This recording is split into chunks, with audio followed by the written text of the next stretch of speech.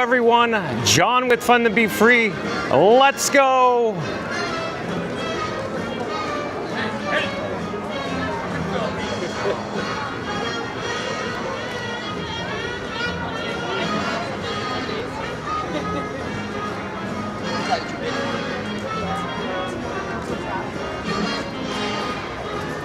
Welcome to fabulous Central Florida.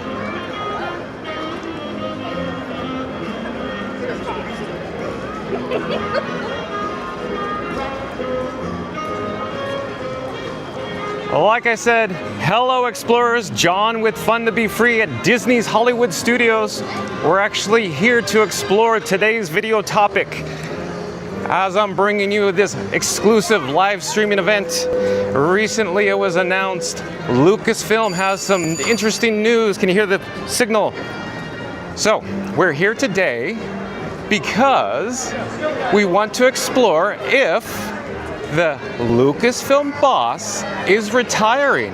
And if so, will the balance be restored to the Force? Stay tuned and find out. And I'm going to flip the camera here in just one moment, and so you can get some sights and sounds of Hollywood Boulevard. You can hear another signal here. Give me just a second. And over to the left-hand side is Keystone Clothiers, a merchandise location here at Disney's Hollywood Studios. We're actually going to walk straight ahead out of the pathway, of course, the Disney PhotoPass photographer.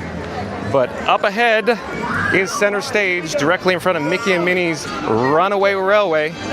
We're attempting to get there in just a few moments. In the meantime, I can check the chat in just a second. Let's see, we have Lamons Gray. Hello, Lamons Gray. Welcome back. Frequent chatter here at Fun to Be Free.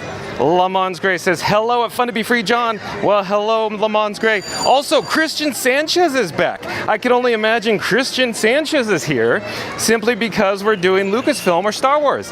And based on previous conversations, I believe Christian Sanchez really likes Star Wars Galaxy's Edge and, of course, the Millennium Falcon attraction, the Smugglers Run.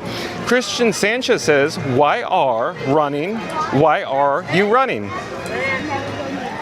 I'm not quite sure. He's asking. I'm walking here on Hollywood Boulevard.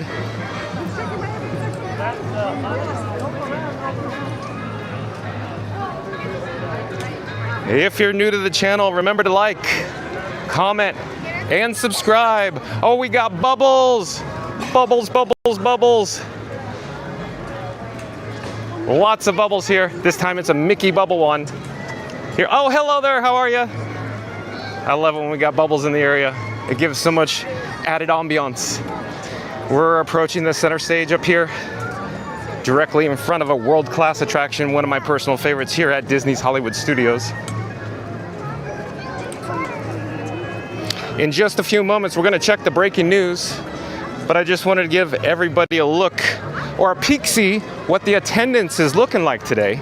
It's very, very comfortable. Today is a good-to-go day on the Disney Park Pass reservation system.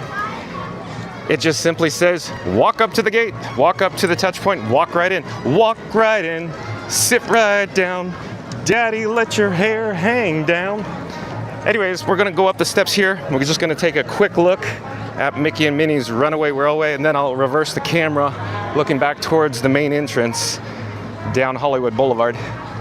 I can't quite see the wait time here, but it looks like a pretty heavy lightning lane return here at Mickey and Minnie's. Oh, Tiki Man Fan is back. Hello, Tiki Man Fan. As always, I love it when you join the chat. Although bubbles are less than ideal for camera lenses, Tiki Man Fan is correct. They land on the lens and I have to wipe them off, but it's such a neat experience here in the parks. I love the bubbles.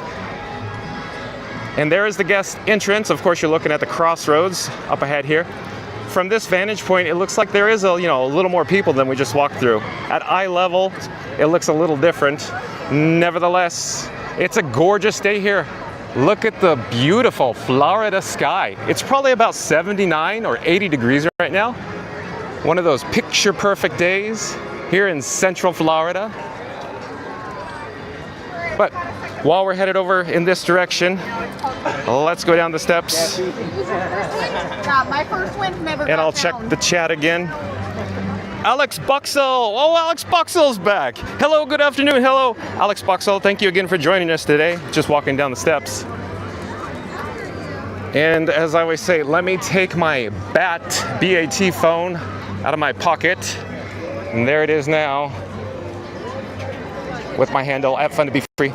And I'm going to unlock it. Bear with me just one moment. As I said before, my Ray-Ban Wayfarer sunglasses fails to do the facial recognition, so I have to tap, on the screen, and it just delays. Okay, let me enable the wireless feature so I could send the video screen on my BAT phone to all the viewers at home on their devices. Give me just a second. I'll be right with you.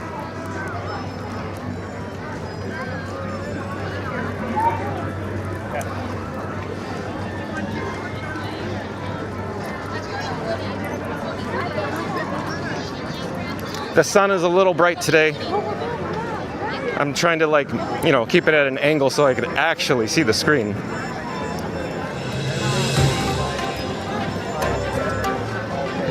Okay, let me pop up the breaking news.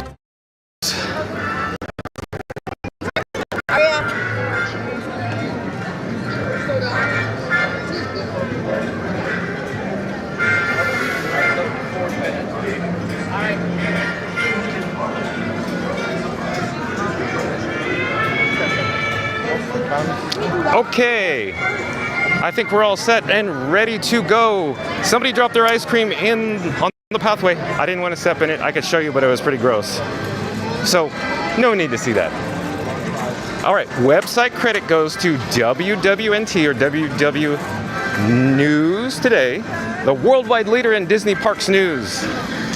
And here we go. Breaking. So this just came out yesterday, I believe.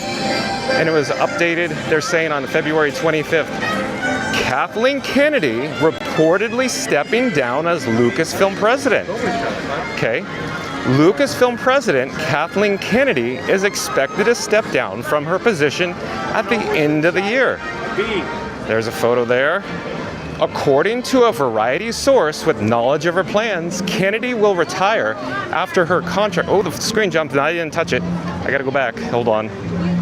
Kennedy will retire after her contract ends at the end of 2025.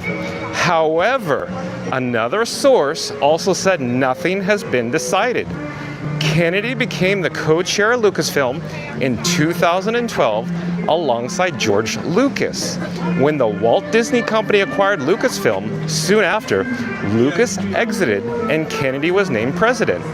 She oversaw the development and production of the Star Wars sequel trilogy, Rogue One, Solo, and the live-action Disney Plus Star Wars shows like The Mandalorian and Andor.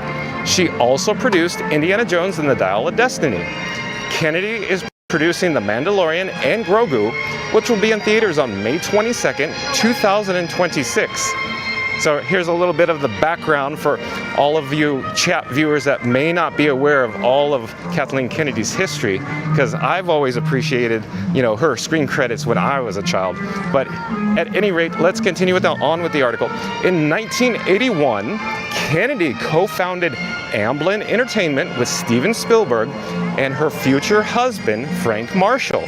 She and Marshall went on to create the Kennedy Marshall Company in 1992. Her producer and executive producer credits include Jurassic Park, E.T. the Extraterrestrial, The Sixth Sense, Back to the Future, Who Framed Roger Rabbit, Gremlins, and The Goonies. Boy, oh boy. I don't know about everybody in the chat, but every single one of those films just ticks the boxes for me. George Lucas founded Lucasfilm in 1971. It was incorporated in 1977 following the release of Star Wars, later dubbed Star Wars Episode 4, A New Hope. In addition to the Star Wars and Indiana Jones franchises, Lucasfilm's famous productions include American Graffiti, Labyrinth, Willow, and The Land Before Time. So there's that article on WWNT. I'd encourage you to go check them out. Website credit to WWNT again. Let me navigate out of this particular article. go back to the home screen on the Bat phone, and then let me update the logo on your screen. In other words, I'll just turn it off. Give me 1 second. Okay. All right. And next up, I want to bring another article here. This one is from The Hollywood Reporter. So shout out to hollywoodreporter.com. And I'm actually going to head, I think, into Keystone Clothiers right now for 2 reasons. One, the sun's a little bright. And as you know, with a smartphone screen, after it gets a little hot, the screen starts to, dim down a bit. And yes, I went into accessibility, turned up the brightness, all the technical details. I've messed with it, but the phone just seems to get hot. So, give me just a moment. I'm actually putting the Bat phone in my pocket. I'm taking my sunglasses off, putting it on my shirt, and then I'll pan up so you can get an idea what the marquee sign looks like. We'll go through the door as I'm getting blasted by a cool, refreshing blast of cold air. Oh, we got an ad on the screen. Okay, here we go. Lucasfilm boss Kathleen Kennedy expected to retire this year. The prolific producer has presided over the Star Wars and Indiana Jones franchises through ups and downs since 2012. After more than a decade in a galaxy far, far away, Kathleen Kennedy is charting a course towards retirement. The Lucasfilm boss has told associates she plans to retire by the end of 2025, a source confirms to The Hollywood Reporter. Puck reported the news Monday night. Reps for Kennedy and Lucasfilm were not immediately available for comment. Kennedy joined Lucasfilm in 2012 as co-chair alongside Star Wars creator George Lucas, and a few months later took the reins after Disney paid $4 billion for the company, and Lucas exited. Okay, so let's get down into the weeds here. She relaunched the franchise, beginning with J.J. Abrams' Star Wars, The Force Awakens, 2015, which grossed more than $2 billion globally and reinvigorated the property as a big screen brand. There are Indiana Jones themed apparel merchandise items here, as we were talking about, of course, Kathleen Kennedy and Frank Marshall. Excuse me, I'm sorry. And we're going to slowly pan and turn around here. I'll walk towards the entrance, or one of various entrances of Keystone Clothiers, so you can get an overall vantage point perspective of what it looks like in this store.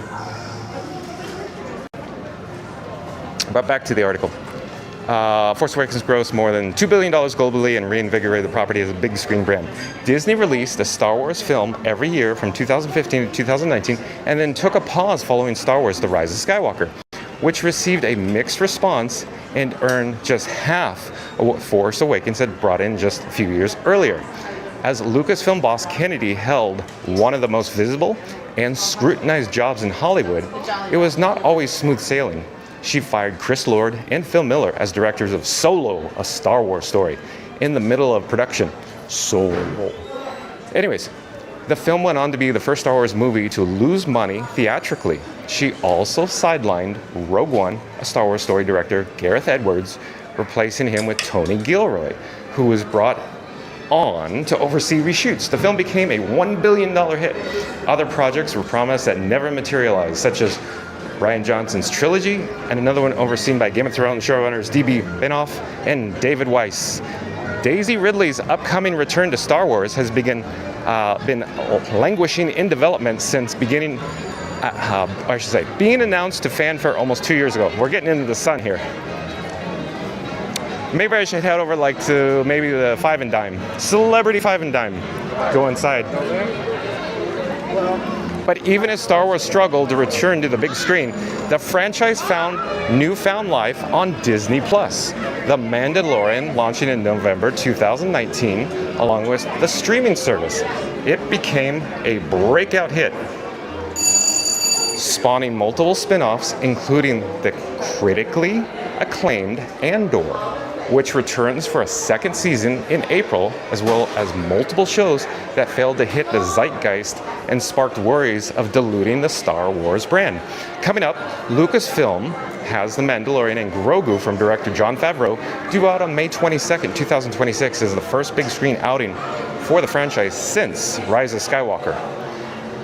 Kennedy's storied career includes work with Steven Spielberg and husband Frank Marshall, with collaborations including, oh boy, here we go, Raiders of the Lost Ark, E.T. the Extraterrestrial, Gremlins, like we mentioned, Empire of the Sun, Who Framed Roger Rabbit, and Back to the Future trilogy. Amazing films, among my personal favorites, and the Indiana Jones films, which concluded with last year's Dial of Destiny.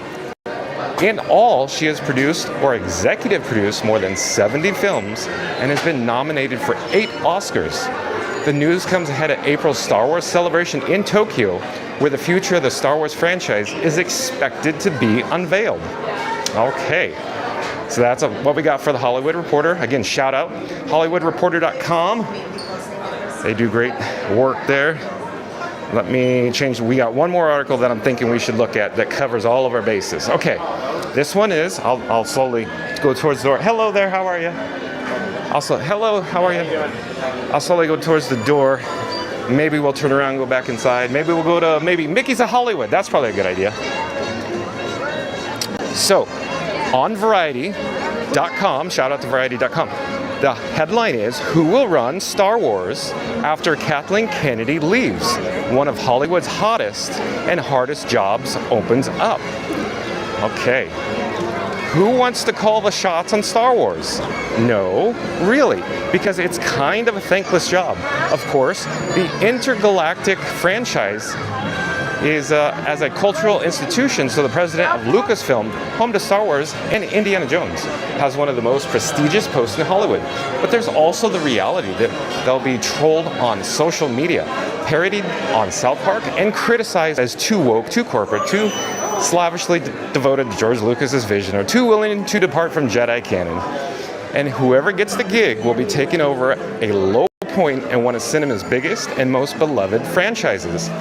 Powers that be at the Disney-owned empire haven't managed to get a film off the ground in 6 years, an eternity in today's hyperactive culture. They're going to Plaid.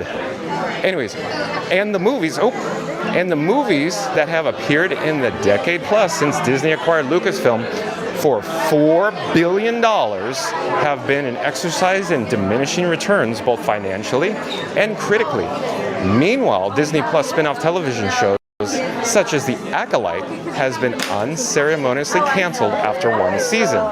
And yet, within hours of reports that Kathleen Kennedy will step down as president of Lucasfilm at the end of 2025, executives, creative talent, and mega producers were scrambling to get on the radar of Disney CEO Bob Iger and Disney Entertainment co-chairman Alan Bergman.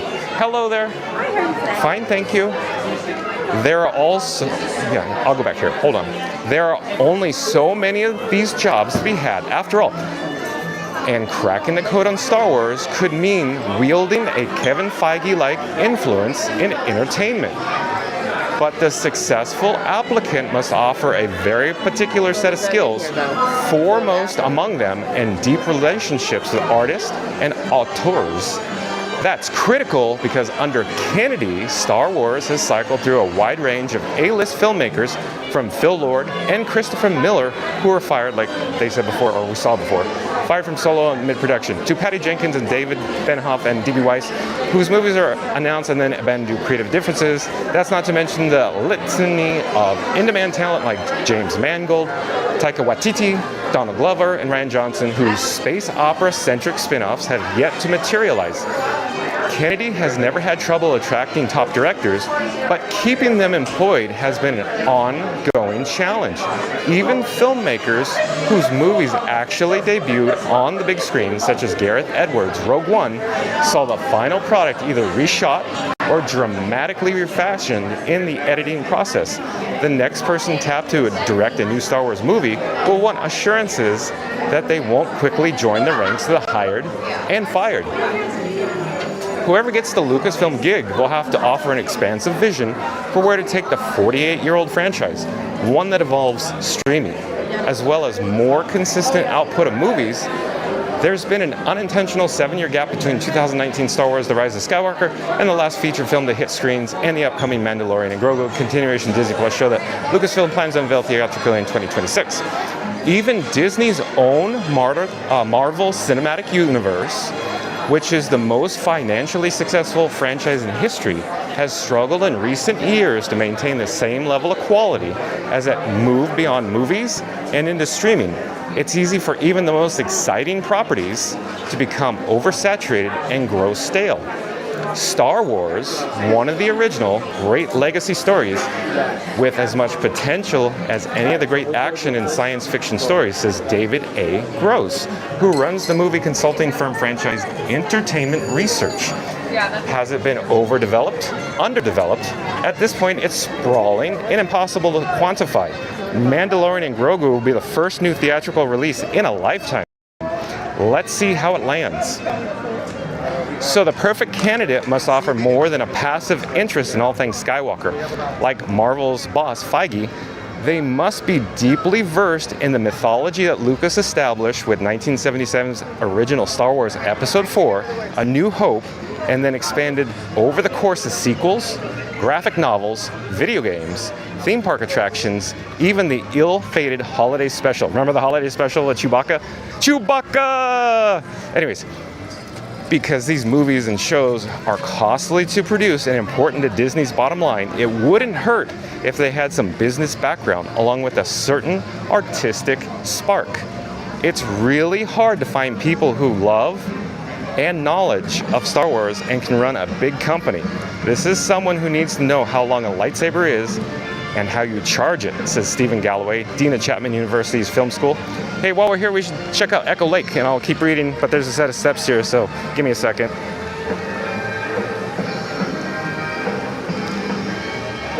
How many executives know the answer to those questions? Already, people around the entertainment business are offering up their predictions for who gets drafted to a galaxy far, far away. They include Jon Favreau, who oversees The Mandalorian on Disney Plus and has an experience helming blockbusters such as Iron Man, and as well as Dave Filoni, Lucasfilm's chief executive officer and executive producer of The Book of Boba Fett and Skeleton Crew. Others who could be on a wish list are Harry Potter producer David Heyman and Legendary Entertainment's Mary Parent, who oversees the Dune and Godzilla franchises. One top agent suggests Peter Rice, who was fired by former Disney CEO Bob Chapek in 2022 in a widely planned move as a possible fit. As an executive, he helped develop X-Men and has relationships with the top actors and writer-directors, says the agent. His overall taste would re-energize everybody. Plus, he's got great relationships with Disney. Some of the creative side might not want the headache that comes with being an executive. Favreau, for instance, makes far more money as a filmmaker for hire than he would as a corporate suit. And he doesn't have to worry about keeping his Siths straight from his P and L. If you're a creative person, do you want to be running a multi-billion-dollar company? It's a different job, Galloway says. You're further and further removed from creativity. Producers aren't necessarily great executives. But would Lucasfilm take a page from DC and pair a creative type with a producer who speaks Wall Streetese, a la James Gunn and Peter Safran? That thinking could make Favreau and Filoni the perfect combination. Though Kennedy has endured more than her fair share of criticism from fans in Hollywood over the many stalled projects and inconsistent films and shows, she will be hard to replace. When she took the job at Lucasfilm in 2012, she already established herself as one of the most successful producers, having worked closely with the likes of Steven Spielberg and Robert Zemeckis on everything from Jurassic Park to Who Framed Roger Rabbit to Lincoln. After taking control of the company, she hired J.J. Abrams and triumphantly rebooted Star Wars with The Force Awakens, which remains the highest grossing film in domestic box office history with $936 million and $2 billion globally. In doing so, Kennedy proved Star Wars was a sturdy enough fantasy adventure to survive the departure of its creator George Lucas, who had handpicked her before leaving when Disney bought the company. From there, though, Kennedy managed to extend the franchise beyond movies and into streaming, correctly betting the Force would stay strong with The Mandalorian creator Favreau and a cute baby Yoda. Steering the Millennium Falcon back to the big screen after a decade after Lucas's prequel trilogy wasn't without bumps. Follow-ups to The Force Awakens 2017, The Last Jedi, and The Rise of Skywalker, though still billion-dollar smashes, each made about half as much as its predecessor at the box office. Rogue One in 2016 also joined the billion-dollar club, but 2018 spin-off Solo, A Star Wars Story, excuse me, became the first Star Wars movie to ever lose money in its theatrical run. To give her her due, Kathleen had an extraordinarily difficult challenge. How do you take over George Lucas's baby? She did it and stayed for 13 years, says Galloway. There are very few franchises that have survived that long. It makes sense that Star Wars might need a fresh perspective, and it isn't alone. Almost all of Hollywood's major franchises are currently facing growing pains. Mission Impossible is wrapping up this summer with Tom Cruise's 8th and final installment in the globe-trotting series, The Final Reckoning. Marvel is attempting to course correct after a disappointing run following 2019's Avengers Endgame. Harry Potter, having tried and failed to make Fantastic Beasts a thing, is moving to Max with a new TV series about the famous boy wizard. And just last week, James Bond ceded creative control from the Broccoli family to Amazon MGM after struggling for years to chart a post-Daniel Craig course. That could give Star Wars an opening to fill the void for a big blockbuster entertainment. Doing so may require taking the kind of bold creative risks that the entertainment conglomerates aren't known for embracing. I'm in the sun here, it's getting brighter. It's worth remembering, however, that when Lucas first came up with this vision for a series of mystical warriors and dark lords, few in Hollywood thought it would work. He was turned down by many major studios even after he managed to convince 20th Century Fox to back his film. He's still worried it would flop. At a screening for fellow filmmakers that included Brian De Palma, writer Gloria Katz, and a smattering of Fox suits, the reaction was so negative that Lucas worried his career could be over. But there was one important source of support in the audience, Lucas's friend Steven Spielberg. George, it's great. It's going to make $100 million, Spielberg reportedly said. It turned out Spielberg was off by several $billion. So, great, excellent article from Variety. Check them out. Shout out to Variety.com. I'm going to disable the wireless feature on my phone. I will switch camera, switch the scene.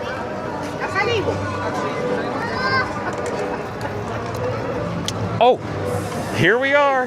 At Star Tours, the adventures continue. Well, what do you know? We got a Lucasfilm themed day here. So we got a standby entrance of 5 minutes. You could see off to the right-hand side, red LEDs. But before we come back and take another look at the Star Tours queue entrance, let's actually head over to Tatooine Traders. I just need a second to, decompress, get in the chilled air or the air conditioning. And I'm disabling the wireless feature on my phone, as I always say, and I'll be right with you. And then I just want to make some comments about what we just read. Anybody in the chat have any comments too about the news with Kathleen Kennedy possibly stepping down by the end of this year or 2025? Okay, I'm going to put the bat phone back in my pocket. Hello there.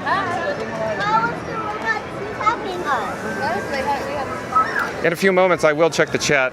I was just going to come inside and cool down. Do. Love it. Empire Strikes Back. Okay, we're now inside Tatooine Traders. And over to the left-hand side, there are various fashion and apparel items themed to, of course, to Star Wars. Can you hear the background audio in here, too? We got even baby Grogu's. Of course, plushes. And over in this direction or off to our left-hand side is the Star Wars Build Your Own Lightsaber for the Junior Explorers. Let me get out of the pathway and then I'll check the chat. We have an exit crowd coming down from the Star Tours cabins. Okay. Reed Gibson is back. Hello, Reed Gibson. Thank you for joining us again. He says, good afternoon, John. Looks like a great day there. Yes, indeed. Reed Gibson, you were saying it was going to be 80 today. It's a beautiful day here. I'm just chillaxing for a moment here in the air conditioning at Tatooine Traders. I'm going to back up again. I'm always in people's way. I'm looking behind me. And Jaylon's back. Hello, everyone. Thank you for joining us again. Oh, Darkwing Duckspec. Hey, guys. And Darkwing Duck says, Kathleen Kennedy. Well, that's the showbiz I have been focusing on other things before I retired. Darkwing Duck also says, Kathleen Kennedy. I'm sure that Katie Seagal will have the pleasure doing that. And then Jaylon says hi to Reed Gibson. I need to get you the meat and potatoes in the chat, though. Kathleen Kennedy from Dark Knight. But however, Katie Seagal has been a powerful actress, and she's been an inspiration for women everywhere. She has the skills and talent to dominate the industry. Oh, Rob's Mad World's back. Welcome back, Rob's Mad World. Okay, so I just wanted to take a quick rest. Maybe I'll get a drink of water too, and offer some comments.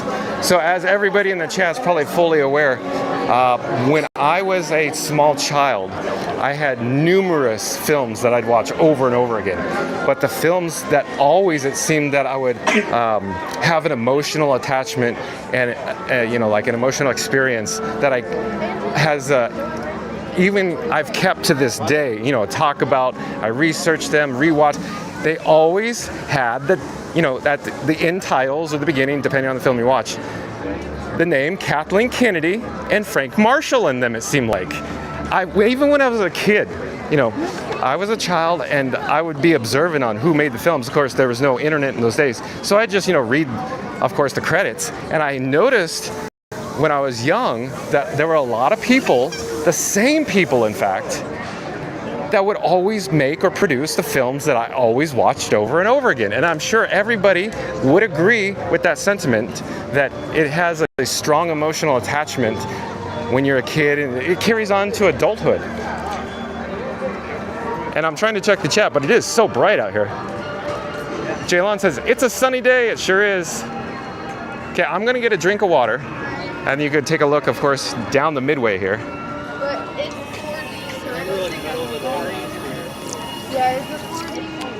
And I'll slowly turn the camera and head back towards Star Tours. And I also just wanted to mention, I'm not quite certain how I should phrase it. So, is the Force balanced? The answer is I'm very mixed. I have very mixed feelings about this because, like I said before, everything that Kathleen Kennedy has touched when I was a kid is just solid gold to me. Let's join the queue for Star Tours. The adventures continue. We're walking past the fan and probably a brief, blast of air. And in a few moments, we're going to walk underneath the AT-AT, as I love doing. Pow-pow! Pow-pow! And there is a curve that I almost walked into as I'm looking up. I really need to pay attention. And just for a brief moment, I'm going to take another drink of water. Pow-pow! And while we're here, let's just look at the Ewok Village. Can't get enough of this, I'm sure I mentioned it, but when I was a kid, I loved this play set. Putting C-3PO, of course, in the net with the Ewoks. And if we look down below, there's the AT-AT foot stamping the concrete. Literally.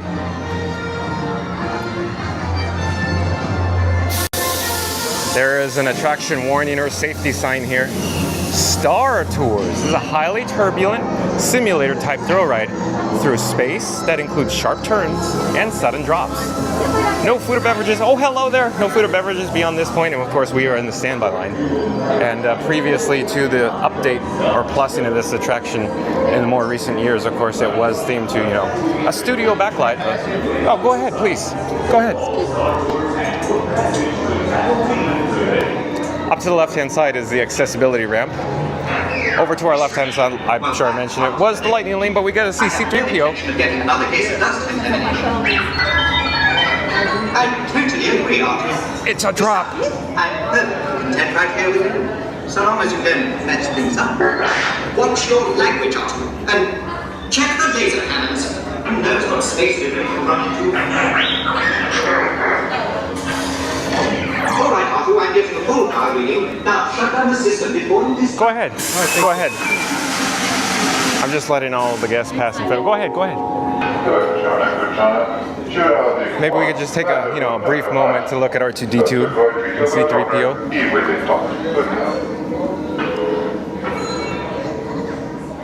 Star Speeder 1000.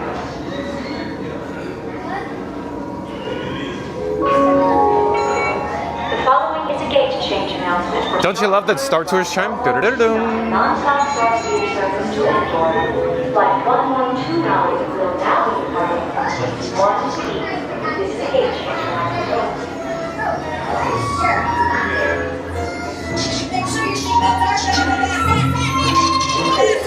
Hello, people. Hello. We're not here to change the world.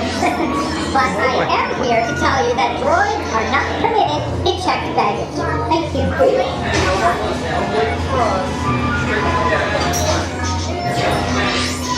Well, what have we here? Computer, identify please. Computer. I know you are, but what is that? Computer. I don't have time for this. Destroy! Destroy. Hello there. Oh, it was a computer. Well, why did you say so in the first place? I did. Oh, I hope it wasn't yours. My bad. Alright, keep it moving, nothing to see here. Except that large colorful projection of yourself being scanned.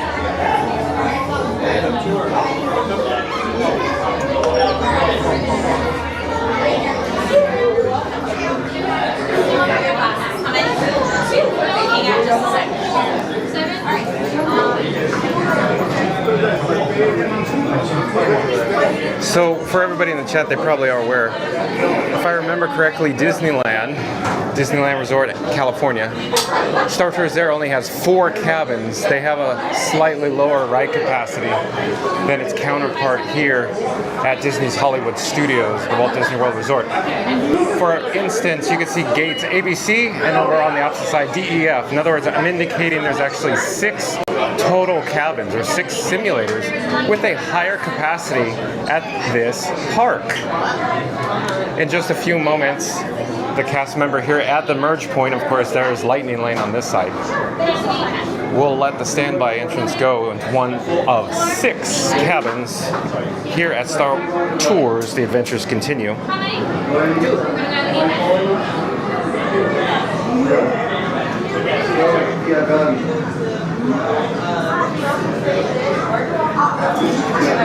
You're watching live streaming coverage from Disney's Hollywood Studios. Let your adventure begin.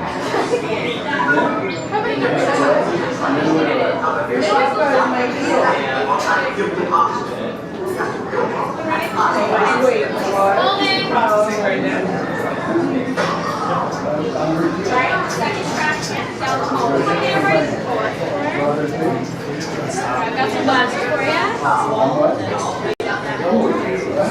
You're gonna come straight to me.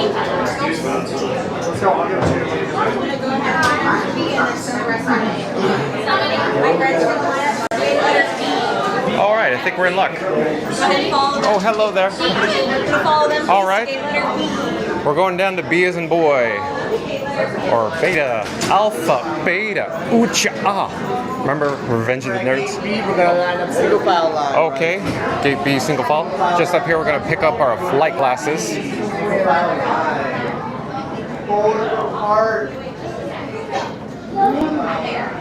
We got a large cart with flight glasses coming through. Travelers, just make sure and stay by the railing, okay? Okay. Thank you. We're as far over to the left with the railing as we can be over here. But I quickly wanted to mention, anybody in the chat know more information about these flight glasses? As far as I understand, these are polar spiralization. In other words, P-O-L-A-R, polar spiralization. In other words, your traditional standard stock 3D glasses, such as, you know, Captain EO, which is no longer here, one of my personal favorites, or, you know, It's Tough to Be a Bug, or Muppet Vision 3D, they don't offer the actual spiral polarization. They offer a vertical and horizontal, meaning the 3D over at Muppets have one lens that's polarized in a vertical fashion, and the opposite lens is polarized in a horizontal fashion, where these particular flight goggles, they go in circles on both lenses. And I have heard that these goggles or flight glasses are approximately $30 a piece, and that's why they have sensors on them at post-show, or in other words, the exit, the unload. So if you walk out down the exit ramp, as far as I know, or at least Disneyland's version I do know, has the, you know, a little buzzer, a little alarm that alerts the cast members when these flight glasses leave the proximity of the unload area, because they are quite expensive. Whereas I've heard that the other glasses, like the Muppet Vision 3D glasses, are approximately only $1 a piece. Those facts and figures may have changed over the years. My information is on the little older side, but anybody in the chat know more of it, have anything else to offer with any updated prices or technical specifications? Having some sort of technical problem. But we can see part of the pre-show here with C-3PO. Don't you tell me to hurry in the Globe Bridge. I know exactly what time you depart. You just do your job, and I'll do mine. Oh, I think we're actually going to get grouped into our rows. Into Gate B, as in Beta. Or Bravo. Some military talk. Alpha Bravo, Charlie Delta, technically, are the names of maintenance. Hello. As far as I know, at the Disneyland Resort, Alpha, Beta, Charlie, Delta.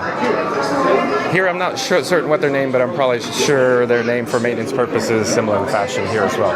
Row 2, please. Just one? One, yeah, just one. Row 2, please. Row 2. Thank you so much.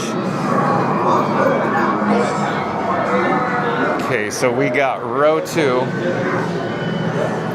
Did you? Thank goodness I caught you. I just received word that the captain is having some sort of technical problem. And that's why I'm the systems analyst and you at the astromech. Don't you tell me to hurry you over the Globe Bridge. I know exactly what time you depart. You just do your job, and I'll do mine.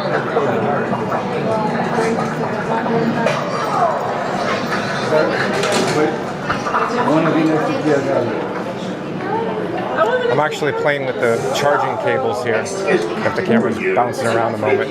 Systems analyst. About time. Binary. Binary is like a second language, even. Oh yeah, you're getting my fat fingers in the screen. I'll try to refrain from that. There's no time to lose. You go. Droid. Now, this is malfunctioning.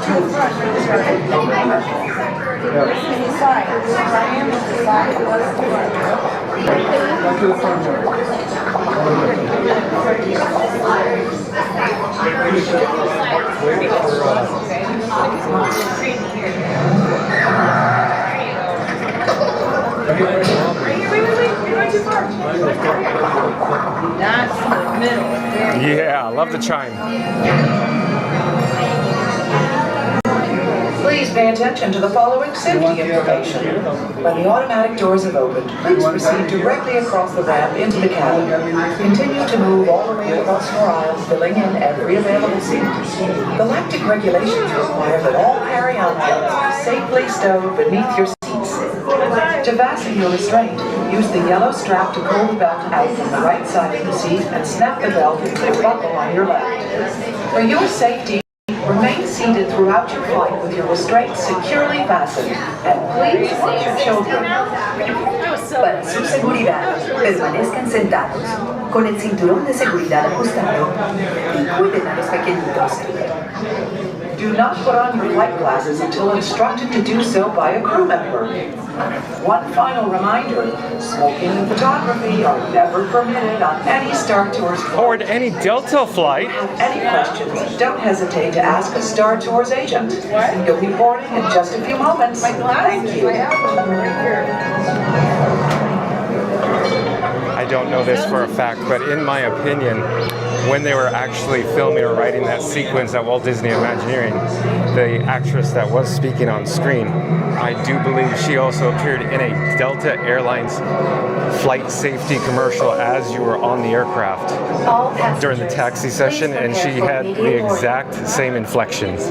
So I assume that somebody at Walt Disney Imagineering saw that and said, that's perfect, we'll get her.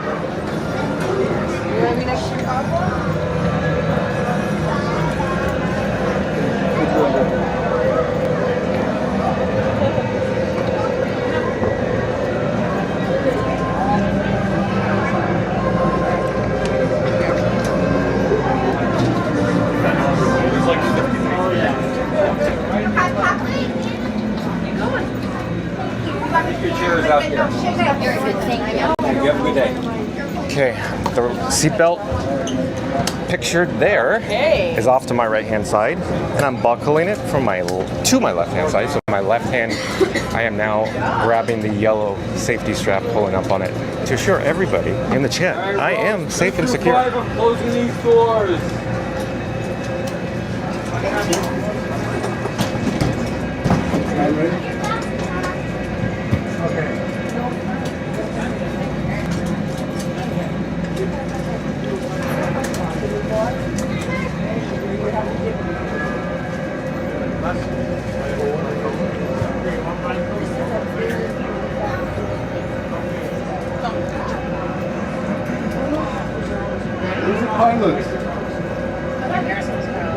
Star Tours passengers, this is flight control. Please stow all personal items in the compartment below your seat. Remain seated throughout the flight and supervise your children.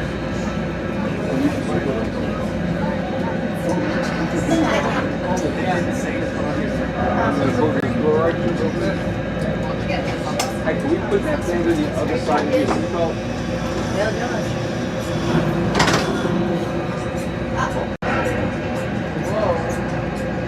Put it on top.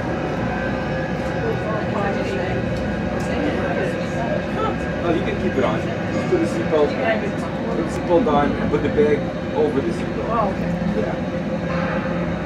We want to protect you, not your bag.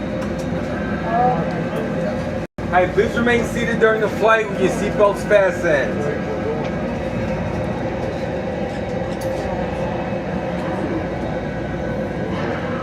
Are you ready?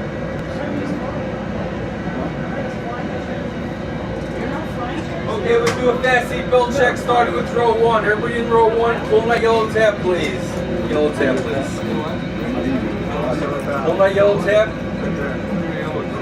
Thank you, sir. Row number 2, pull my yellow tab, please. Thank you. Row 3, pull my yellow tab, please. Thank you. And row 5, pull my yellow tab. Awesome, thank you.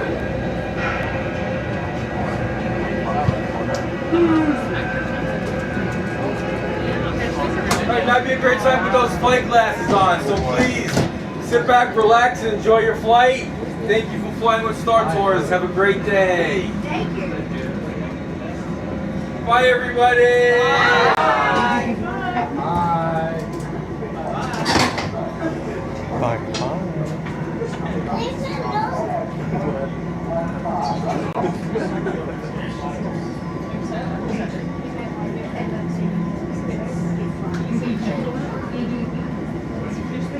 Star Tours 1401, you are cleared for departure. Initiate takeoff sequence. What? Auto takeoff sequence initiated. R2-D2, what's going on here? We are not ready for takeoff. The captain isn't on board yet. You know I can't fly this thing. No, neither can you. We need a proper pilot. Attention. All transports hold for security clearance. Stormtroopers will be deactivated for sure. Hold it right there, Captain. I'm not actually the captain. We're looking for this rebel spy. Have you seen them? No one on this transport could possibly be a spy. Dear. This is the speeder we're looking for. Blast them. Shields up, R2.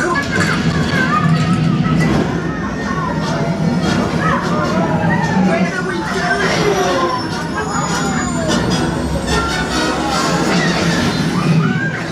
This is madness.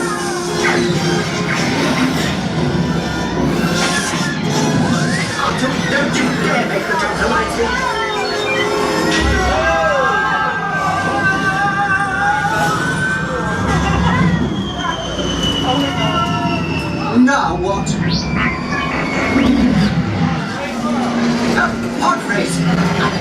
wanted to do this. Hang on, everyone!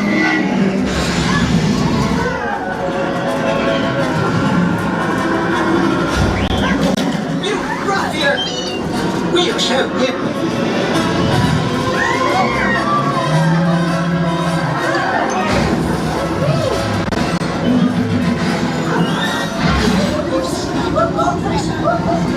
Gives us twice the power!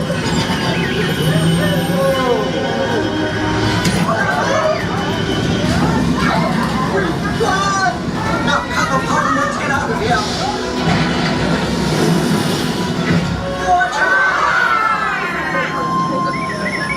What transmission? It is Admiral Akbar. By now you know that your star speeder is carrying an agent vital to our rebel cause. The spy? Precisely. Deliver them safely to the rendezvous point. I am transmitting to your heart. No spy? Good luck, and may the Force be with you. What are you saying? This is madness! Incoming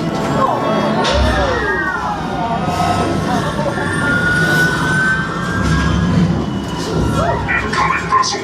Identify yourself or be destroyed. Destroyed? Shotguns. Follow us down to the rebel hangar. You'll be safe there. Thank the Maker!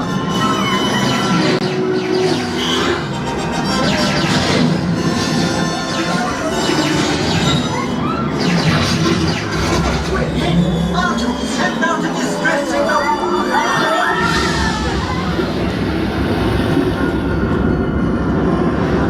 Maybe this gunner can help us. Soldiers, follow the ship. It's gonna lead you through the planet's core. Any help would be appreciated.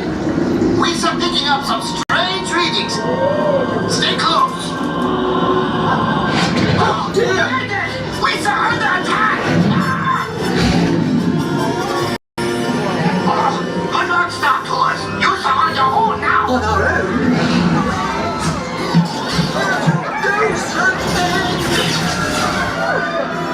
And I thought I hated space travel!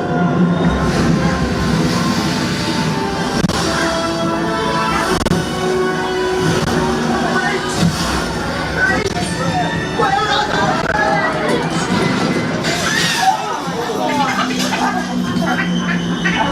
What do you mean we broke your ship? You broke our viewport! And I did not give you permission to come aboard. So sorry for the inconvenience. We hope you enjoyed your fight, and we look forward to seeing you again soon. Goodbye. Please remain seated until the captain has opened the exit doors. You may then unlatch your safety restraints by pressing the release button on your left. Make sure you have all your personal belongings as you exit. Thank you for flying Star Tours. Bye-bye.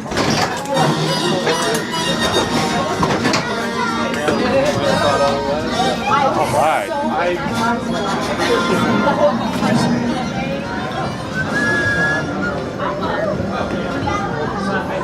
Noble Naboo, Arabish. Okay, I'm gonna try to get out of the way of all the various guests exiting.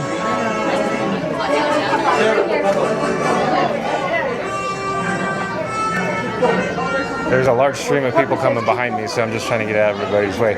I wanted to come back and look at the cabin interior, and of course it's really, really dark, but obviously everybody knows the platform rises on cables, and there's a large pit below. Anybody actually been in the Star Tours cabin pit, either at Disneyland Resort or here at the Walt Disney World Resort at Disney's Hollywood Studios? I certainly have. I've actually experienced a cast member event where they had the cabin cycle. We were safely standing in an area in the pit, and I saw the entire cabin, the vehicle, the ride system, on the hydraulic rams cycle the full show. It had, of course, all the cabling, the tubing, the air conditioning, the projection system. In those days, you know, because I'm an older guy, the old cabins, or Star Tours, the original version, had a projection system, and the actual film spool, the reel, the film, the actual film strip, went on the back side of the cabin. So the entire back side of the cabin, the film strip would just alternate up and down vertically, down and up around spools. So I'm probably making everybody sick here, but I'm just kind of hovering around this area. because it's nice and cool. I'm listening to the background audio. I'm gonna get a drink of water. There are drinking fountains here. Hold on one moment. So I'll turn around here and show you what I'm talking about. There are drinking fountains, multiple drinking fountains here in the unload area at Star Tours. And while I'm pointing the camera awkwardly, of course, at just drinking fountains, I'm adjusting all my screen levels. In other words, I turned down the brightness on the screen. So give me a second to turn it back up because I'm looking at essentially black screens right now. So I have multiple screens that I have to turn up the brightness. So there you go. Also, here's you could return your flight glasses. And I'm not certain where the sensors are in this area, but I do know at Disneyland Resort there are sensors to ensure that these flight glasses don't wander off into the rest of the park, like you see Muppet Vision 3D glasses all over the place. Attention travelers, kindly return your flight glasses to the nearest cargo bin. Right there. There is an exit only. Please do not enter sign. I'm going the right direction of travel this time. Here's a bird's eye view of Tatooine Traders. Of course, we previously came in here. I'm just gonna check the chat because this is a neat vantage point. Kenneth, oh, welcome back, Kenneth. Kenneth says, all of our dreams can come true if we have the courage to pursue them. Walt Disney. Hello to all. Hello, Kenneth. Welcome back. Okay, let's go down the ramp here. And remember in the olden days when this, I should use the term post-show shop, and this exit ramp was less themed than this. In other words, you could still see the 2x4s, the plywood, that they were trying to give the illusion or reminiscent of a studio backlot or a studio stage. You know, a stage where they actually film movie productions. But, you know, they gave it a little facelift here since then. Doesn't look that bad. It fools me a little bit.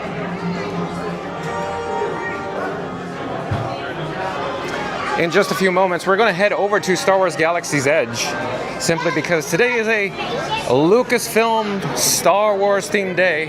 We're discussing, of course, Kathleen Kennedy, her potential possible departure as the president or boss of Lucasfilm. Actually, you're fine. No worries. Have a great day. No. We're actually going to head out the exit. I'm going to grab my sunglasses, put them on.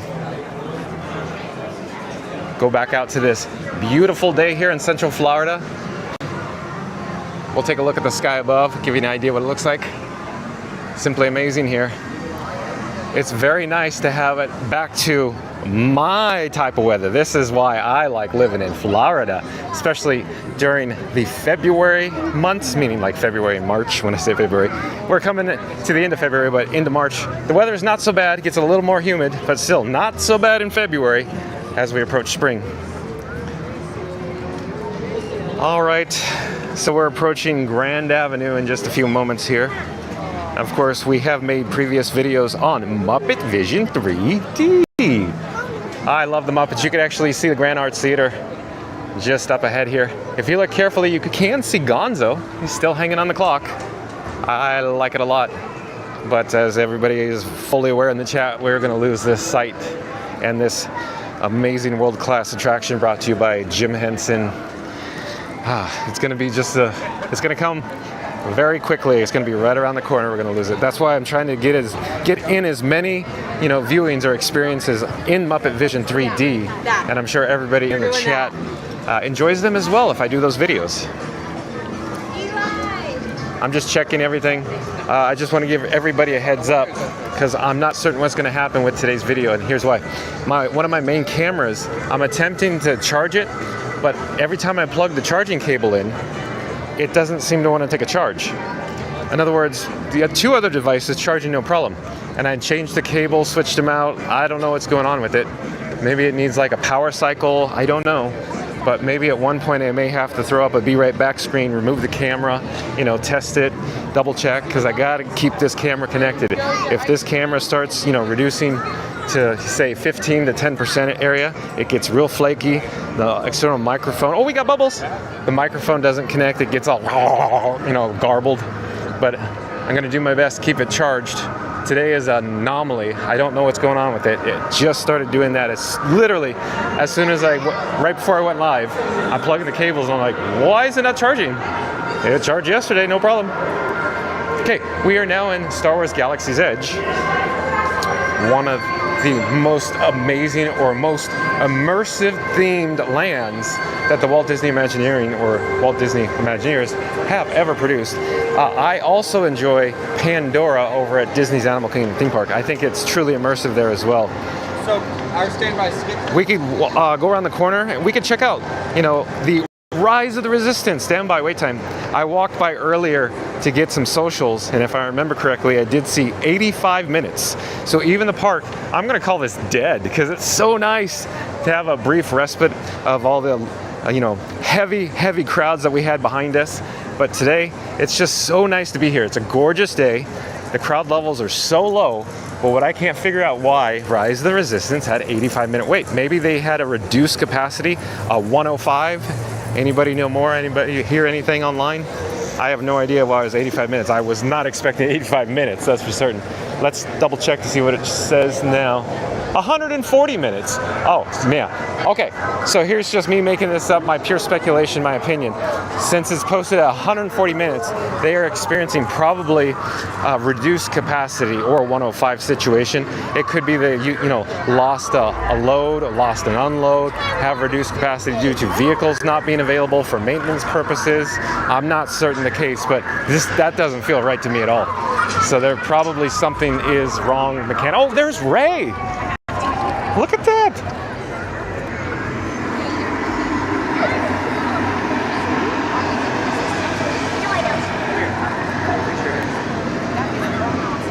I'm having difficulty hearing Rey, and I'm sure everybody at home or in the chat as well. She is not microphoned. I can't get close enough probably to pick her up. There is, you know, a large fan over here by this Disney PhotoPass photographer that looks straight ahead. And I'm hearing a lot of fan noise, and I'm hearing, of course, the background audio, which is very well designed, very well done in the land. But it is quite loud here for being very low attendance today. Let me check the chat. Xavier Krantz, hello Xavier Krantz. The chat looks a little empty. I thought I'd come in. Well, thank you so much, Xavier Krantz. So while we're here in Star Wars Land, what is your favorite attraction to experience here? Is it, of course, the Rise of the Resistance? Is it Smugglers Run? Or is it even Star Tours that we just saw?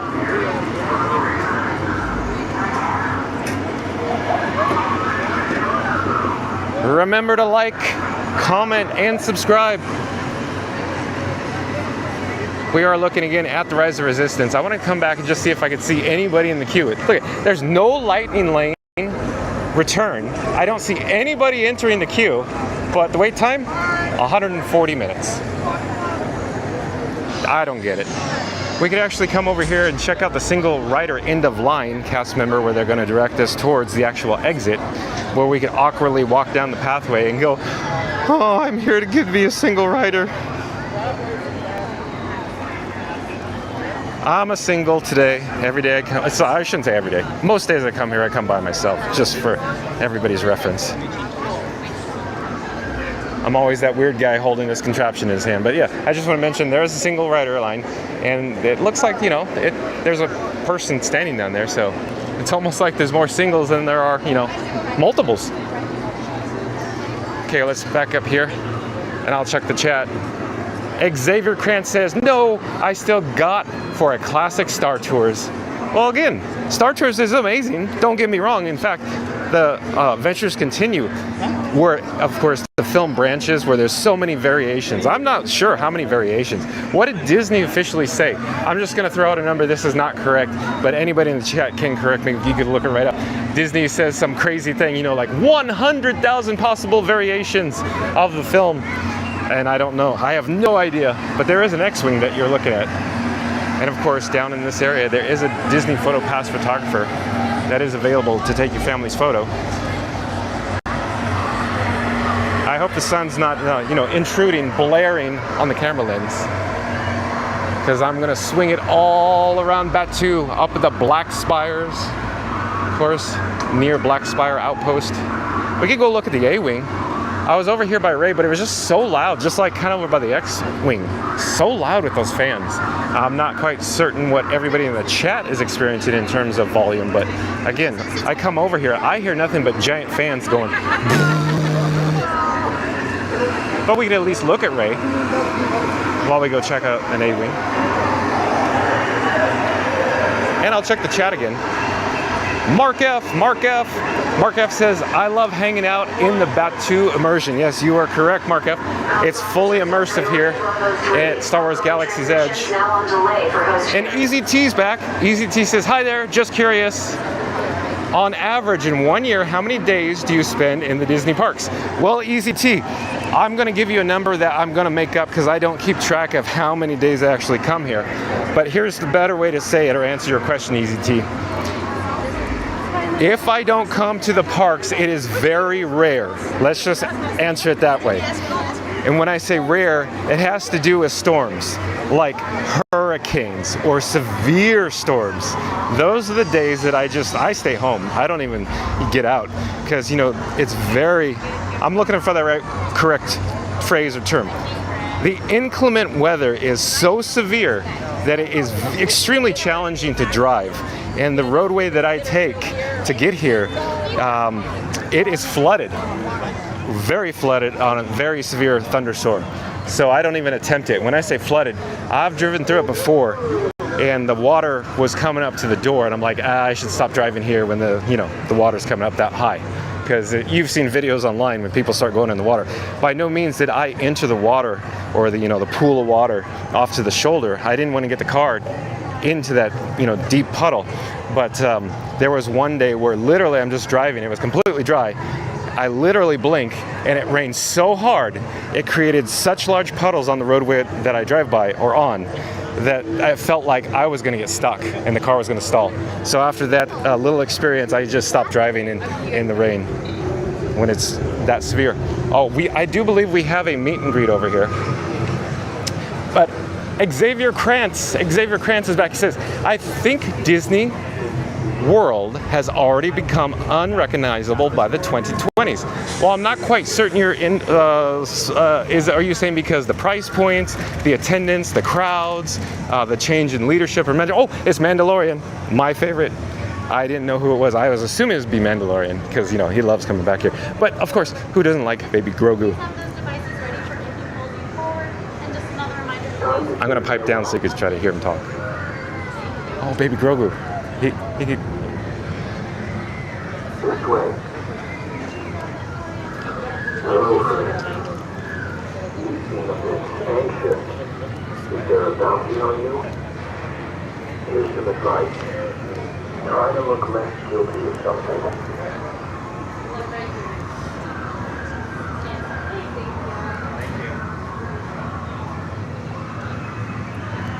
You there.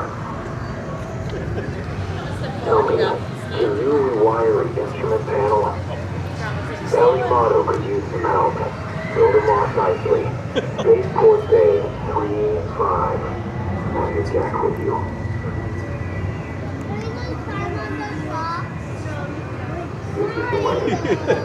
Good job, Steve.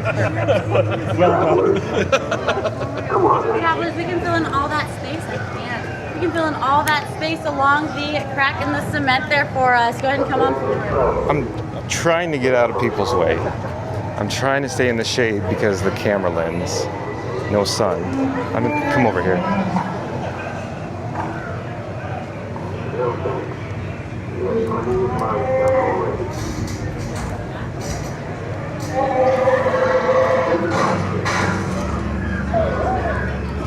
No problem. Hello, travelers. Just a reminder, we can fill in all that space along this crack in the cement here. Please pull you forward if and when you choose. So go ahead and press this button separately when you pull you forward. Just a reminder, please, go touch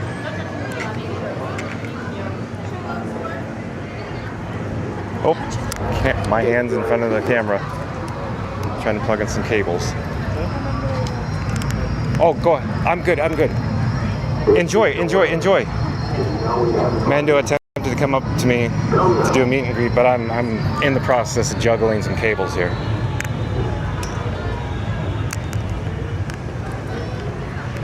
look jumpy. You're not someone interested in fighting. Good. I'm not in the mood for a takedown.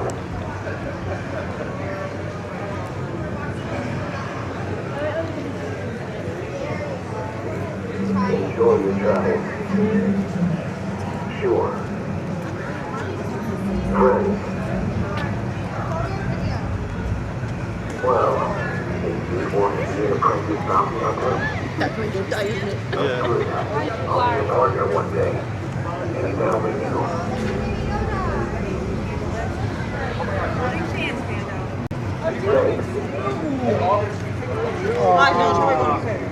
Okay, I'm gonna pull back. There's a large group, bigger group coming behind me. I'll let them come and meet and greet. And I'll check the chat.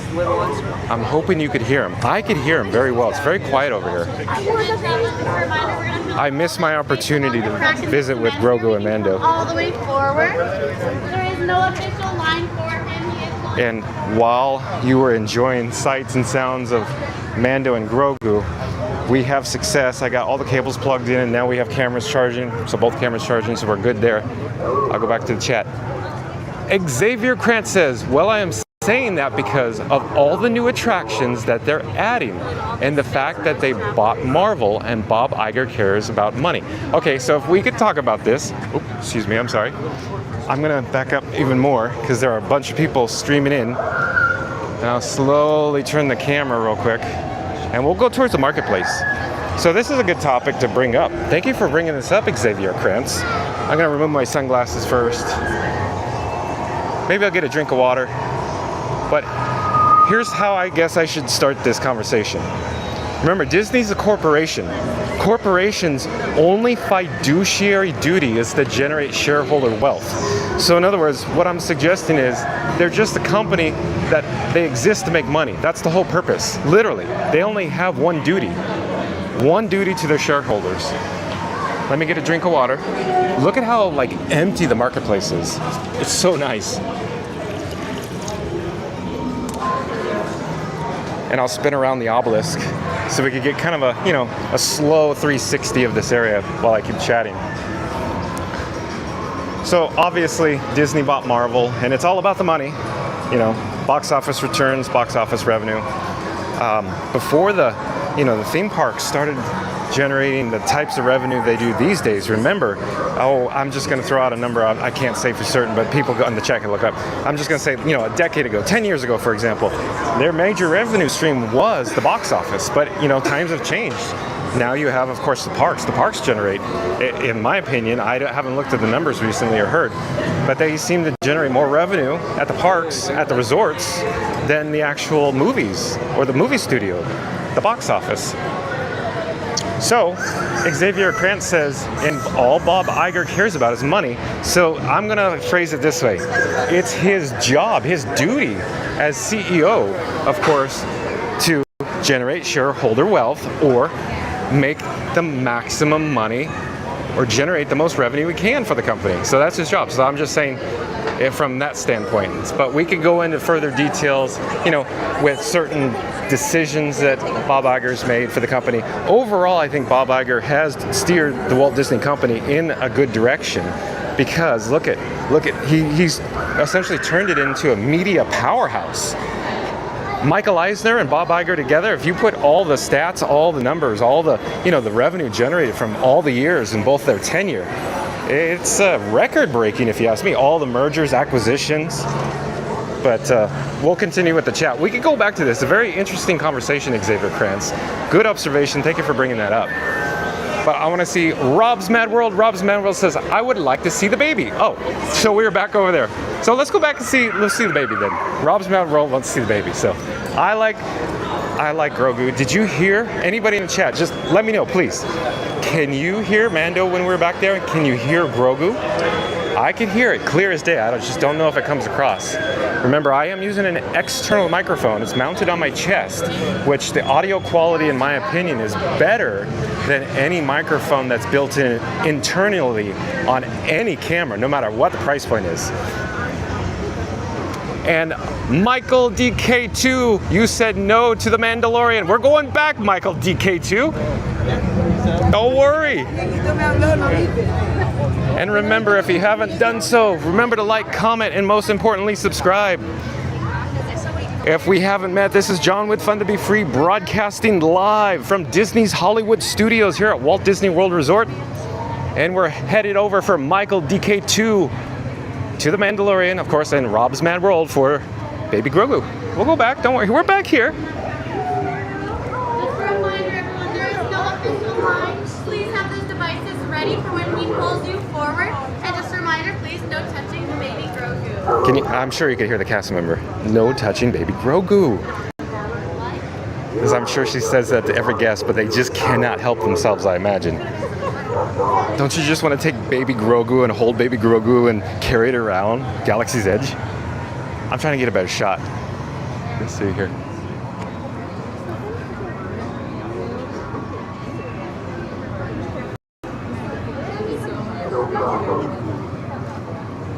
Well, young travelers, approach.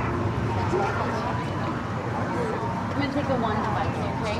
And we get all that space along that track in the cement, everybody. We can get all the Very good. Let me check the chat while we're here. I'm going to keep my voice on the lower side because it's very calm and quiet over here. Xavier Krantz says, look, I get it. They are a company, and WS, they care about money, and yes, their first priority does have to be making sure they pay the bills. Making Disney World goers pay more, and for everything, no. So there's, like I said, Xavier Krantz, there's two ways to look at it. So yes, I fully understand what you're saying. I'm just suggesting that I was taking the course of my opinion simply because I wanted to start or open the conversation. But yes, I see where you're going with this, and you know, I'm just going to say Bob Iger has to walk the fine line, of course, and all of the executives here at the Walt Disney World Resort as well. We should focus the conversation in that aspect, or in regards to, you know, the guest experience. In my opinion, the guest experience has been suffering, I guess you could say, since probably about March 2020. Because of, as we've discussed before, very expensive at the Walt Disney World Resort. Affordability for families is an issue. And of course, the parks are so I'm going to just say overly crowded. But of course, there is a park pass reservation system, which they can manage it better. But with that said, the guest experience, I do believe, suffers. So yes, in that regards, Xavier Krantz, yes, I absolutely agree with that. But Michael Juniper's back. He says, great to watch here in the UK. Cheers. Welcome back, Michael Juniper. Thank you for watching. Rob's Mad World. I can hear him, but not the baby. Okay, that's good to know. Thank you so much, Rob's Mad World. Real quick, it could be because Grogu, no, I think he just said something right there, but the Grogu's volume level is very, very low. And you probably pick up the background audio, like with Chewie right now, from the speaker. We're very close to a speaker. Oh, Rob's Mad World says, now I can hear the baby. Okay, good. Oh, and Mary on the Move's back in the chat. Welcome back, Mary on the Move. Mary on the Move says, hello, everyone. Thought I'd say hello before I go into my staff meeting. LOL. It looks like a nice day there at Hollywood Studios. You are correct, Mary on the Move. It's about 80 degrees. Beautiful day here at the Walt Disney World Resort. It's picture perfect. Mary on the Move also says, always cool to see Mando and Grogu. Well, I agree with you, Mary on the Move. And Rob's Mad World wanted to see and come back. Of course, we're back here. No problem. I love Mando. I don't want to say I could stand here all day, but we could stay here for quite some time. Mando probably is going to leave at some point. I'm just not certain how long he was here before we got here. I'm actually surprised he's still here. Because it seems like every time we get over here, we don't see Mando that much. Because he ends up going on break or lunch. Shadrach and Shadrach. Can't answer that. Here, man, okay, you've heard Mando. Shadrach says, sorry, but I have to disagree about Iger. He has definitely not been an asset to the brand. Shadrach, you're probably in the minority, meaning the smallest percentile or small amount of people that would be of your opinion, because most people believe that Bob Iger, as you're aware, is doing nothing but a great job for the company here at Disney. And Michael DK2 comes back and says, well, he probably not choose you now when you said no before. Yeah, you're probably right. What Michael DK2 is saying, I said no before, so he's probably not going to come to me. Yeah, he's like, get this guy out of my way. Got better stuff, more important people to see. And Mark F comes back, price at Disney has risen as much as huge increase in food and utilities. So Mark F, I'm not certain if you're indicating that it's risen proportionally to the cost of living or not, but either way, my opinion is the cost of the price to come to the parks has just exploded in recent years. And it's no longer affordable or obtainable for your average family with a disposable income. It's almost become a luxury brand. Of course, we've talked about that. How much money does it cost to come to the Walt Disney World Resort? And Xavier Krantz says, all right, I gotta go. Okay, well, thank you for joining us here today, Xavier Krantz. I'm glad you did. And thank you for your thoughtful insights. Yeah, Mando's gonna go. Mando's gonna go. Let me go around the corner, see if we can get another vantage point before he does go.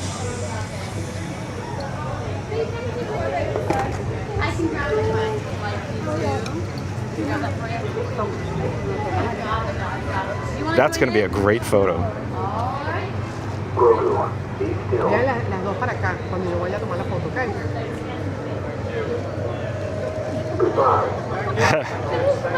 No problem. So long.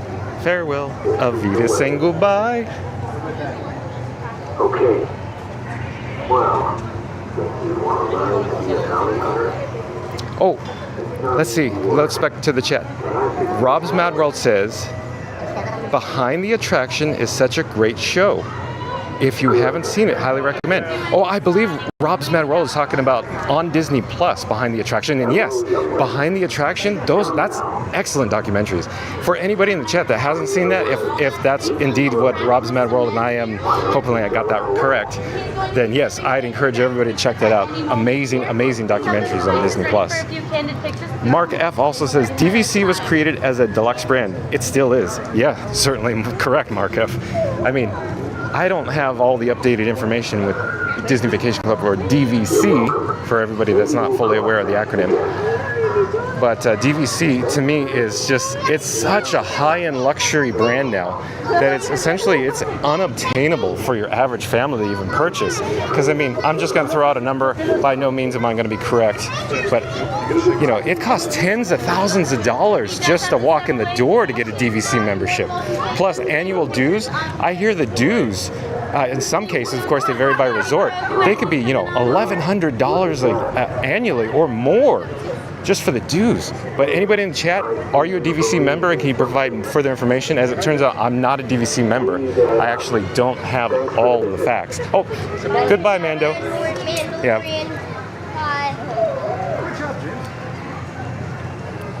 There he goes.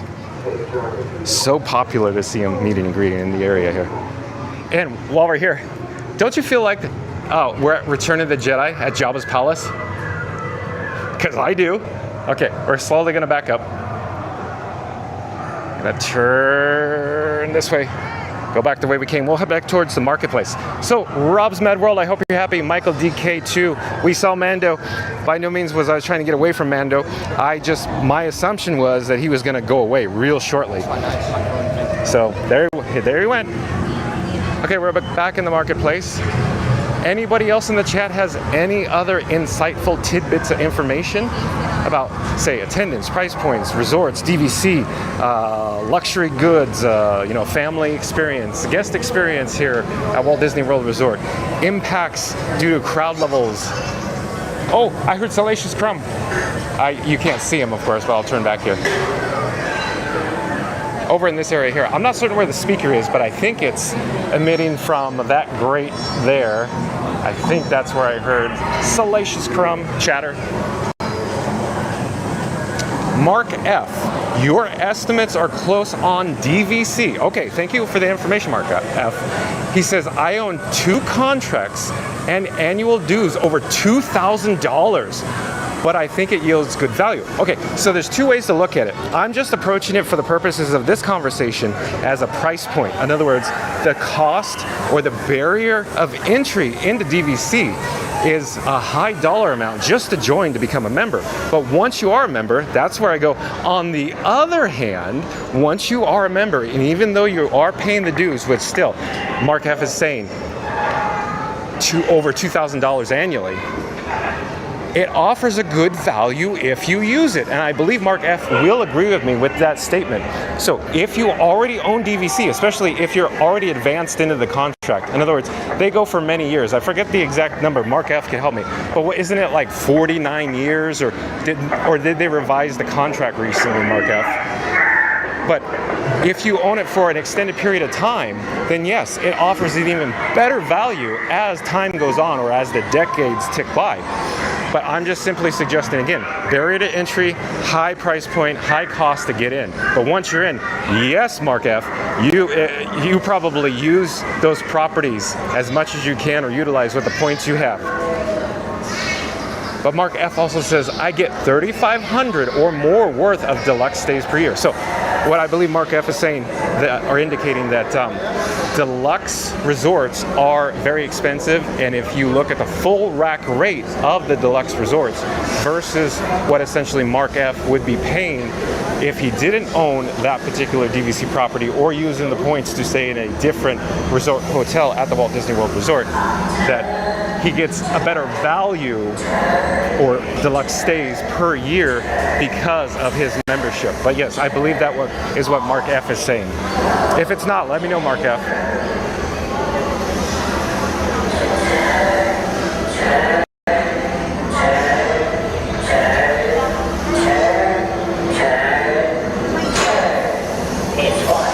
You're watching live streaming coverage from Disney's Hollywood Studios here at Star Wars Galaxy's Edge. We were previously discussing, of course, the Lucasfilm boss, or the Lucasfilm president, Kathleen Kennedy, potentially stepping down. It was breaking news yesterday that she may leave Lucasfilm, and there's a new spot or a new person coming in to, of course, rein in that particular position. Boom. Okay, let's slowly turn the camera. Maybe we'll go over to Doc Ondar's. It's a very nice day, but you know, I just want to pop in to get some AC real quick. Maybe we'll go into Docking Bay 7. I could always get a cup of water too. But first, let's go to Doc Ondar's.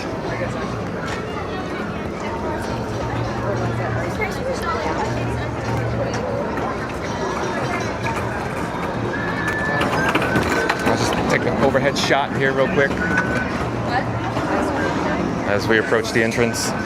Now you could choose to either go either direction, left or right. In this case, let's go right because we'll visit with Doc Ondar, and then they probably have the temporary stanchion queue set up in front of the register up here. It's a little, you know, there's people in there. Oh, he's on vacation. He probably went to Disneyland.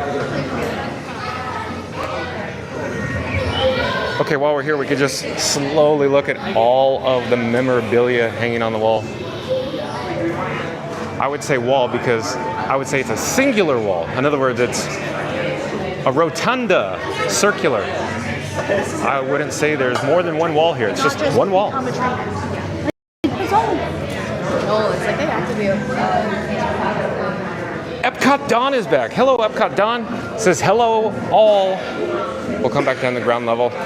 And I was expecting, you know, a larger queue, but of course the attendance is, you know, very comfortable here today. We could actually go to the, you know, the actual counter and take a look at the lightsabers because there's nobody here for a change. Well, hello there. Hello there, welcome. We're just taking a quick look here. We're live on YouTube right now. Just a quick look. That's a rare sight to see here at Doc Ondar's. Because like I said before, usually it's just so packed in here. You can't even move around. I'll just pan look to the left so you get an idea what we're looking at, all the Star Wars themed apparel. And then we'll head over to docking bay 7, take a look at the interior. I pulled up the menu for docking bay 7 in previous videos. I don't know if I'll do it now because it tends to stall the pace of the stream. We can always come back later. If it gets a little warmer, I need another water break. But I just wanted to duck inside, get some water, show all the chat viewers what it looks like. But I know everybody's seen it. Beautiful inside, so well designed with the guest flow, of course the theming. I am going through, of course, the exterior patio dining area because this is a quick service dining establishment, and the cast members at the front door tend to ask you, "Oh, mobile order?" And then you go, "No," and then they go, "Scram, kid, you bother me." Okay, let's go through the automatic door into docking bay 7, food and cargo, and it's exactly what I thought it'd be. There are some people in here, but not too many, so I'll head over to the actual entrance. You can see the cast member here that is greeting all the guests and, of course, providing further information on whether they have a mobile order or, paying cash to the register, whatever the case may be. But I'll slowly turn around here and just show you an overhead shot of what we're dealing with the cargo container coming through the roof. And as I do, I'm just looking at the chat. Epcot Don says, "Doing great again." And also, Epcot Don comes back and says, "Picture strong." Well, that's good. As I just said that, I get a little warning on my screen. It says low bit rate. So I hope it's still coming through. Picture strong.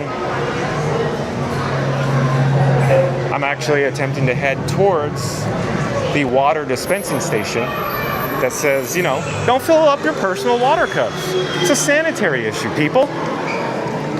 So as we approach the pickup counter, I'll turn the camera so you get an idea of what the ordering kiosks look like over here on this low attendance day here at Disney's Hollywood Studios.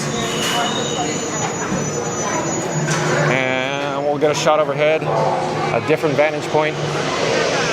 I love all, of course, the theming. And when I say theming, look at the grates. In other words, you got the show lighting higher or above the grading material. And of course, the grading material, it looks like a drain, if you will, up there. That's the best way to show everybody in the chat what I'm talking about. I think it's a very cost-effective way to theme a ceiling because nobody generally looks up. And of course, you hide or obscure, if you will, all of either your work lights, your utilities, but it creates a good ambiance, I think, for a reasonable price because they probably spent a bucket load of money in here theming all these interiors, all with a custom, everything in here is custom, I imagine. All custom design. Okay. Here at Docking Bay 7, you could also eat in a cargo container. You could enjoy your quick service dining experience here in the container. Oh, hello there, how are you? Yeah, like I said, I'm going to go over here for water cups only. And I'm going to awkwardly turn the camera around so you don't have to see me get the water. But you can enjoy these views here.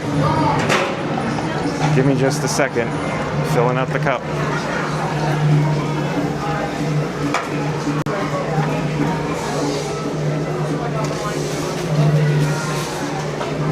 Okay, I do believe we have success.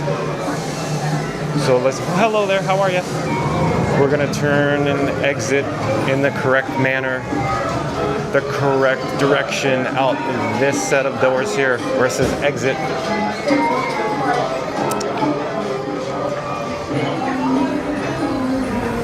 It's like I just used the Force. Use the Force, Luke. You know, episode 4, Trench Run. I'm sure everybody in the chat is fully aware. Okay, let's go back out to the area and we'll head over to Smugglers Run. Let's go see how long the standby entrance is for Smugglers Run. In the back of my mind earlier, I thought, oh, you know, maybe we'll go on Star Tours, maybe we go on Rise, maybe we hit Smugglers Run until, as you know, we walk up to Rise and it was 140 minutes. As I said, oh, I just walked by earlier. It was 85 minutes, way longer. That's almost double than I just literally walked by. I go live, walk back, and there it is. Well, we got some bright sun here. Bright suns, bright moons. Walking down the steps, give me a second because I have water and a camera. I'm actually looking straight at the ground. These steps, I say this all the time, are so steep.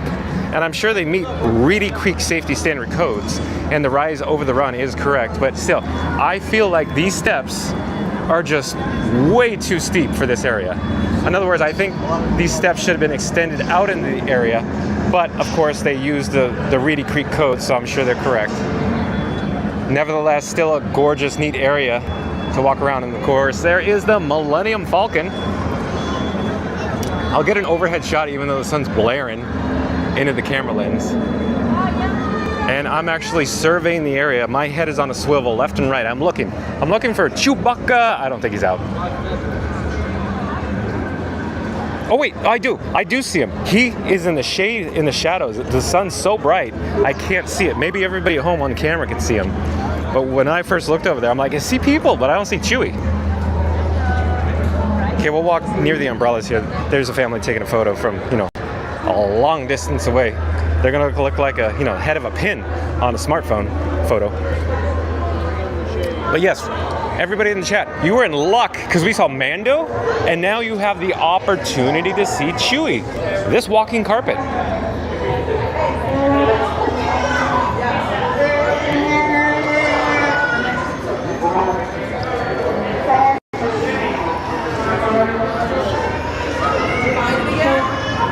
Well, I'm not sure what Chewie's indicating. I can attempt to look and turn the camera up there, but I have no idea. Oh, I think the Junior Explorer is actually throwing a porg up into the rafters. That's, I think, what he was talking about. You good? Look. 2 characters for a single price of admission.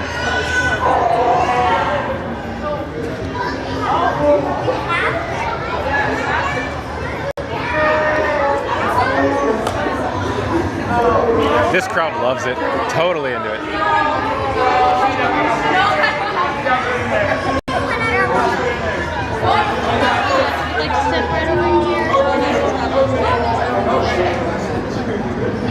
I think Chewie's actually going to go in just a moment.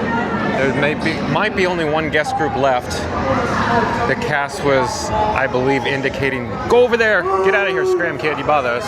So I came over here. I wasn't actually paying attention. But let's check the chat. Cutstown Comment is back. He says, Johnny, don't be bitter to the Reedy Creek code. Ha ha ha. Oh, I'm not bitter at all, Cutstown Comment. I'm just simply suggesting that it just seems to be they're not a comfortable set of steps to walk down, and there is an ample amount of square footage to extend the steps. But there is a reason why those steps are, of course, in those proportions. If anybody in the chat knows more, let me know. But everything here is based on safety standard codes, I imagine. And Cutstown Comment says, just busting ya. Well, thank you for joining us, Cutstown Comment. I enjoy when everybody in the chat chimes in. All right, look at this. That's a good one. Again, I'm over in this odd area direction because you can't really see them because the cast was, they were really getting on my case, it felt like. They were looking at me, they were giving me dirty looks. I was kind of watching them with my shifty eyes as I'm not watching the camera, getting Chewy. They just want to go on break. They just want, oh, I guess it's still open. I guess it's still open, okay. They just didn't want me around there, I guess.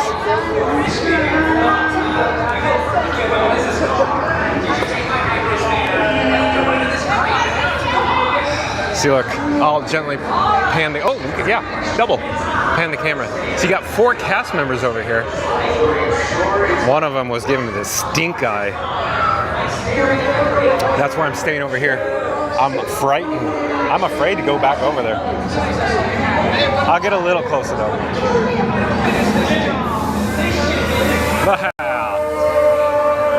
This is a fun group to hang out with. We should hang out with these guys. All these dudes here. Cutstown Comment says, love you talk about this stuff. Well, thank you, Cutstown Comment. I enjoy talking about all the nerd chat around here at the Walt Disney World Resort, as you probably know. Okay. I really want to get to look at the standby queue for Smugglers. Let's go see. So I'm slowly backing up here. Nobody's behind me as I keep looking. So I'm slowly going to turn. And you get to see the Millennium Falcon. Of course, with the greeblies and the landing gear. We're gonna head up to Smugglers Run marquee sign, and we'll see. I'm also checking my camera levels. Give me a second. When I say camera levels, the battery levels in my cameras and device. In other words, smartphone and 2 cameras. Okay, up to the left, or up to the left, there's big steps up ahead. You know, the Indiana Jones adventure, Indy says that, one of the show scenes. But that's a single rider off to the left-hand side, lightning lane in the middle, and standby wait time is only 45 minutes. I was gonna say, we should go immediately if it was a little more reasonable, but my battery levels in my cameras are probably not gonna make 45 minutes, and my fuel rods are depleting. I have 2 fuel rods on me today. 2 fuel rods. One's in my pocket dead, one's on the camera rig. So maybe we could get maybe a fuel rod and come back. But I'm slowly gonna turn. Let's go see if the clone troopers are meeting and greeting.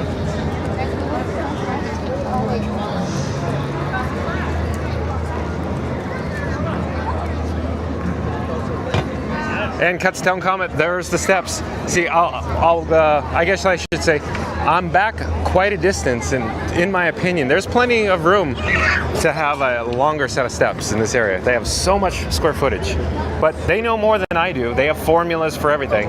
Formulas for restrooms, formulas for drinking fountains, formulas for pathways, guest flow, attendance, amount of people, you know, drainage, because there's a big drain here. So, here's Olga's Cantina, as everybody is aware. Even though the attendance is lower today, it feels like almost an average day where, you know, it's very popular. All I'm saying is Olga's is always packed, it seems like, no matter what. Seems like. But there was a viewer in the chat one of the times we were here telling us that sometimes they have walk-up reservations available at Olga's Cantina. It's neat that they put the even though they're temporary, and they did, okay, I'll show you here real quick. So these umbrellas is what I'm talking about. The umbrellas, of course, not quite round, but, you know, an odd shape, if you will. But I think it's cool that they actually core drilled, when I say core, C-O-R-E, drilled, I'll wait, core drilled the paving so it could become like a semi-permanent installation here. Because anytime shake control is used here at Disney's Hollywood Studios, it's always a welcome or added bonus to me. Now this particular one is temporary. They can remove this, obviously. It's just a weighted base, as you can see. But umbrella talk, where else are you gonna get umbrella talk? Live from Disney's Hollywood Studios, except for this guy here, John from Fun to Be Free. And remember, pop it up. If you're new to the channel, remember to like, comment, and subscribe. And Cutstown Comet says, maybe you need a solar panel to draw power for Frankenstein. Haha, yes, Cutstown Comet, that is a good idea. However, I have checked or looked into, you know, of course, solar power is to charge power banks. And if you are an outdoorsman, you probably know it takes quite a large array of solar panels to get any amount of juice at a short period of time. So I don't think it's practical for our case here at the Walt Disney World Resort, but excellent, ha ha ha. Yes, yes sir. Okay, I'm headed to a garbage receptacle because I still have this cup of empty water in my hand. I'm going to dispose of it, and we could go into the first order shop just to take a quick peek-see. Oh, and I should mention, for anybody new to the channel, Cutstown Comet is referring to Frankenstein. That's what I call my camera rig. I have a smartphone and 2 cameras on it, and I get approached by a lot of people, or I get a lot of weird looks, like this guy's holding this weird thing. What's going on here? So look, for the junior explorers,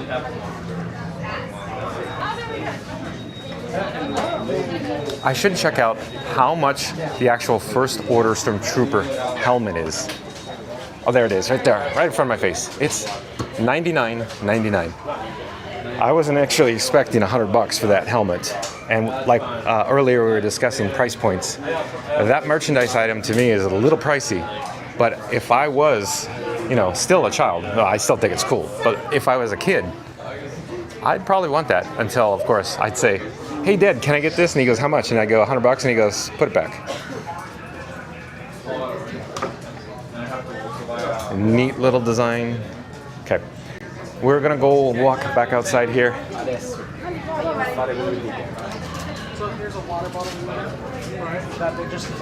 And can you hear how quiet it is in this area? Oh, that's what I was looking for. I don't know if they were behind me or if I just wasn't paying attention. Maybe I was just focused on flapping my gums and I just wasn't looking or listening. But we have a small gathering. Like I said, the attendance here at Hollywood Studios is on the lighter side today. But I'm trying not to get into anybody's, you know, photo or videos because we had a lot of phones in this area. All right, hold the order. You enjoy your day now. Thank you. Have a good day.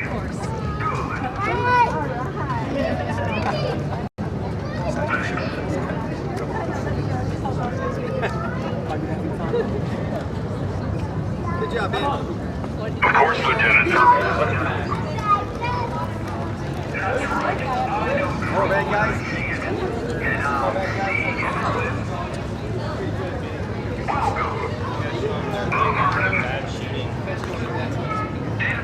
Must remain on civilian channels. You always have something to say. From your point of view,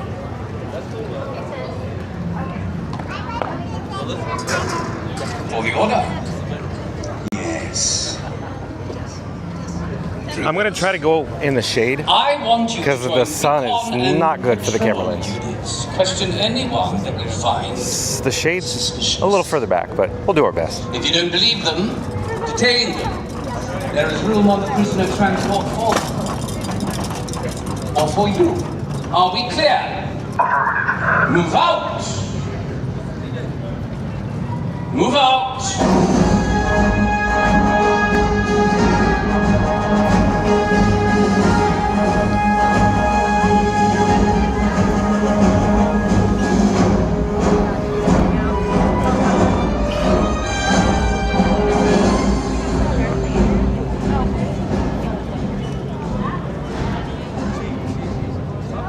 All right.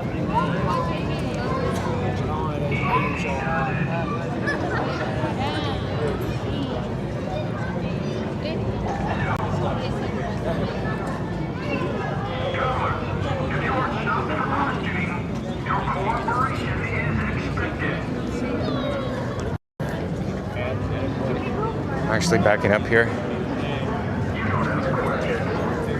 Hello there. Hi, how's it going? Oh, good, thank you.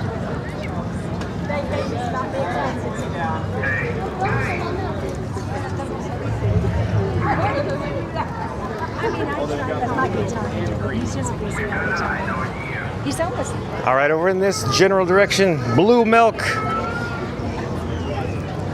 You know, like where Uncle Owen's like kind of like berating Luke. Or like when Uncle O goes, Luke, Luke, I'm shutting the power down.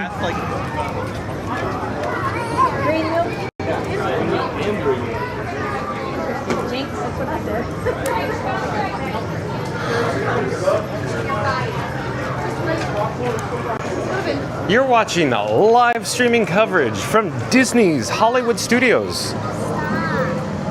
Let your adventure begin.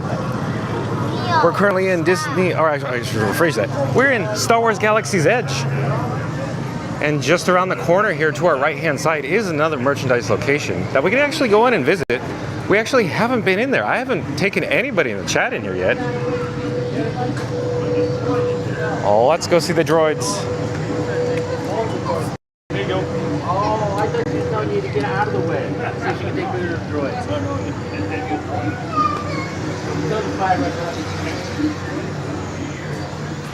Okay, remember like when Galaxy's Edge was, you know, newer and they had the R2-D2 in here? And if I remember correctly, I hope I'm getting this right because I might be mixing up East and West Coast Batu. But they had the R2-D2 and you could purchase R2-D2 here or some crazy dollar amount. just making it up. I don't remember. Anybody in the chat remember? But it was like $10,000 or something. Like a full-size R2-D2. I should turn and point as I'm talking about. In that scale, that size, right there. Did you want one? Yeah. How much? 25,000 credits. 25,000 credits. Got it. Yeah. You want one? Thank you. So I don't have the credits. Oh, it's just a down payment on a hut. Oh, I don't. Like we were previously talking, we had chat members talking about Disney Vacation Club. And so very expensive. So very expensive according to this cast member here. But real quick, I did want to draw your attention since we're here near the Droid Factory. I see still, you know, not as much or as often, but as I used to. But I still see a fair amount of guests that are purchasing the droids and purchasing the industrial automation backpacks as well. So we're gonna back up. I hear the droid talking. We missed it, but you can probably hear it.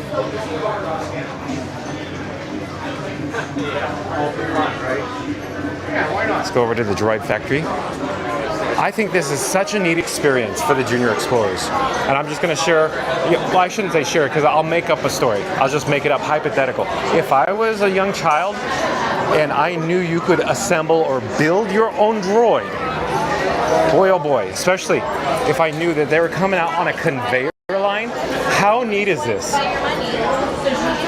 Don't you feel like you're at the airport picking up your luggage? I know, bad joke, haha. And don't you feel like you're at the dry cleaner? It's reminiscent of Star Tours, of course. Star Tours interior queue has a little effect like that. But the point of my story is that even though, you know, I'm older, I still think this location, this merchandise experience is very well suited for our young children that visit this store. And I'm just indicating that I would have eaten this up. I mean, this is up my ballpark because I love Legos.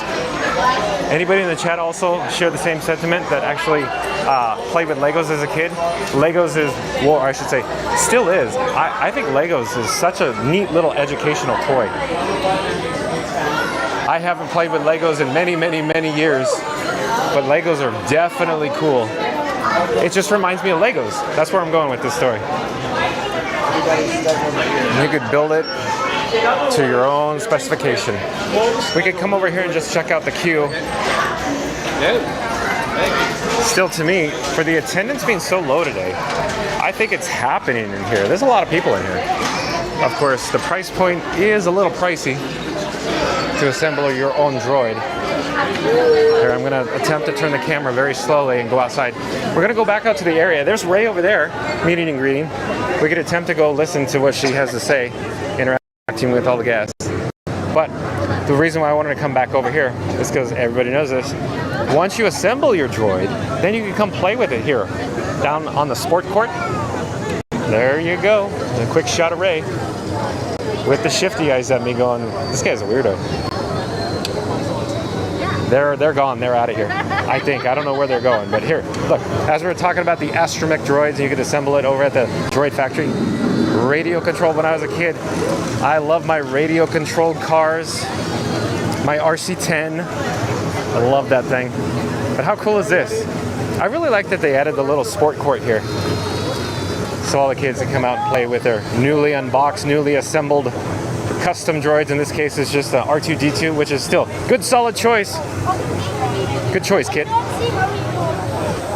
Okay, let's turn, and I'm attempting to navigate. Oh, she's still out. She's still out.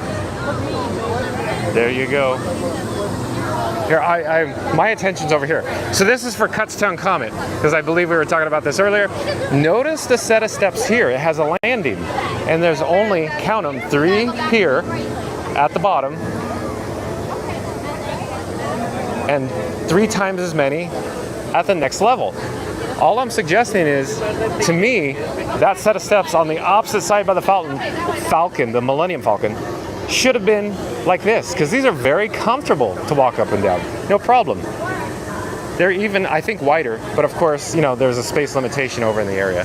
But anyways, oh, the Mighty Bull, I believe is a new subscriber here. Hello, Mighty Bull. I'm John with Fun to Be Free. Thank you for joining us. Thank you for subscribing. The Mighty Bull says, boom, boom, boom. The Mighty Bull has entered the room. Not bad, the Mighty Bull. Greetings to all. Not a bad introduction. And if you've just joined us, we're actually in, obviously, Star Wars Galaxy's Edge here at Disney's Hollywood Studios. We were briefly, I shouldn't say briefly, we were talking about the breaking news for an extended period of time about Kathleen Kennedy's potential departure from Lucasfilm. If you missed out on all the news, once the live stream concludes, you could always rewatch the video, replay, go back, scrub, rewind. I like saying, be kind, rewind, because I'm a kid of the 80s and I remember the VHS tapes. Cutstown Comet says, so they did better here. Yeah, he's referring to the steps I was just talking about. And Alyssa Steinberg's back. Alyssa Steinberg says, I am back. Welcome back, Alyssa Steinberg. Thank you for joining us here. Oh, you want porgs? We got porgs. Hello there. Not to, I'll aim the camera away. Is it okay to push and close? Okay. There we go. Here we go. Hello. Porg says hello. So cute and cuddly. Yeah. Marky, right? Yes. Oh, Marky, nice to meet you. Hello. Nice to meet you. Hi, traveler. John with Fun to Be Free. John, got it. Take care. Have a great day. But thank you for showing us that. But yeah, the new Porg plushes here, I hear, are very popular. And while we're here, we just take a quick shot. We've seen it before, but a lot of people in the chat probably can't get enough of the new Porgs and the other plushes that are offered here at the various vendor stalls here in the marketplace in Galaxy's Edge. And I showed you everybody before, and everybody's probably aware of this. They do have over here, I like this, I just wanted to point this out, because I think they did a good job, and here's where I'm going with the story. Because they're advertising on this signage, you know, place a mobile order for Cat Saka's Kettle mobile order pickup. In other words, I think most guests, in my opinion, don't realize that they could just mobile order. Like, I could pull up a menu for this, for Cat Saka's Kettle. But the point is, it's very small in footprint or stature. It's very limited, you know, it's tight quarters. And so what I think, you know, the operations team is doing, or food and beverage, I should say, is really good because they have the signage here. So you don't actually have to go all the way over or stand in the queue just to see the signboard at the register. You could just come right here as you enter it because the queue entrance is right there. And you can see what they have. While we're here, we can just take a quick look. They have the cold brew black calf, a spiked cold brew black calf, and over here on the opposite side, buttered blue grains, outpost mix, and of course various Coca-Cola beverages as well. So just a quick shot and paraphrase, I think it's good. They're just advertising so you don't have to join the queue, get in there, you know, and it just crowds, it makes more chaos in this tiny little constricted food and beverage location. I also wanted to point down towards the ground, and everybody's going in the chat going, we're looking at the ground again? Yeah, we're looking at the ground. Look at the high quality materials that they're using here. All the real tumbled brick in the various patterns and the ribbons and the theming. Of course, they got the drainage correct. So you can see the elevation goes down. Of course, the drain lowest point, obviously. Captain Obvious. But I just wanted to point back over here. I'm pointing at the ground because you can actually see the ground today at the marketplace here in Star Wars Galaxy's Edge. Usually it's just shoulder to shoulder, just packed. So I'm gonna pause and then I'm gonna look up overhead as well. Even though everybody in the chat's probably not gonna know what I'm talking about, this is, to me, it's very reminiscent of Epcot World Showcase, Morocco. In the Morocco Pavilion, there's an area in the back that has a bit of shade control, and it has a marketplace as well. To me, all this overhead grading, all this shade control, all the hanging lanterns, to me is very, very similar to Morocco Pavilion. But comment in the chat below if you agree. Let me check the chat while we're here. The Mighty Bull is back and says, public notice, blessings to the homeless. They find food and shelter today, worldwide. Thank you so much for that statement, the Mighty Bull. Goofy Jim R is back. Goofy Jim R says, good afternoon. And Tom Does Time's back. Do they have the meatless meatball?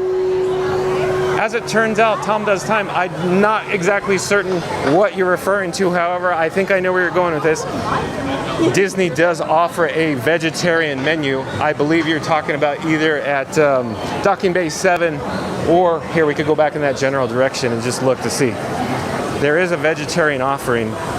Generally, or I should say, at least one vegetarian offerings at the quick service and table service dining experiences.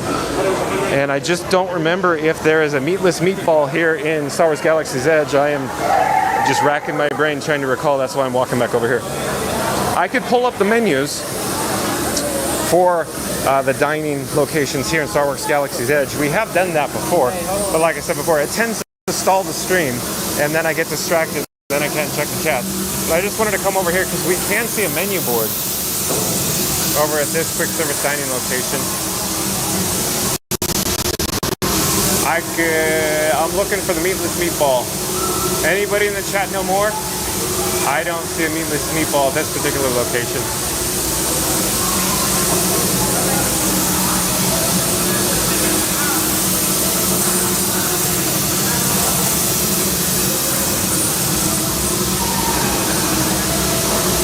Okay, let's go back to the marketplace.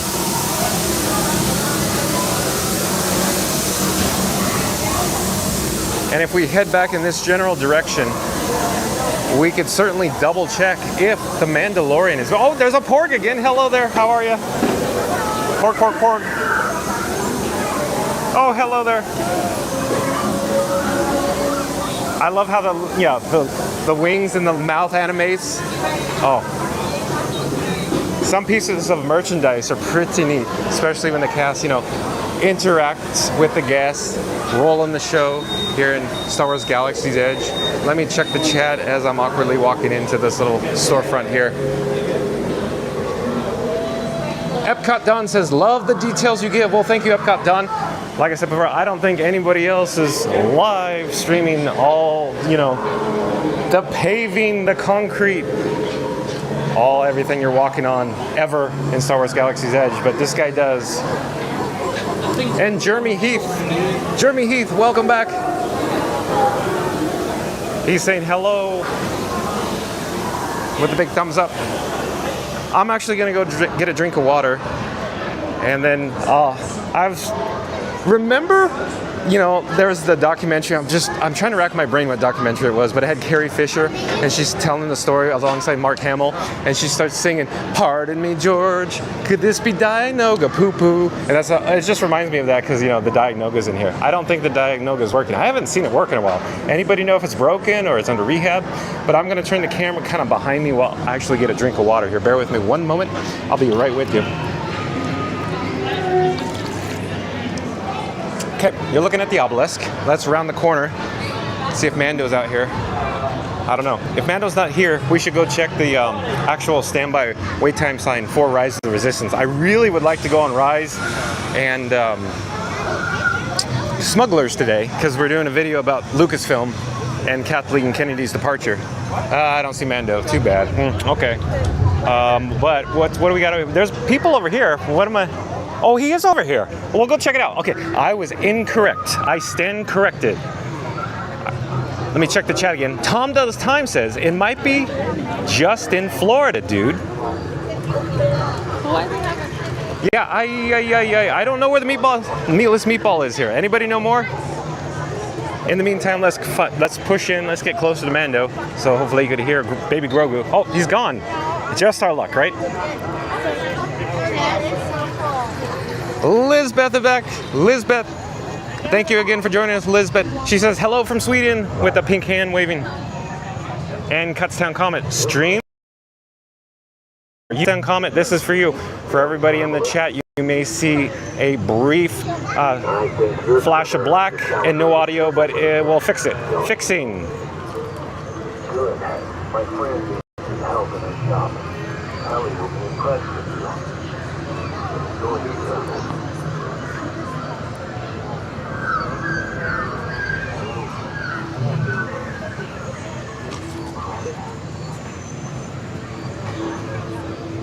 Okay, we're gonna follow Mando. I'm assuming you can hear me now. So, Cuts Down Comment, thank you for that. Thank you for letting me know for a refresher.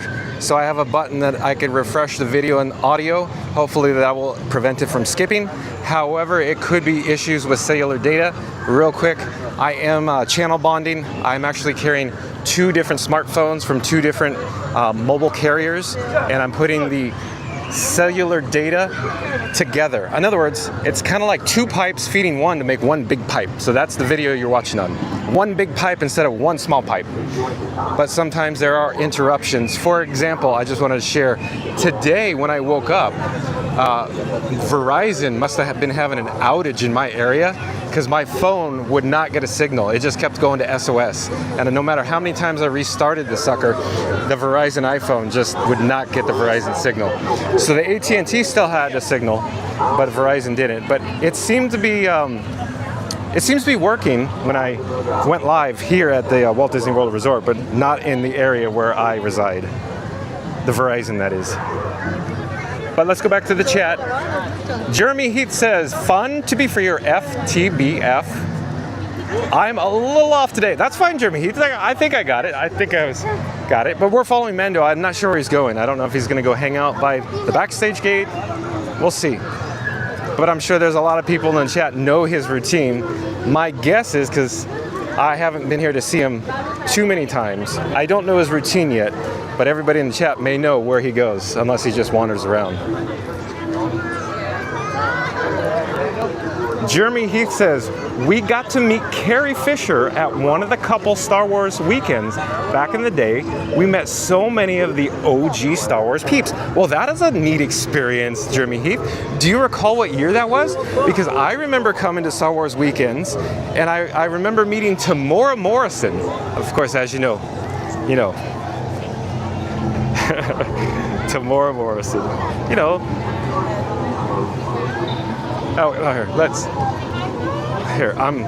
Let me get out of these people's way. Go back to Mando. It's in the shade. We got a good shot. We could get close. We can see Grogu, or I'm trying to get to see Grogu. Enjoy your travels. Well, think you'd want to learn to be a bounty hunter? Good. You've got the instinct for it. I'll talk to the guild. Goodbye now. Didn't know we'd have an audience.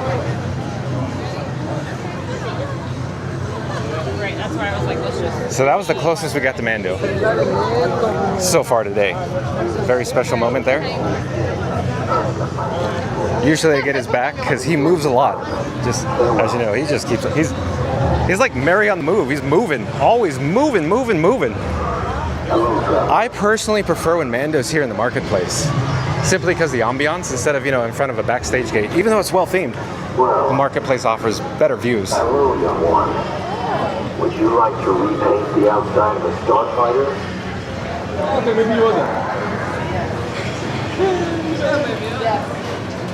My friend Kelly needs a mechanic on that. I think you'll like her shop. And her Droid. Safe travels now. Oh, look at this. Look at this. Can you rewire a control panel? Can you? John, you are wanted in this sector by the Imperial Remnant under Mark Gideon. What are you doing here? There's a bounty on your head. Do the 2 on the right work here? No, I'm teasing. I see you around this sector one at a time. Your head. Your head.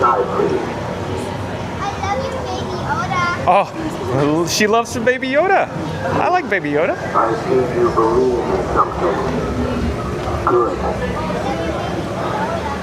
He knows. His name is Grogu. Say goodbye to you.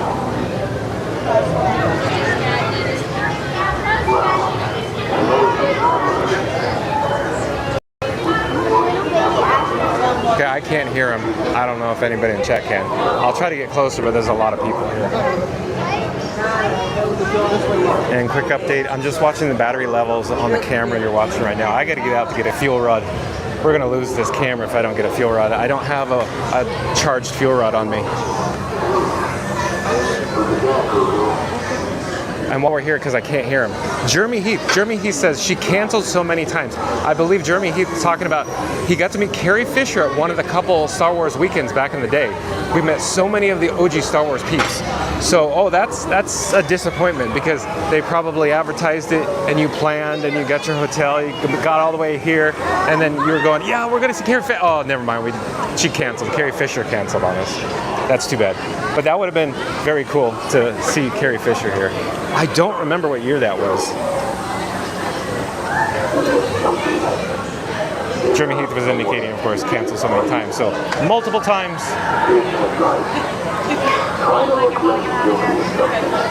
Scooter Adventures is back. Scooter Adventures says, hello all. This is the way. Yeah, that's right.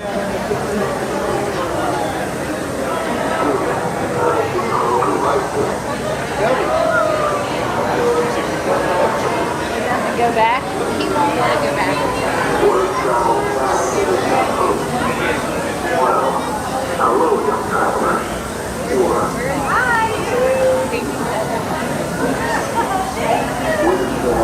Jeremy Heath says she was there in 2000, but we went to all 18. Oh, wow. I'm going to read that again because I'm amazed. Jeremy Heath says she was there in 2000, so the year 2000, but we went to all 18 or so events. That's a lot. That's a lot. I gotta swing to the other side. We keep getting his back. Yeah, he's no Boba Fett.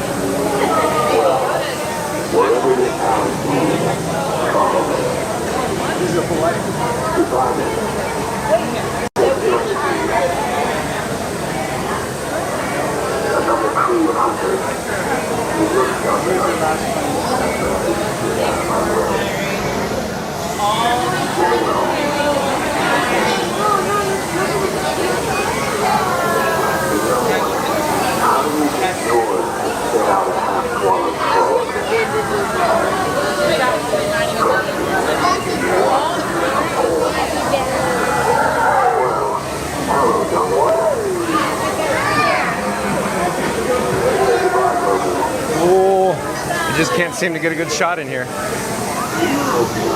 Papo, no es que no me esperen, no te lo digo.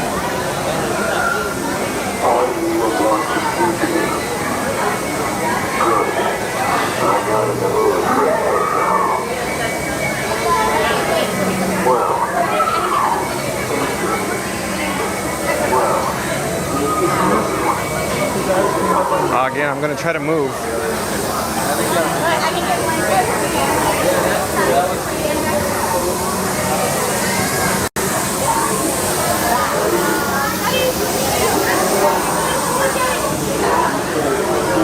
Taking the long way around here. Should have taken the short way. Oh, just our luck. Yeah, moving on. Back again. I'm the real Slim Shady, back again. Yeah,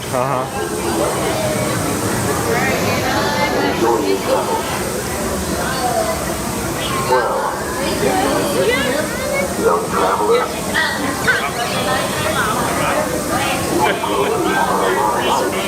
You both have gifts just begun to explore. Hello, young one. If you want to be an apprentice down here, let me check the chat here.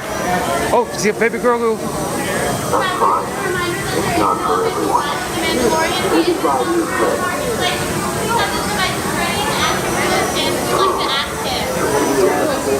Scooter Adventure says, had to stop in and get my favorite small channel, other than mine, of course, the Scooter Adventures shameless plug. Shout out to Scooter Adventures on YouTube. A like. Thank you so much, Scooter Adventures. Again, check out Scooter Adventures on YouTube. And then Scooter Adventures also has a emoji icon of a smiling face, big thumbs up. E-Breeze is back. E-Breeze says, what a cool character. I agree, E-Breeze. This is my favorite walk-around character of all walk-around characters here at the Walt Disney World Resort. I have simply, well, I should say, I mentioned it before, the costume piece. In other words, the quality of materials in the costume and the overall look and appearance of this particular Mandalorian costume is absolutely top-notch.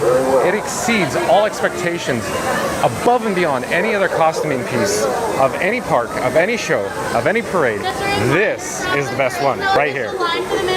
What a cool character. Oh, baby Grogu, baby Grogu, baby Grogu. You have to ask him first. Oh, I'm sorry, let me get out of the way. I'm sorry, I'm not trying to, yeah. I was getting in the cast members' way. Too excited to bring you Mandalorian live from Star Wars Galaxy's Edge on this very special day.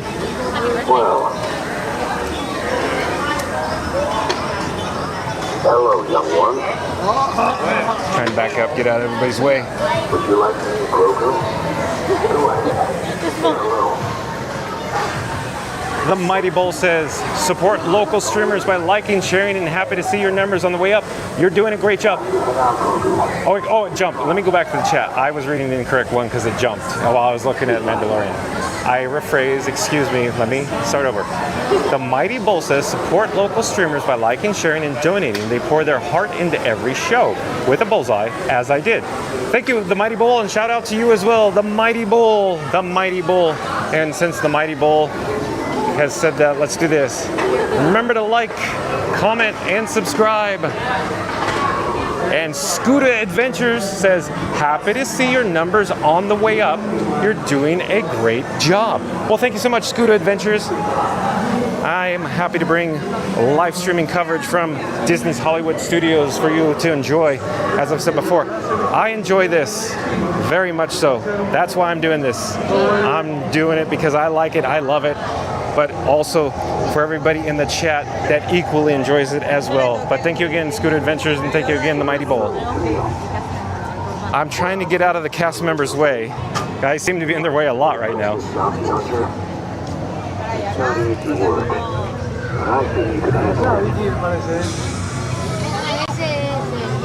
Young traveler, you know, Grogu has special gifts he's learning to use. I'll make you too. Tell your friends goodbye.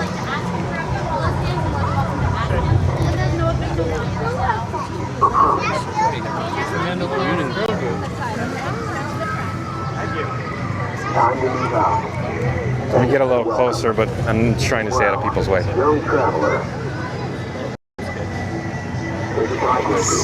Oh, we gotta get a shot of that.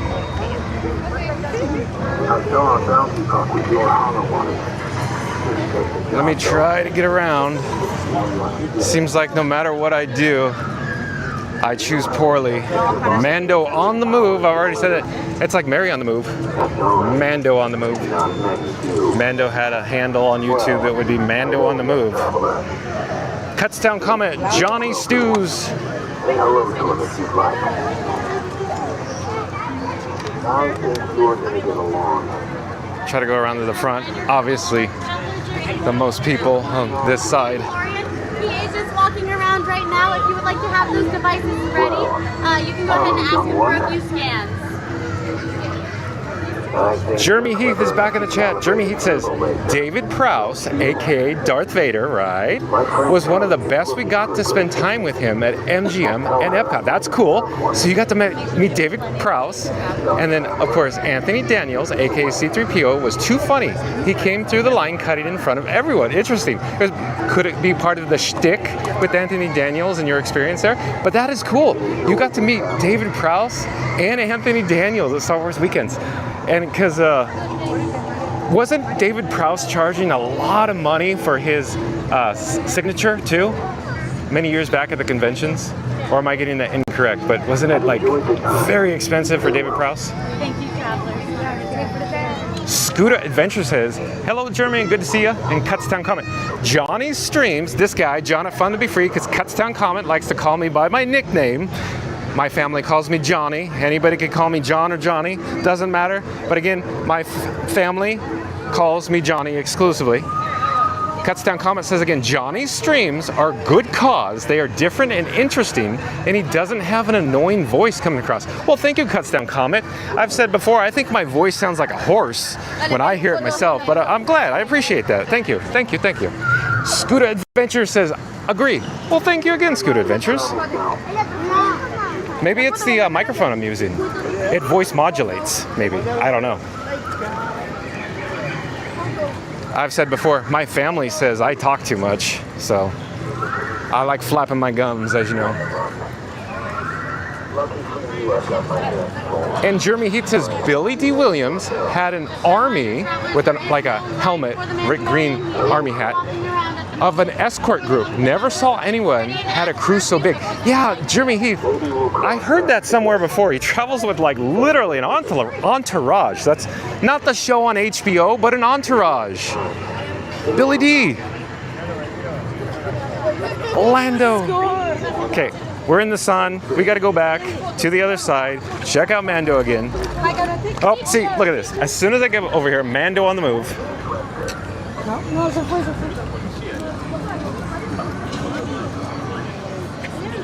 Cutstown Comet. I just want to make a quick statement. It could be just cellular reception right here in this little pocket. This little area is bad. It seems to be that way, but I can't see the actual stream, the full-blown YouTube stream. I get what I would describe as a security camera. You know how the security camera is not every frame, but you'll get like 5 frames out of say 30? That's what I see. So I really can't tell what the stream looks like.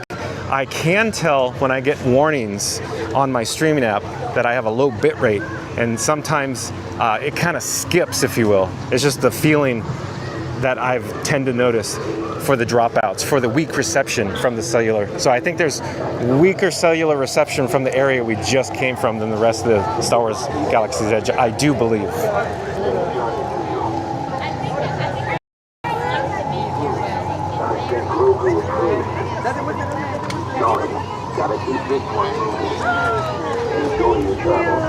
Oh, let me get out of Mando's way. We need plenty of space for the Mandalorian. Thank you all.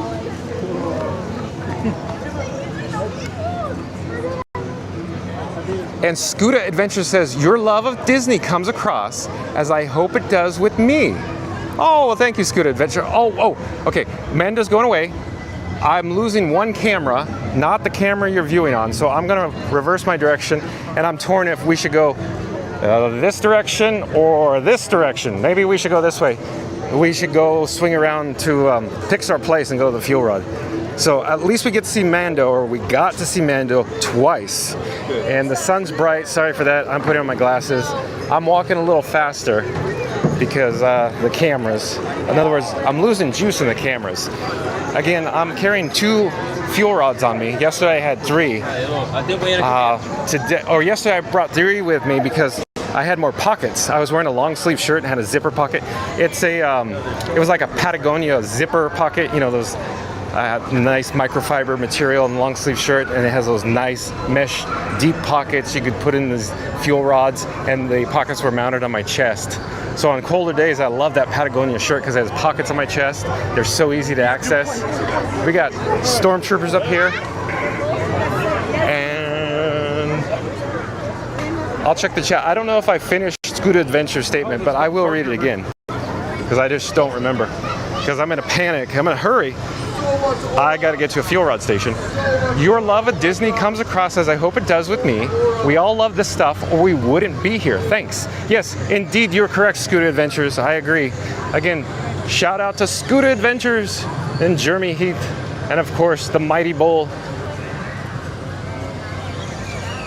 Okay, as I put my sunnies on, the sun kind of, goes behind the rockwork. So we'll get to take a quick look at Toy Story Land on our way to pick up a fuel rod, and everybody's like, oh boy, again with the fuel rods. Yep, again. And just quick update, I'm still exploring options. Cutstown Common and I were having a brief conversation yesterday, I believe, in regards to live streamers utilizing the fuel rods. I use them because they're very convenient in the parks. However, they only offer a lower capacity in terms of juice, electricity, battery storage, but they are quite convenient to get. Like I said, I have 3 fuel rods, but I only brought 2 with me today because 2 fuel rods and a phone in my pocket tends to, I'll just say the phrase, it pulls my shorts down because it's heavy. So it's a better overall walking experience than a large power bank. I have many power banks, but I choose not to bring them because they're just too heavy and they get way too hot. So, you know, when it's 92 plus degrees, high humidity, and then just pulling your shorts down, and then you have power banks that are like so hot you could barely get it near your skin. Not a good experience for at least this guy. That's just my opinion.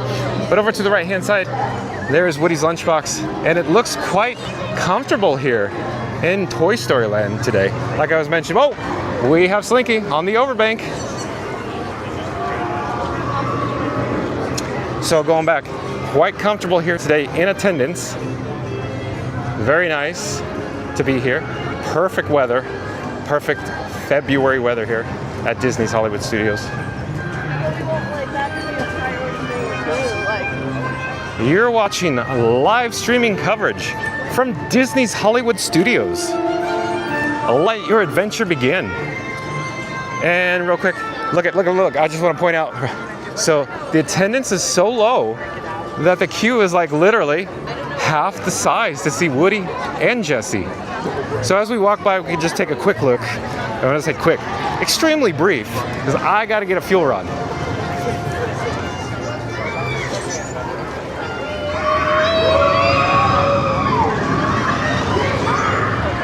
Okay, enjoy your brief look. I'll check the chat in the meantime. Cutstown Comet says, who's the young lady on your ad for today's stream? Oh, Kathleen Kennedy? Is that who you were referring to, Cutstown Comet? She's in black and white. It may be partially obscured from, say, that little ticker in the lower right-hand side that YouTube adds to it.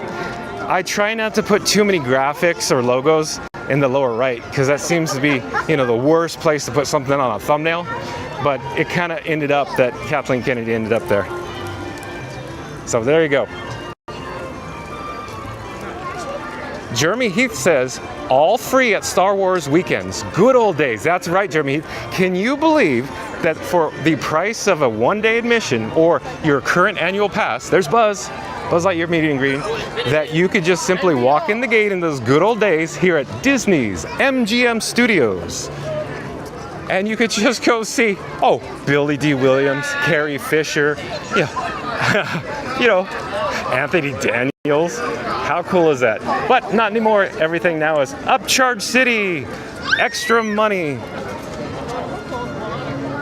So we're actually headed around the corner here to get a fuel rod, and I'll check the chat again. Oh, let me go back to Jeremy Heath, because I don't think I got the whole thing. All free at Star Wars weekends, good old days, park admission, MGM, meaning, you know, MGM, Disney MGM Studios, had movie stars all year round. Yes, they did. And Jeremy Heath says, always avoided soap opera weekends. So you're correct, Jeremy Heath, because it's always just so chaotic during soap opera weekends. That's right. Really? You are correct. Okay, I gotta grab the fuel rod out of my pocket here. Just give me one moment. There we go, I think I got it. I'm gonna hit swap, as it's not in the screen probably, because I'm frantically trying to get a fuel rod going here. So in just a second, it'll be dispersed. We'll have a second one here. Okay, I'm gonna grab that sucker. I'm gonna pop it in, try to get the power or juice flowing. Give me a second. I'm struggling. Okay, we have juice. Oh, the camera's bouncing around wildly, and my hand passing in front of it. Sorry for that. Like I said, I just gotta keep these, I don't wanna lose the cameras. I'm gonna put it in. Okay, now I wanna mention this.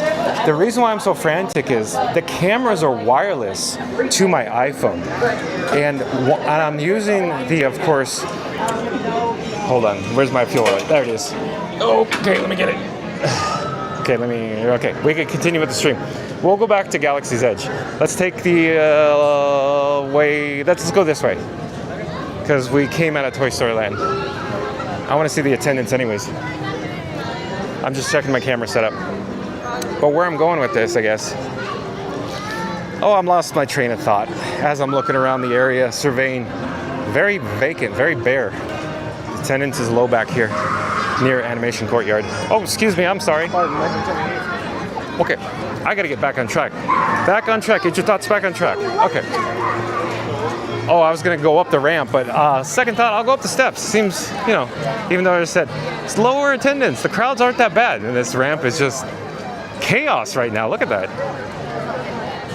Lots of wheels on the ramp. Back to the cameras. The reason why I'm frantic about not losing the camera, when I say losing the camera, when the camera gets too low, maybe around 15%, 10%, they get flaky. When they get flaky, sometimes the audio shuts off, sometimes the camera just shuts down. And so once the camera shuts down, I actually have it wireless to the iPhone, and the iPhone is creating a wireless hotspot. And sometimes the wireless hotspot doesn't want to connect if I power the camera down. So I actually have to power cycle the actual toggle in settings, of course, for the wireless hotspot feature. So, and then that'll interrupt the stream, and then I'll have to throw up, of course, a Be Right Back screen. And then you'll probably see my fat hands on camera, and then me awkwardly looking at the camera in a very weird angle going, what is going on with this thing? Just work already. But let's get back to the chat. That's more important. Mickey and Minnie's Runaway Railway is 65 minutes right now. We're headed back towards Star Wars Galaxy's Edge. I actually want to get on Rise of the Resistance and, of course, Smugglers Run, depending on the wait time, depending on our batteries. So, but like I said, we are charging, just as not as fast as I would prefer the cameras to charge. And previously said, let's get back to the chat. So, back to the chat. I just want to revisit Jeremy Heath's last statement. Always avoided soap opera weekends, though. Yeah, okay. So Jeremy Heath, real quick story that goes nowhere. At Disney California Adventure, since I did work in parades and show support, so I was one of those goofy guys that had to drive like the convertibles, sponsored in part by Chevrolet. So they had like, you know, a Chevrolet Camaro that had, what am I saying? A topless version, a convertible. That's the word I'm looking for. Convertible Camaro. And then this guy would have to put on the goofy hat, not literally the goofy hat, but a goofy styled hat and a special costume, and then drive the cars. Remember the Cars and Motor Stars here at Disney's MGM Studios? Yeah, something like that. And so Jeremy Heath probably knows exactly what I'm talking about, because the soap opera weekends also had cars or vehicles that were sponsored by Chevrolet or GM, and then various cast members had to drive them. And so the point of the story is, yes, soap opera weekends. This guy had to drive all those cars at California Adventure way back in the day, early 2000s, when they did the soap opera weekends there. That was a long time ago. When they stopped doing them there, then they brought them, of course, exclusively here at Disney's MGM Studios. And then, of course, the attendance during soap opera weekends in MGM and DCA was always just crazy. I always dreaded going there because the traffic was always so bad in the Anaheim area when the soap opera weekends would come about. And then I remember coming here, and then you try to get to MGM, you can't even get here. The bus system, the Walt Disney World Transportation System, would always be impacted too as well. It's almost like, well, here's what I'm suggesting. Disney knows what they're doing. It's just the demand for the people to come to MGM in those days during soap opera and Star Wars weekends were just off the charts popular. There is a large cast member gathering over here. I am not certain what they're doing, but I believe they're preventing any guests from entering this particular area. It could be due to a safety concern. I'm just making it up. It could be a water leak, you know, something in the paving. I'm not certain. But they are definitely preventing anybody from walking down this direction here. We're not going to stay here too long, but as you can see behind them, I could get a better shot on this side. There are no guests on this pathway. The next set of visible guests with the cast over on the opposite side is over at Backlot Express. So there's something going on in this area. But we'll continue walking, and we'll go back to Star Wars Galaxy's Edge, because I really, really want to bring you Smugglers Run and Rise of the Resistance on this live stream today. We did experience Rise of the Resistance before, and we had a few dropouts or weak reception, and I'm very interested to see what's going to happen now. Like I said, I did make some updates to Frankenstein or my camera rig, to the technical details. For anybody that's an uber nerd, currently we're viewing 12 megabits per second right now. So I had a lower bit rate on Rise of the Resistance, and what I'm indicating is that I'm just trying to dial in. I'm trying to perfect my craft of my technical setup. But meeting up and greeting over here is Donald and Daisy. Let's go get a quick shot while we're here, since we're walking right past them, and I'll get back to the chat. So there's Donald and Daisy, like I said. I mean, yeah, I know. This guy repeats himself a lot, just trying to keep the pace going. Okay, there they are. We said hi. Let's get back to more important stuff today, because this video is about Lucasfilm and Kathleen Kennedy potentially retiring, quitting, ousted out. We didn't even talk about what if she was booted, ousted out. Anybody have an opinion that Kathleen Kennedy was asked to leave by any chance? Or, hey, has anybody seen on the socials, has Disney issued an official statement, or Lucasfilm or Kathleen Kennedy said, you know, I just want to spend more time with my family? In my opinion, anytime you get the official statements from the person that is, you know, retiring, leaving, quitting, stepping down, retiring, it's always, I want to spend more time with my family. Have you ever noticed that? And then Cutstown Comment says, is that Kathleen Kennedy? Yes, Cutstown Comment, on the thumbnail, the image that you click on to start the live stream, Kathleen Kennedy is pictured in black and white on my thumbnail. Cutstown Comment also says, okay, thought so. Yes, sir. Cutstown Comment. That was from a while ago. The sun is going behind the clouds, and it's very comfortable. There's like minimal amount of sun. It's almost like dark. Dark's the wrong word. Twilight is a better word to use. Okay, coming up to Rise of the Resistance. Let's swing around the umbrella. 90 minutes, man, still 90 minutes. So I still believe they're experiencing some reduced capacity or operational issue, because it just doesn't feel right. 90 minutes, there's nobody in the area. Let's head over to Smugglers Run, see what we could do. And as we walk, I'm reaching into my pocket, I'm just pulling out some chapstick to apply to my luscious lips.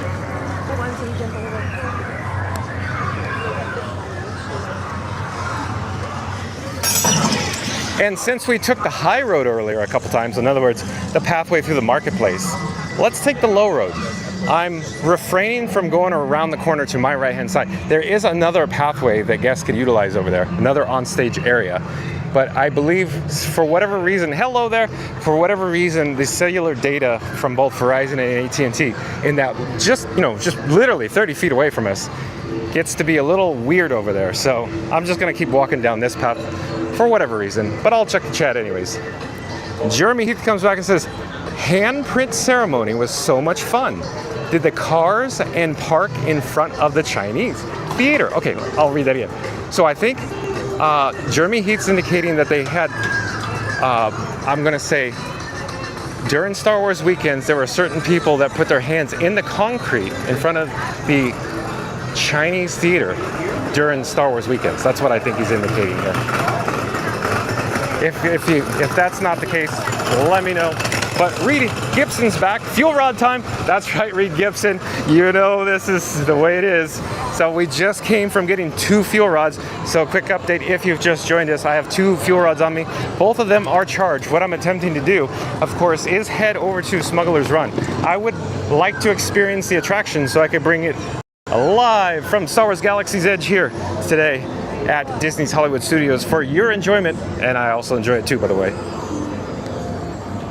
Walking up the steps, that we had a lot of step chatter earlier. Cutstown Comment and I going back and forth on that. Look, there's nobody in the area right now. And Rise of the Resistance is at 90 minutes posted. Standby? I don't buy it. I don't know. I just keep insisting. There's an operational issue or reduced capacity in the attraction over at Rise. It has to be. Just has to be. They're missing vehicles or load or something. I don't know what's going on. Okay, here's my least favorite stairway to walk down, holding a camera and generally a cup of water, because I can't hold on to the railing or the handrail. Going down the steps now. And again, as we come down to this lower level, there's just nobody down here, it feels like. Nobody. Okay, we're in luck because the standby wait time now is only 35 minutes. Let's join the queue. And I'll check the chat when we get into the queue, just one moment. I'll go through the regular standby line so you can experience instead of going single rider, I'm thinking. Well, hello there. How are you? Take care. Thank you. So I would assume that everybody in the chat would prefer that I walk through the standby entrance because, you know, I have one of two options. Single rider's boring, so boring. Here, while we're here, let's take a look. Millennium Falcon goodness. And we'll continue walking. We have some guests behind me, so I'm not certain we're all, you know, pull over. It's a cardigan, but thanks for asking. Let me check the chat. The Mighty Bull comes back, says, boom, boom, boom, the Mighty Bull has entered the room. Greetings to all. Yeah, Mighty Bull's back. And then Jeremy Heath, Disney stopped compensating the stars on their visit. Then not so many movie stars came unless they were on family vacation. Yeah, I do believe you're correct, Jeremy Heath. Do you have any further information in regards to candlelight? In other words, at Epcot, candlelight processional? That's probably the same case over at Epcot as well. But please let me know if you do know more. Well, I guess what I'm simply trying to indicate is that the stars that go to the readings, they do the candlelight processional show. My guess would be that Disney compensates them through scale, meaning, you know, like, you know, Hollywood scale. How do they get paid? So it's, you know, just a flat rate they get. But then Disney accommodates with bringing their whole family in, providing their whole, I should say, accommodations. In other words, their hotel, all expenses paid, something to that effect. I'm going to let this group go, and you get to enjoy views overhead here at Smugglers Run. Hello there. There's not too many people that are coming into the queue, so I don't think it's 35 minutes, so I think we're in luck. Plus, you get to see all this nice ambiance. Real quick, anybody in the chat, does this queue remind you of Star Tours? It does to me. And here, you guys are going to start rolling your eyes probably, so stick with me on this one. To me, even though Walt Disney Imagineers did an excellent job theming it, very well designed, very well, you know, laid out, the guest flow's good, the high ride capacity, the look and feel, the details, and all that jazz. They did a great job. What I'm simply comparing it to is Star Tours. In other words, they're both simulators, meaning the ride systems are simulators. They both, you have to walk up an elevation or a ramp, you know, from ground level up to the actual load area or the station to board the simulator. And then in the queue, it's so loud. I'm sure you can hear me fine, but I can't hear myself think when it's so loud. So I'll try to continue this. But like the overhead screen here, the theming element, this showpiece, this prop, it feels very Star Tours to me. You know, just the Star Tours queue you enter. Of course we do. But the point is, every gag, every theming element, everywhere you look, to me, it's literally a one-for-one for Star Tours. That's what it feels like to me. It really feels like we're just in an updated Star Tours queue. That's all I'm saying. That was a long-winded story just to say, updated Star Wars queue. Well, I'm pretty sure vacation days are part of the employment package. Where do you think you work? The only way you get time off is if you're fired. Ah, see? There it is. I told you there was a way. Oh, lightning lane over there. We're in the standby, we're headed up there. Like even this to me is reminiscent of just walking in Star Tours immediately as you go into the queue and the, you know, the building and then the accessibility ramp. The only difference is instead of wheelchairs going on the ramp, it's us walking. It's the only difference, but of course this queue is wheelchair accessible. So they only need, of course, this one entrance ramp, if you will, for pedestrians and wheelchairs or wheeled devices, accessibility devices. But it totally feels like you're walking up the ramp. Anybody in Star Tours ever walk up that ramp? Because I have, and it just feels to me the same feeling. But as I'm talking, look at the nice theming elements instead of just a ramp as I jabber on. And I guess I want to say I'm not surprised that we're not encountering a full line of people yet. It's just, it's going to happen, of course, like right here. So here we go. That's in the areas where I was expecting it to be. So in the meantime, Like the sound of that. I'll take out the bat phone and we could look at some breaking news. Let's see what else we got here at the Walt Disney World Resort. Let me check the chat before I do, because as you know, I'll stall. Jeremy Heath says, safe travels, Scooter. And what else we got? Michael DK2, do you not have to use the single rider entry when you're just one person? Well, Michael DK2, I thought it'd be a good opportunity to actually bring you some breaking news. Plus, I thought you would enjoy the real queue instead of like the short, brief queue. So, the pre-show's right here anyways. That's what, in my mind, I thought when I saw 35 minutes, I'm like, that's gotta be right at the pre-show anyways. So here we go.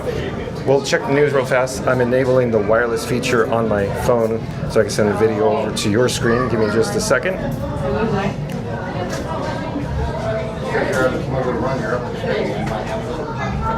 Your Wi-Fi might be a little weak.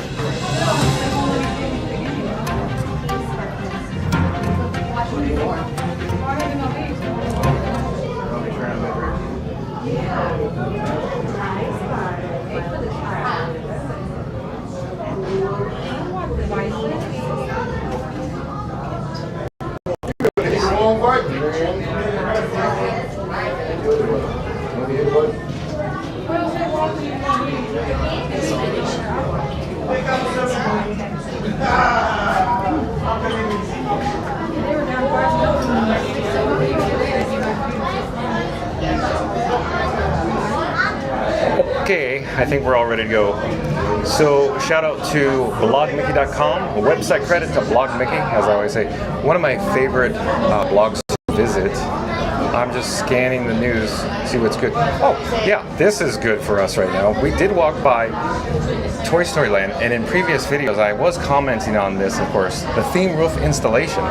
Because I think Tiki Man fan and I were talking about it way back when. The shade control in Toy Story Land. So on with the article. Themed roof installation begins for new shade structure at Woody's Lunchbox in Toy Story Land.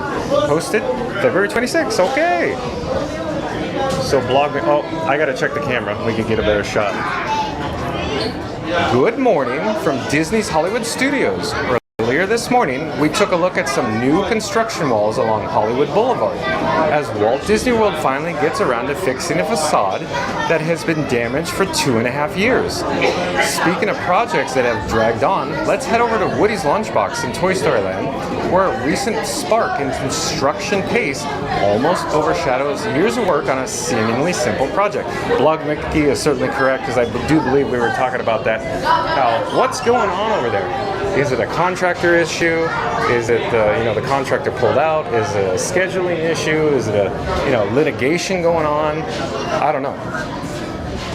But yeah, too many years for a shade control project that's been sitting there. Let's take a look at the latest construction update of the new shade structure at Woody's Lunchbox. Woody's Lunchbox shade structure construction. Walt Disney World began construction on creating more shade at Woody's Lunchbox more than 3 years ago now. Now the project is expanding and moving along at a reasonable clip. Earlier this month, we took a look at new shade structures being erected in the seating area at the Toy Story Land quick service venue. Now we're back at Disney's Hollywood Studios for an update on the project, which includes the installation of themed roofing on one of the structures. Here's a look. So yeah, indeed, it appears to me they are installing the theming elements or the physical shade part of the structure. So that's good news after literally years of stalled project. They go on to say, before we get further into this article, we want to underline that while more shade is needed, and the fact that Walt Disney World has acknowledged that is a good thing. This file photo below from earlier in the construction process shows the structure is only a small portion of the seating area. I don't think the populace will be happy with the current structure is where the efforts to add more shade in, but it is at least something. Yeah, I agree. They need more shade in Toy Story Land, just like Tiki Man fan and I were talking about. Back to our visit today, we can see that the roof has been added to one of the new shade structures, and it carries forward the theming found on the upper decorative edges. Yeah, so there it is. Let me get a shot of around the corner at the merge point here, going into the pre-show. And I'll pull back because the line is advancing. And I'll turn in this direction so you can see the minimal, lightning lane return as I go back to the article. Finally, here's a look at the structure from a vantage point near the cash registers at Woody's Lunchbox. In this photo, we can see the new work on the left, while the structure that was installed more than 3 years ago sits untouched for now. And that concludes that article there. Let's go back. So there you go, shake control. We need more shake control here at Hollywood Studios. Oh, here's another good one.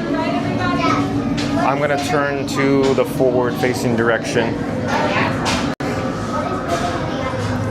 Walt Disney World finally begins fixing facade damage 2.5 years ago at Hollywood Studios. There you go. I talked about this, I believe, on a previous video as well. In September 2022, a facade along Hollywood Boulevard was damaged at Disney's Hollywood Studios. The part of the facade that was damaged was a doorway leading into the Keystone Clothier's gift shop along the main walkway at the park.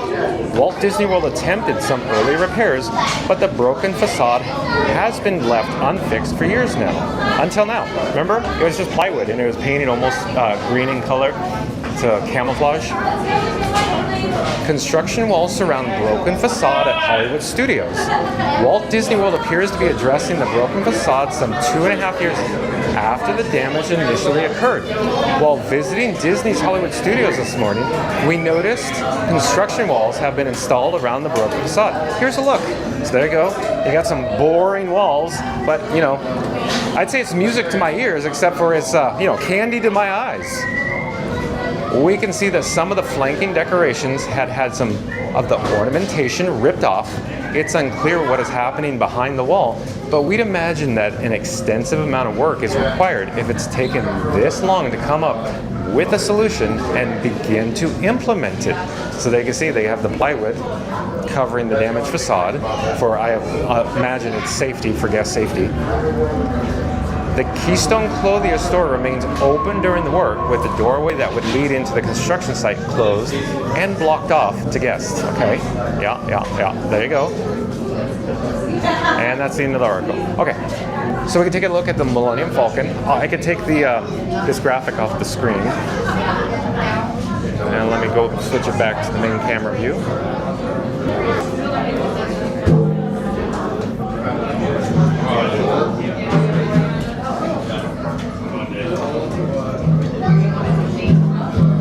You're watching live streaming coverage from Disney's Hollywood Studios. We're currently in the queue for Millennium Falcon Smugglers Run. We're headed up to the pre-show. We'll be there in just a few moments. I'm not certain if we're going to actually be loaded into this pre-show, the one that's next or the one after it. We'll see. We'll see here. We're getting pretty close. We might get in there. All done? Yeah. What is it, Gar? You are there, yes? I am here, Gar. Copy that. Okay, thank you so much. Have a great day. So we made it. Good news for us. Oh, hello there. Filling all available space up to the sweat Yes, sir. It's no longer a single space. Good. For those who don't know me, I am Hongo Onaka, and welcome to my completely legitimate shipping company, Onaka Transport Solutions. I am sorry I could not be there to welcome you in person, but work of a smuggler and a businessman is never done. I have many ships, and I have far too much cargo. What I need are pilots to transport it, gunners to protect it, and engineers to make sure it gets there in one piece. And that is where you come in, as my new flight crews, traveling on the fastest ships in the quadrant. Like that one, the Millennium Falcon. Of course you will be assistants will get the supplies they need and maybe a little something for me. It is time to go, my friends. All right, my friends, you guys carefully to your mission and try to work my friends, you guys gonna head all the way your lives and profit depend on it. So let's get you on those ships.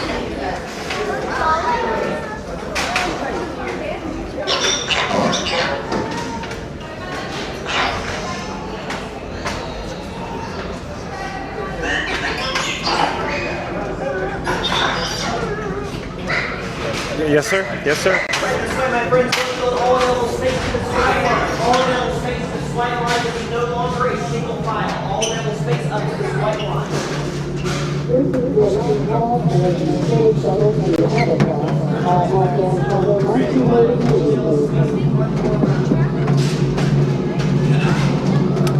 If you're new to the channel, remember to like, comment, and subscribe. This is John with Fun to Be Free. We're live broadcasting from Disney's Hollywood Studios here at Star Wars Galaxy's Edge, when in a few moments we will actually board the Millennium Falcon here at Smugglers Run. And I could actually check the chat here. I believe we have some chatter about wheelchair accessibility. Okay, Scoot Adventure says, wheelchair accessible is music to Scoot Adventure's ears, okay? Michael DK2, no, I mean, it is not a Disney rule for a single rider entry. Jeremy Heath's comeback says, Michael, if they have the single rider line, anyone can use either line, but in single rider, your party may be separated. Okay, yes.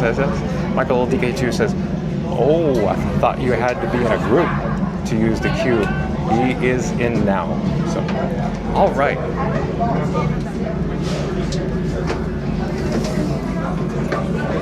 We are advancing rather quickly now.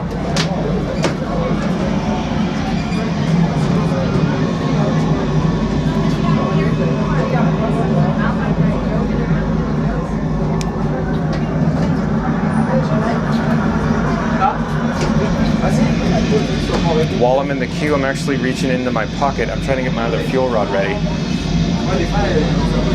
So if the camera bounces around a lot, bear with me. Switching out cables, switching out fuel rods.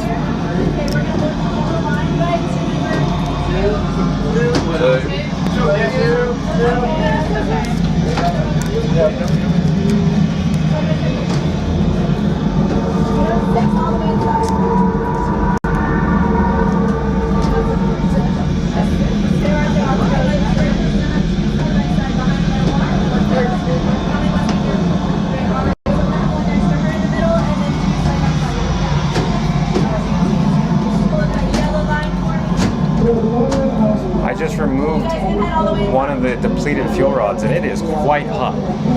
For whatever reason, the fuel rod I just removed seems to be much hotter than any other previous fuel rod I've ever touched. Taking it off this camera. And I put it in my pocket. I could feel it. It's just emitting the heat.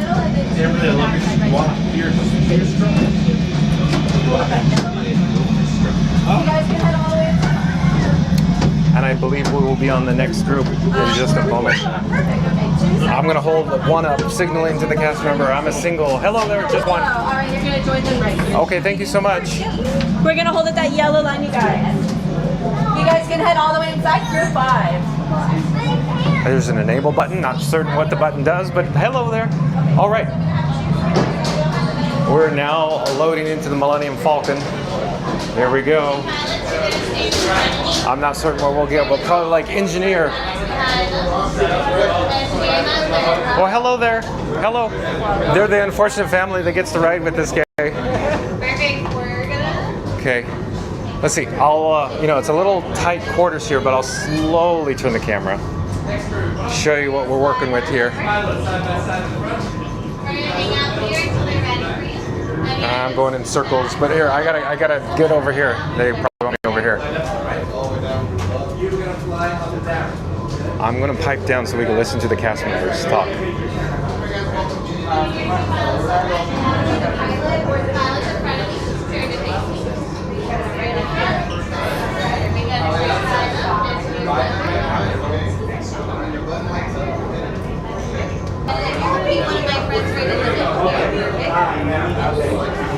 Bags off. They're going to go in the ground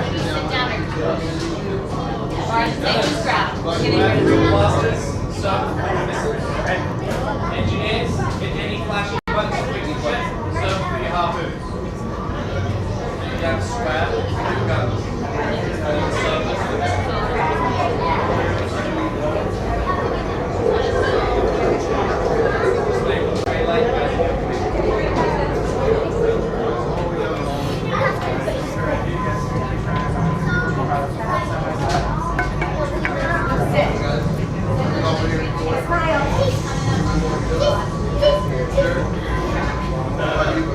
Oh, look at me.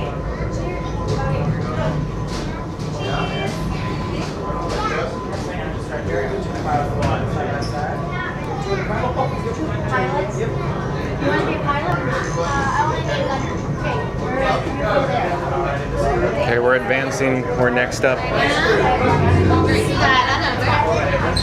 hang out here and try to ready for you. Alright, pilot here. You're gonna fly left and right. You're gonna fly up and down. Go down, back to up, nice shot. My gunners, 2 buttons. Square for your blasters, circle for your missiles. And my engineer. Engineer! Hit any flashing buttons to fix the ship. Yes, sir. Circle for your harpoons. Harpoons. Backpacks, fanny packs, etc. Hold them in your hands for me. Just waiting for the relay. That's in front of me.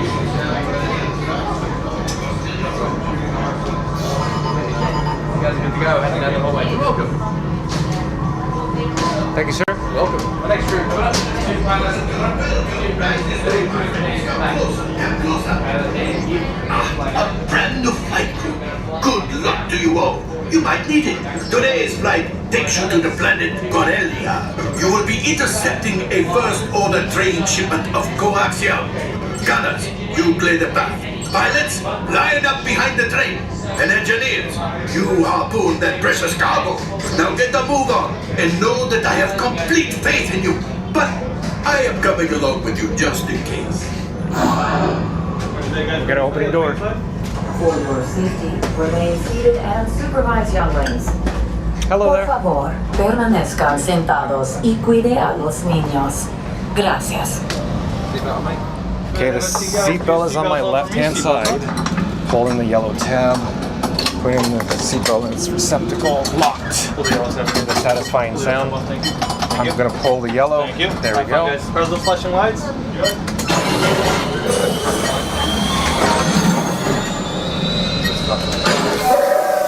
Flight engineer, repair test. Hit your flashing button. An engineer. I'll do what I can to help out. Right, pilot. Push the flashing button to take off. Pilot on the left. Move your stick to fly right and left. I was just about to say that. Pilot on the right. Pull back on the stick to fly up. And push forward to fly down. Weapons are online.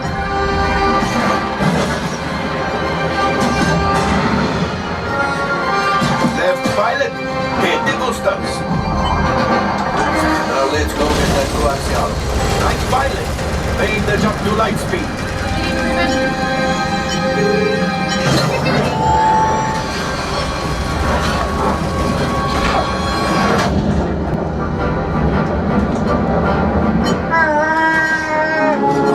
There's the train. Yes, keep shooting.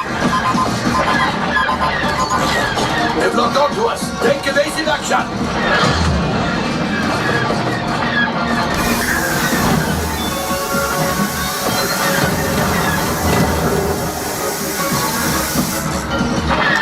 There it is. After that plane. Flight engineers, fire the harpoons. Excellent. Now, gunners, shoot the cargo free. Left pilot, brakes. My friends, that could have been much worse.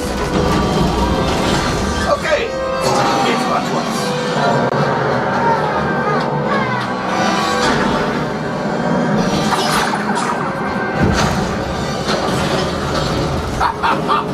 Yes, you got one. Excellent, my friends. Now power up the ship. Well, I have the coaxium.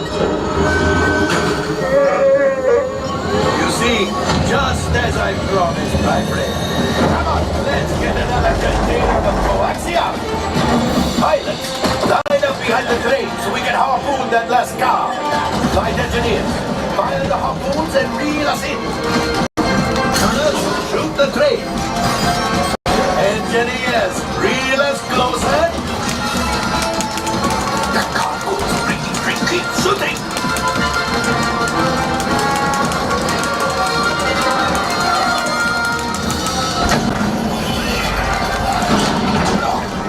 I thought you had it. Gunship. Oh, that's ridiculous. Things are getting too hot. We've got to get out of here. A distraction. Fire the missiles at the train. Hurry.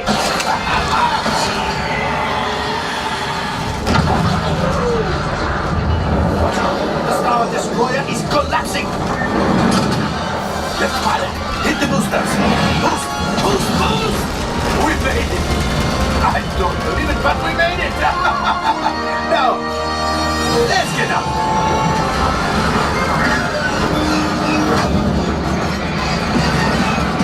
Your hyperdrive has failed. Pilots, evasive maneuvers! We've got company! Chu is right! If we leave them back, they may find the resistance! You did it! Watch out! Oh, that's good to know.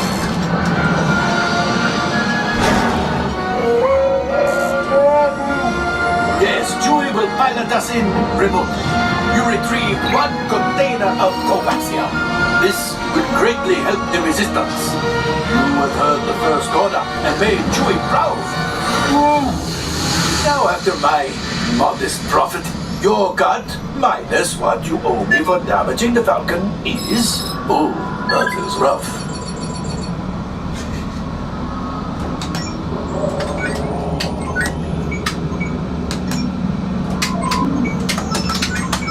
R5, damage report. Engine failure, alright. Hyperdrive leak, that is not too good. Multiple hull ruptures, well, it could be worse. Life support failure, that's something. I'm just going to cut you off there. It might be faster if you list the parts that are not damaged. You know, the ones that help us to breathe. All right, my friends, you... Whoa, looks like we're ready to unload.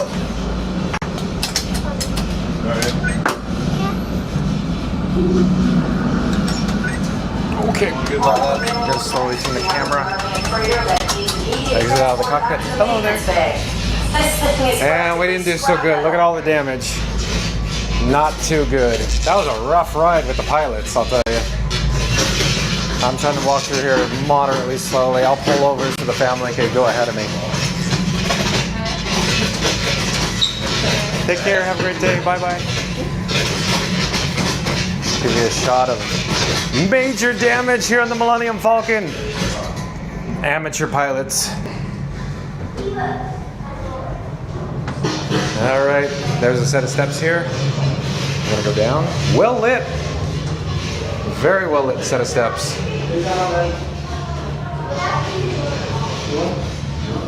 All available tests, we have a Millennium freighter that needs immediate transport back to the Davis Bay. This is practically scrubbed. Oh, excuse me, I'm sorry.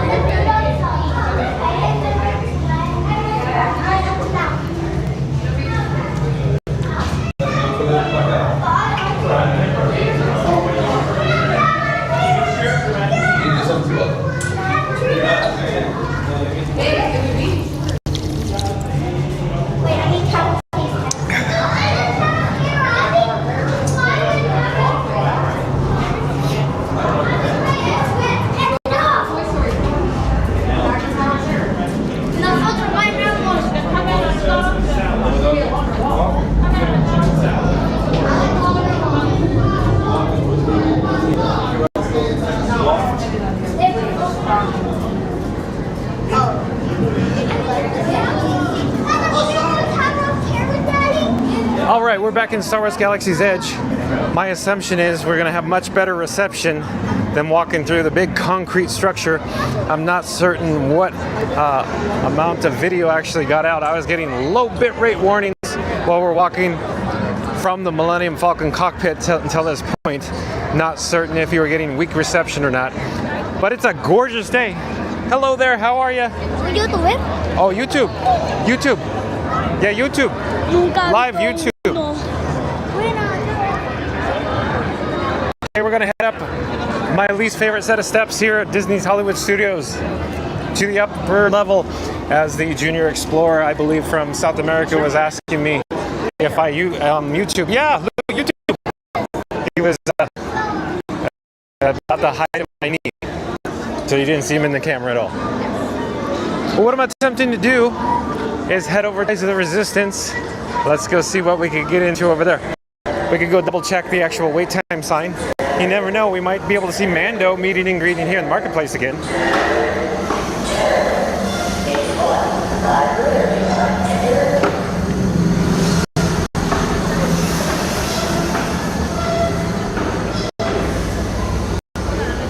If you're new to the channel, remember to like, comment, and subscribe. We're currently in Star Wars Galaxy's Edge here at Disney's Hollywood Studios.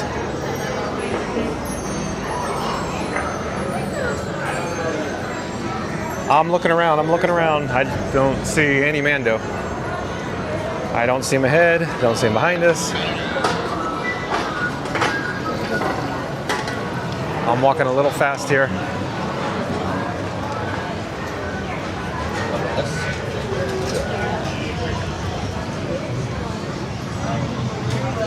I don't think we're in luck right now. But we'll push ahead over to the Rise of Resistance, double check the wait time. Like I mentioned earlier, in my opinion, I believe they are having an issue. In other words, I'm experiencing reduced capacity on the attraction today. Double check. Whoa, I think we're getting weak reception.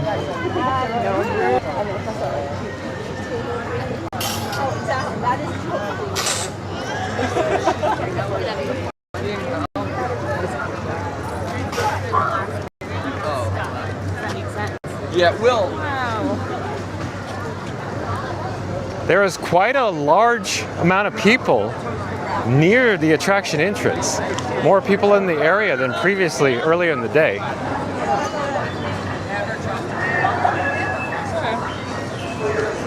It's still posted at 90 minutes, so why not? We'll just give it a shot.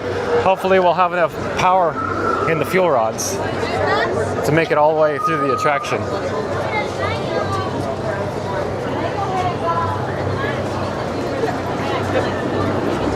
Yeah, you can normally just get up.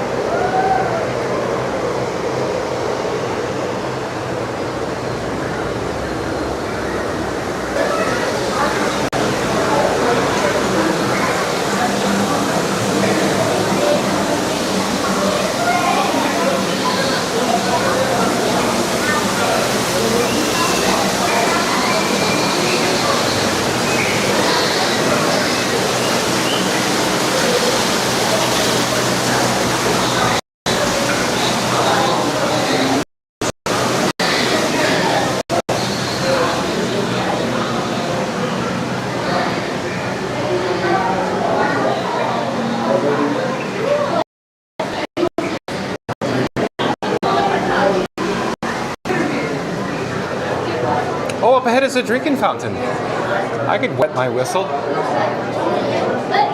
I'll try to hold the camera behind me so you can get views of the queue.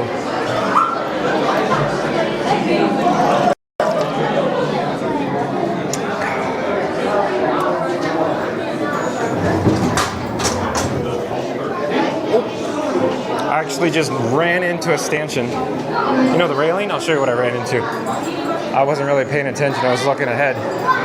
Right there, boom, hip right in it. Okay, so not that bad. I don't know how long it's actually going to be if we are going to experience indeed a reduced capacity attraction. But we're not too far away from the pre-show considering. My assumption is it's not going to be 90 minutes. The line continues to move. It's advancing. In the meantime, I could always take out the bat phone. There we go. We got the bat phone. I can enable the wireless feature. We can go back to the news. If you give me just one moment, I'll be right with you.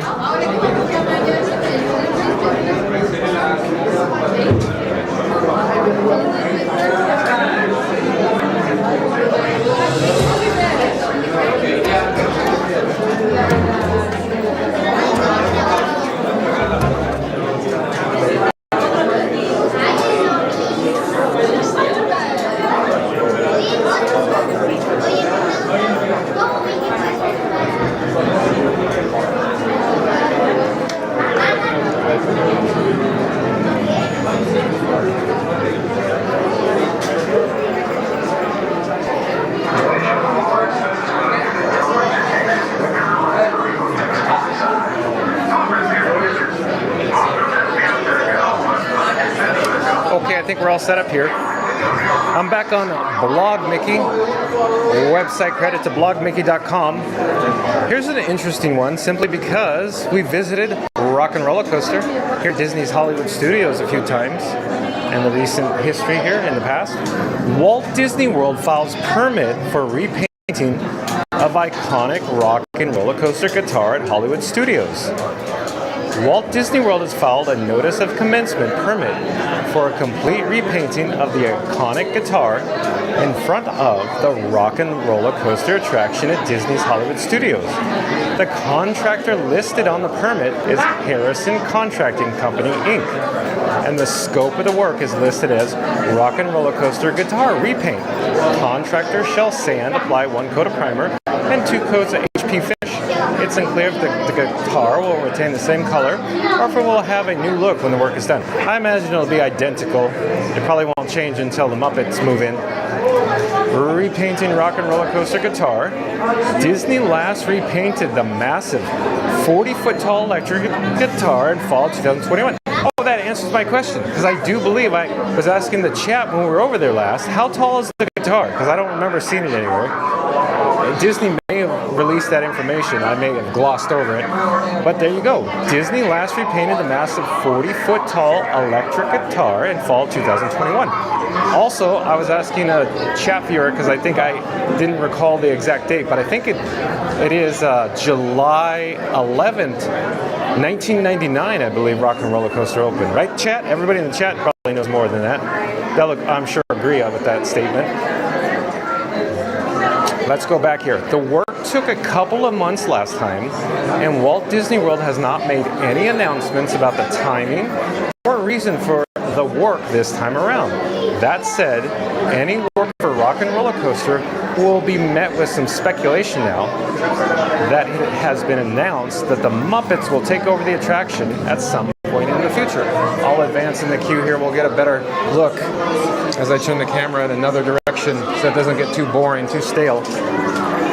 But of course, this is one of my favorite attractions in the entire world.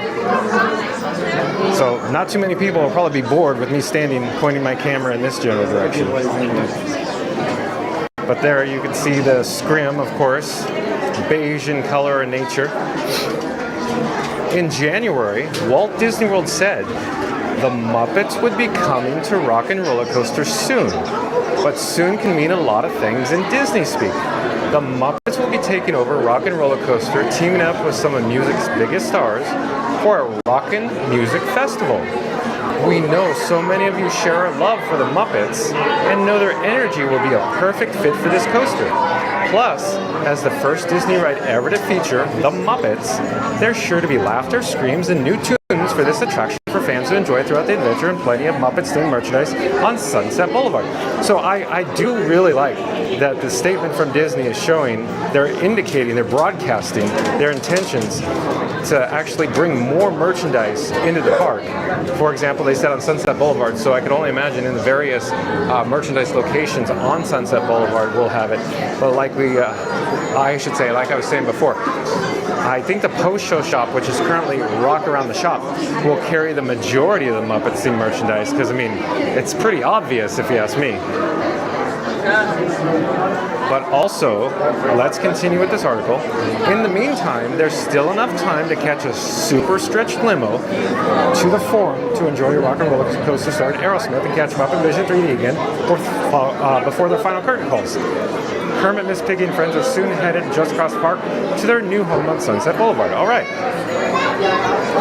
In terms of what to expect when the Muppets take over Rock and Roller Coaster, we haven't seen anything yet to suggest that it will be a substantial change.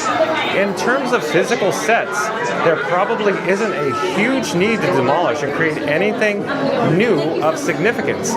We'd expect the same roller coaster layout, the same spacious gravity building, perhaps even the same black light scenes within the ride. That is a possibility. I can only imagine that it's not a case of the money or the budget, it's a case of downtime.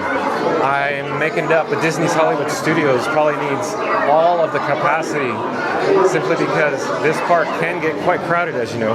They need all attractions, all restaurants, all shops, everything firing on all cylinders, with the exception of days like today, a good to go day where it's nice and comfortable.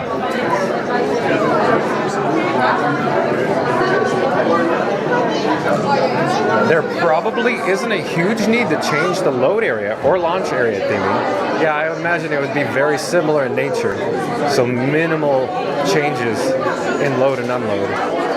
The pre-show will probably get the biggest change.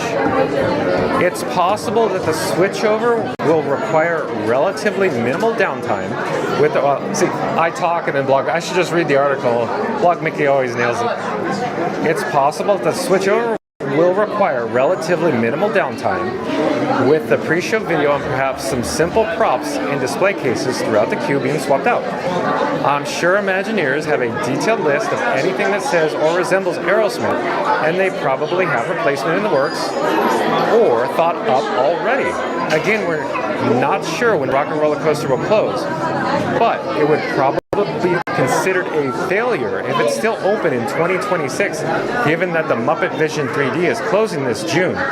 Yeah, I don't think they want two attractions closed simultaneously, so I'm sure they scheduled on their future scheduling construction, I guess you should say, timeline to have only one close at a time, possibly. I'm just making that up.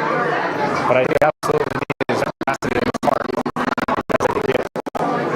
So I'll just repeat. Consider the failure of open for 2026, given that the Muppet Vision 3D is Disney can and should move quickly to get the Muppet back into Disney's Hollywood Studios. And their statement that Muppets will take over Rock and Roller Coaster soon should be encouraging fans. And of course, there's a little pre-show at Rock and Roller Coaster. Let me hit back and I'll actually check the chat while I'm here. Jeremy Heat says, one of the coldest water fountains in space. So I imagine it was when I took a drink of water just a few moments ago, just on the opposite side of the Q building that we're in right now. Jeremy Heat also says, Steve Martin and Kermit dueling banjos would work. Hey, that'd be so. Hey, don't forget Martin Short in there. That'd be good. I'd say Chevy Chase, but I don't think we're gonna get Chevy Chase. We'll go back to the article. We can see a sneak peek at annual pass holder merchandise. There are some people in the chat may be interested in that. Here's a sneak peek at annual pass holder merchandise for 2025 Epcot Flower and Garden Festival. Walt Disney World has shared a sneak peek at the annual pass holder exclusive merchandise that will be available during the 2025 Epcot International Flower and Garden Festival beginning March 5th. Here's a look. Purchase seasonal items created specifically for pass holders in honor of this springtime festival. Bring home souvenirs featuring Mickey Mouse, colorful blooms, and the Epcot International Flower and Garden Festival logo. Here are some highlights that include a t-shirt featuring Mickey Mouse and Spaceship Earth, along with the Flower and Garden Festival logo, pass holder designation, and flowers. Let me go back to the photo. So there's that t-shirt again. And they have the baseball cap featuring a topiary Mickey Mouse with pass holder on the brim. There's also the mug featuring Spaceship Earth flowers and the festival logo, a trading pin, and a magnet. So let's go back to the photo. Yeah, they're all pictured there, I guess. He even got a little trowel and a gardening glove. I haven't seen those since I was a kid. For everything you need to know about the 2025 Epcot International Flower and Garden Festival, check out our dedicated event page below. Okay, good. Let's go on. Oh, here. While we're on Epcot Flower and Garden, Buzz Lightyear, there's a photo. Buzz Lightyear and Gnome Topiaries return for 2025 Epcot Flower and Garden Festival. So this was on February 25th, yesterday I believe. While visiting Epcot today, we made a quick lap around the park to check in on the latest topiary installation ahead of the 2025 Flower and Garden Festival. I'm not sure if we're actually compressing. We might be making like an accordion where it compresses, but I think people are actually moving ahead. That's a good sign. Back to the article. So, I'll repeat, I guess. While visiting Epcot today, we made a quick lap around the park to check on the latest topiary installation ahead of the 2025 Flower and Garden Festival. We found the Buzz Lightyear topiary had returned to World Discovery, and garden gnomes have returned to the Germany Pavilion. All right, Buzz Lightyear topiary, starting in World Discovery. Guests will find Buzz Lightyear in his traditional spot in front of Mission Space. Buzz Lightyear received an updated look in 2019, but he debuted at the Epcot Flower and Garden Festival back in 2011. And again, Vlog Mickey, whatever camera and lens he's using, top notch. Well done.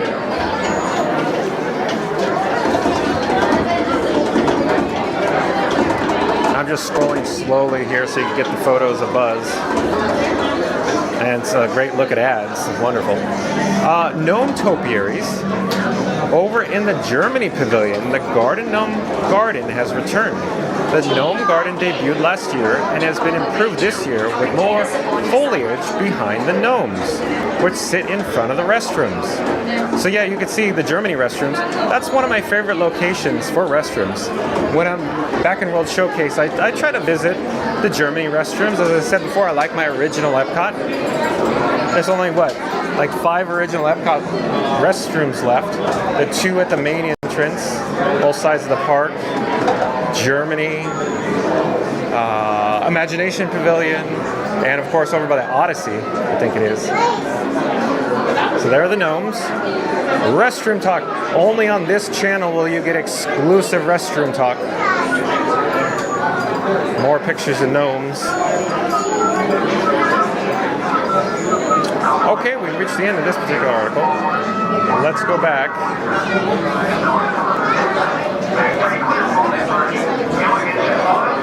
Oh, here's a good one.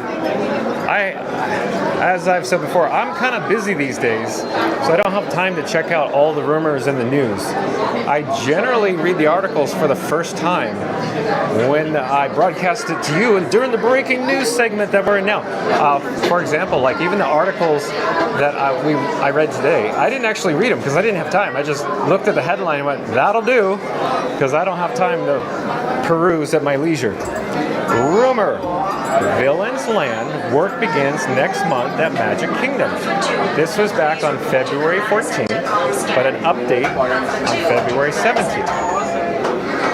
Walt Disney World has received the green light on its Rivers of America demolition permit, which clears all of the regulatory hurdles to get this project started. Oh, excuse me. Let me get out of the way here.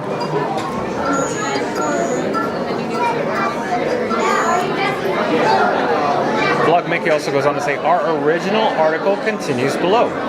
According to a construction bidding site, Walt Disney World is currently targeting a March 1st start date for construction related to Villains Land and the Frontierland expansion featuring 2 Cars-themed attractions.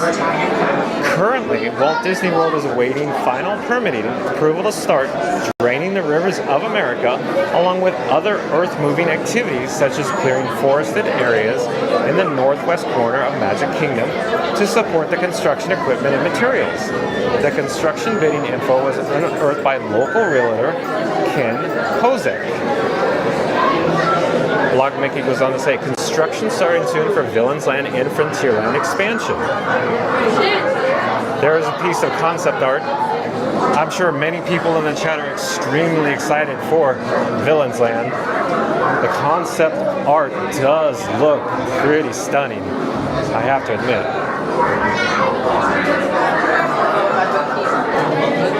The March 1st start date may be a bit deceiving. Let me get in this little corner and pocket and turn around. Get a better view here. March? Yeah, I already said that. Maybe a bit deceiving, as that's the date that we expect that backstage land clearing activities could start. And I would agree with Blog Mickey. It is expected that Walt Disney World will receive final permitting approval early next week for the start of the project, which includes a lot of backstage prep work before we ever see anything in Magic Kingdom. Similar to the Tropical Americas project at Disney's Animal Kingdom, Disney has had to clear the permitting hurdle before work could begin. That said, we're very close to the permitting green light. I agree with that.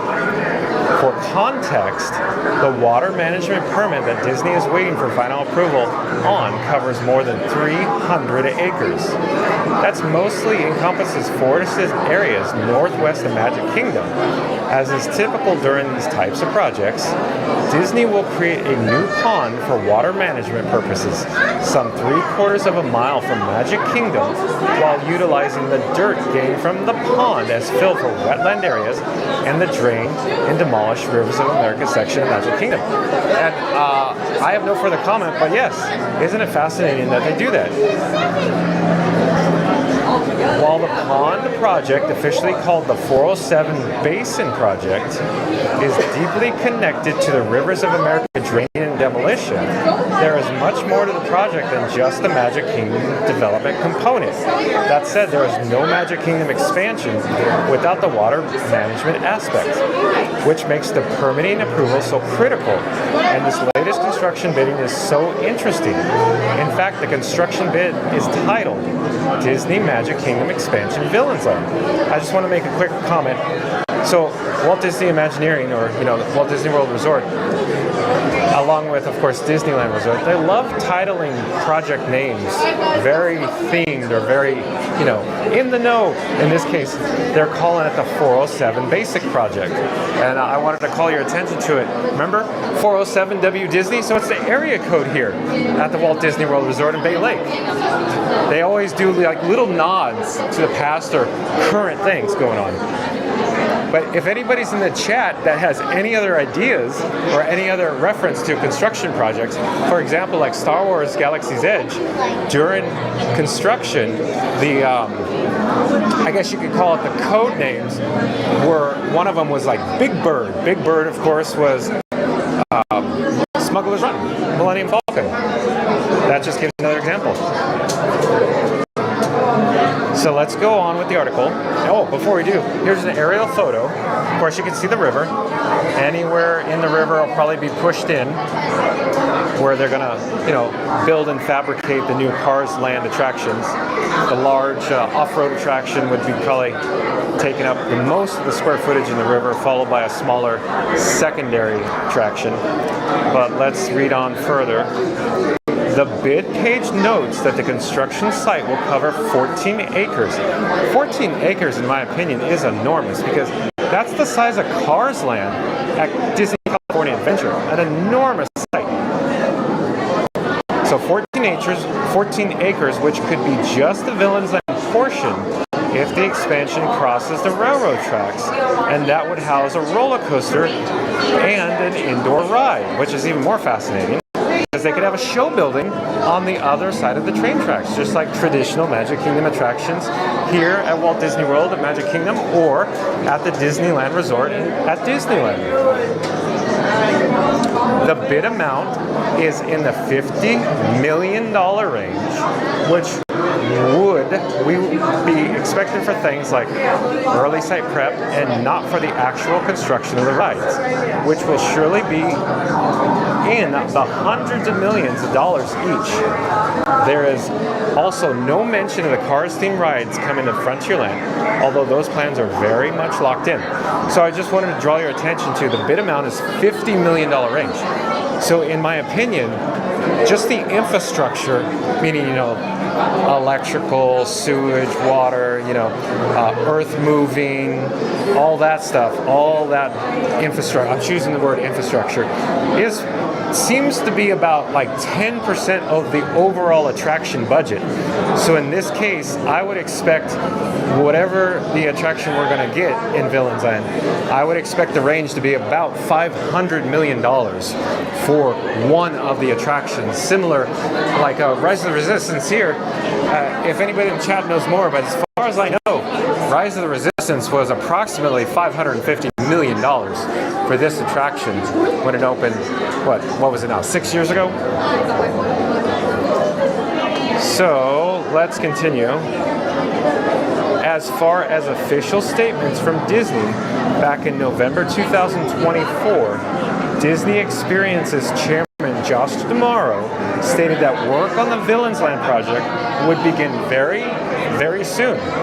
D'Amaro specifically mentioned Villains Land, suggesting that the recently rumored March 1st start date could be accurate. In theory, the backstage laydown yards that will be utilized for construction equipment and materials for the Cars themed rides could then be turned into areas for Villains Land in the future. Yes, good point, Blog Mickey. And then I'm going to read the caption on the concept art here. A reimagined area of Frontierland at Magic Kingdom Park will be home to 2 new Cars-themed attractions, taking guests into the wilderness beyond Radiator Springs. And one of the attraction concept art pieces that may be below, I just haven't looked, may show the off-road type ride system, meaning it's a trackless off-road vehicle, which does look very intriguing. In Disney's official announcement of the land back in August 2024, they said that the land would be home to 2 major attractions, dining and shopping, on an incredibly twisted grand scale. At the time, Disney said that preparation is already underway at Magic Kingdom for this new land, although that clearly didn't mean shovels in the ground. Oh, I'm tripping out. Here, let me get away from the... I was tripping out on the... here, I'll show you. I was not paying attention to where I was going. On the little concrete bench seating, I tripped on it. But I'm fine, no worries. While I'm here, I'm actually going to unplug one of my cables because I'm checking the power rod. I don't know if we're going to be able to get through this attraction. We're stuck here now, but my cameras are dying a little faster than anticipated. I'm wondering if the fuel rod that I had plugged in was not fully charged, even though it said 4 green LEDs. It just doesn't feel like it got a full charge. On the cameras, that is. The article jumped, but I do believe we're near the end of it. Walt Disney World did not return a request for comment about the rumored start date. Walt Disney World has not announced the closing date for the Raiders of America or Tom Sawyer Island. All right. Let me check the chat real quick. Andy says, hey John, hey Andy, welcome back, nice to see you. Alex Buxel is also back in the chat. Hello, I'm back. Welcome back, Alex Buxel. Any further comments, speculation, or any opinions you have about Villains Land? Anybody in the chat have any idea what's going on with Villains Land? Like I just said just a few moments ago, the fuel rod that I was depending on providing power to get through this attraction, it died, it's gone, it's zapped. Like it feels like it wasn't a full fuel rod for whatever reason. It's completely dead. No more green LEDs. I'm looking at the camera battery levels, so I'm hoping we're going to get to experience this attraction. In the event the stream dies, most likely I will be broadcasting live tomorrow. I don't know where we're going. I'll have to check the news and see what we're doing. But like, I'm just giving everybody a heads up. In the event the stream dies, I'll be back tomorrow at 2 o'clock Eastern from somewhere else here at the Magic Kingdom. But let's check the news, or let's get back to the news, see what else we got here. Here's a good one. Oh, that'd be perfect. We should check this out. So, yesterday, February 25th, Guardians of the Galaxy Cosmic Rewind Standby opens the multi-hour waits at Epcot. Oh boy. Yeah, so we did a video on it just several days ago. So both Guardians and Tiana's Bayou Adventure recently just came off the virtual queue, meaning they no longer offer the virtual queue, but they do offer the standby along with the lightning lane entrance. So let's see the photos and Blog Mickey's experience here. Today marks the first day. Oh, I think we did see this one in a previous. Well, it sounds familiar, but I'll read it anyway. Today marks the first day of the traditional standby queue operation for Guardians of the Galaxy Cosmic Rewind since the attraction opened back in May 2022. More accurately, this is the first time that a standby queue has been used during daily operations. A standby queue has been used for special events, but never during the course of a normal operating day at Epcot. The popular indoor coaster just passed the 1,000-day mark of utilizing a virtual queue to manage demand. But now the standby line is open and wait times are predictably climbing. Here's an on-the-ground look at the situation this morning during the rope drop period. So Guardians of the Galaxy Cosmic Rewind open standby queue. Similar to when Star Wars Rise of the Resistance opened its standby line, guests lined up by the hundreds this morning to ride the popular Cosmic Rewind attraction. Officially, the posted wait time reached 135 minutes during the first 30 minutes of park operation. Pretty steep, I'd say. Even though Epcot opened at 9 a.m. to the public, there were already hundreds of guests in line thanks to the early entry period that allows guests of the Walt Disney World resorts the opportunity to enter the park 30 minutes before the official park open time frame. So there you go, 135 minutes, standby wait. Of course, the first guest to get into line is the early entry crowd. Early entry is a 30-minute head start on your day for guests staying at a Walt Disney World Resort Hotel. The perk allows eligible guests to ride eligible rides 30 minutes before park opens to all guests. As you might expect, the early entry line was not small today, but it was completely unmanageable. Well, I rephrase, excuse me. But it wasn't completely unmanageable either. We did not have early entry this morning, so we'll be showing what's visible from regular guest areas. In all honesty, day one isn't representative of what it'll be like in a month or 6 months. So we'll try to return for early entry once things have settled in a bit. That said, here's a look at the early entry crowds before they were led into Epcot, followed by a time-lapse video of the moment they were allowed to enter. So my quick comment, yes, we saw this article, I believe, past video. So this particular photo says, park entry at 7:47 a.m. All guests can enter Epcot. There's the early entry sign next to the guide maps. Another early entry sign, and look at the large crowd gathered. Early entry guests were led into the park at 7:55 a.m., but they're off to a secondary holding area. Essentially, the entire World Celebration Garden is open to early entry guests. with additional lines forming for early entry into World Discovery, World Showcase, and World Nature. We don't have visibility into that process today, but we'll be back to take a look at early entry soon.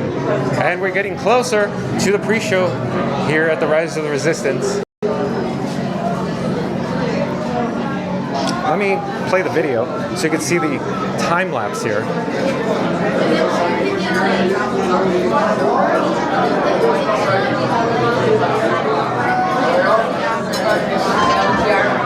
Oh, we're getting a warning on one of my cameras, the main camera. Not good, not cool, John. So this guy is attempting to bring you live streaming coverage of the Rise of Resistance. However, the fuel rod was unreliable and we're no longer providing electricity or juice to the camera you're watching. I'm uncertain what's going to happen, but I'm going to stick it out. We'll see what happens here.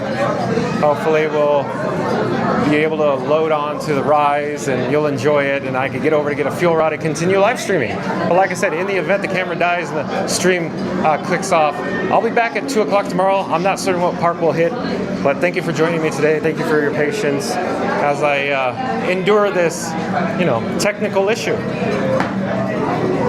Back to the article. On the day guest side of things, crowds were extremely modest today. It's a Tuesday, so yesterday, and a good to go day, meaning that annual pass holders do not need to make a reservation to enter any of the Walt Disney World theme parks.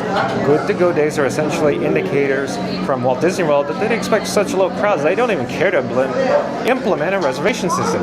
It's kind of a catch-22 though, because even though their internal metrics say that crowds will be low, something like Cosmic Rewind heading to standby for the first time ever will surely draw crowds, or so you'd think. Epcot allowed all guests to tap into the park around 7:30 a.m., which is standard. If I were guesstimating, I would say that some 95% of guests who entered Epcot before 8:15 a.m. were guests with early entry privileges. The rest of this article will be from the vantage point of regular rope drop guests. Here's a look at the rope drop crowds for day one of the Guardians of the Galaxy Cosmic Rewind traditional standby offering. We'll start with a look at the crowds around 8:45 a.m., just 15 minutes before rope drop. If you want to be at the front of this line and the back of the early entry line, we'd recommend showing up before 8:15 a.m. If you're visiting on a busier day, you might want to arrive even earlier. Before we jump into the photos, I should note that we've done a lot of day one offerings at Walt Disney World, and while the crowds were large for this, they were very manageable thanks to the extended queue design and routing. Epcot Ops, or Epcot Operations, did a wonderful job of ensuring a controlled chaos situation this morning, and it really wasn't all that chaotic from our vantage point. So you can see all the various groups of people there. I'll scroll slowly, and then faster past the ad. There you go.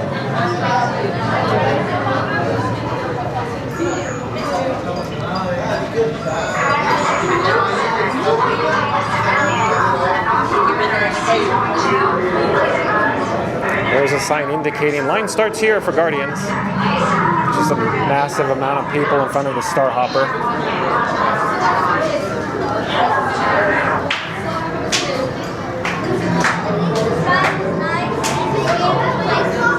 We'll round the corner and then I'll get back to the article. We're advancing at a faster rate. We're getting closer. By 9:30 a.m., the posted wait time had reached 135 minutes, but it would quickly die down as guests moved through the efficient attraction. Star-Lord was even out early this morning to greet guests. As you can see, the queue was starting to moderate even when we took this photo around 9:45 a.m. Here's a look at the time lapse of the initial rope drop crowds funneling into the queue. So I'll hit play here, go around the stanchion.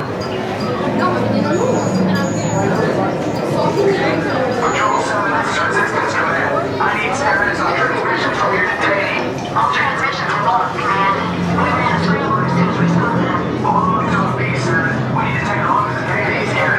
Well, there, man.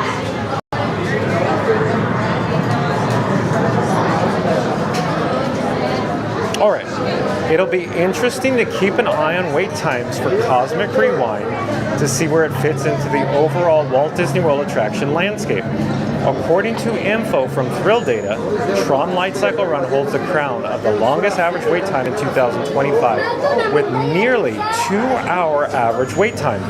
Here's a look at the top 10 attraction average wait times this year so far. So this will be interesting. This is right up my alley, and I'm sure most people in the chat will agree. Okay, so Tron Light Cycle Run, 116 minutes. Avatar Flight of Passage. Oh, we're going. Just okay. We get stopped. Okay, I'm gonna just switch the camera because we're entering the pre-show here in a moment. Disable the voice. Just me. All right, come on in. Oh, we're going. Coming here. We're going to the pre-show. Keep going. Oh, yeah, all the way in. Always do not stop in the middle. Keep going all the way forward. Do not stop. Keep going. Camera moving around wildly. I'm disabling the wireless feature on my bat phone. We're in the pre-show now. Oh boy, BB-8. At the ready room for recruits.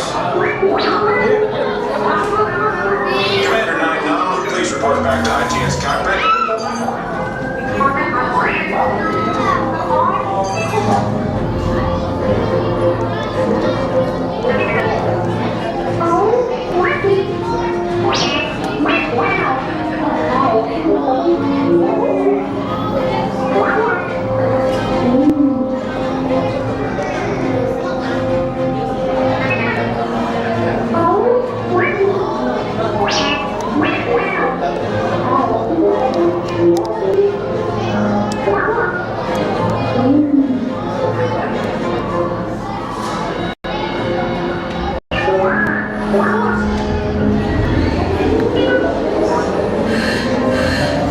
Incoming transmission from Ray.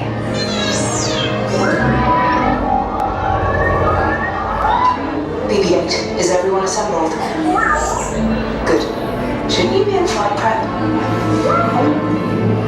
Recruits, thank you for joining the cause. A covert resistance team led by my friend Finn has infiltrated a First Order Star Destroyer that is now headed to this system. Your outpost on Batu is no longer safe. We have transports waiting to take you to General Organa's secret base on Pucara. I'll regroup with you there. The Resistance desperately needs your help in our fight against Kylo Ren and the First Order. Remember, it is vital that you keep the location of the Pucara base secret. Lieutenant Beck, one of our top commanders, will lead you. Affirmative. Transport is ready. 9-Num and I shall personally see them delivered. Thank you, Lieutenant. Welcome to the cause. May the Force be with us. Commander Bondan and a squadron of X-Wings shall escort us to the rendezvous point on Pucara. Roger, this is Black Leader. I hear you're a fine-looking group of recruits. Well, no time to waste. Let's get you on your way to the General. Stand clear. Deck doors are opening now. Hurry, all recruits to transport. No need for safety gear until this is ride. Ground crews, deck is in motion. Recruits crossing to transport. Initiate pre-flight sequence on Deck 3 for Pucara.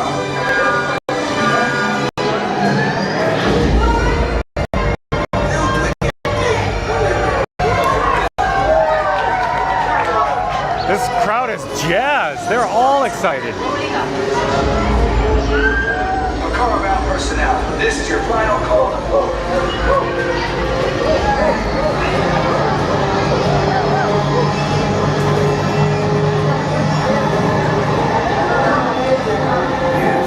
I just want to be sure. Recruits must go on board now. Transport is away in 30 seconds. Good. Yes. All right, recruits, it's your guns and silver handrails. Good luck. Transport takeoff in 20 seconds. Good. Airspeed sensor? Thank you, 9-Num. Black Leader, are you and your team ready? Affirmative. The engines are hot. Red 2, Blue 5, report. Red 2, check. Red 5 standing by. Nenda kuweka system scan ringi. Affirmative. Nenda okay. Hyperdrive systems normal. Ndio. Engage repulsors and hold on, recruits. All ships, launch.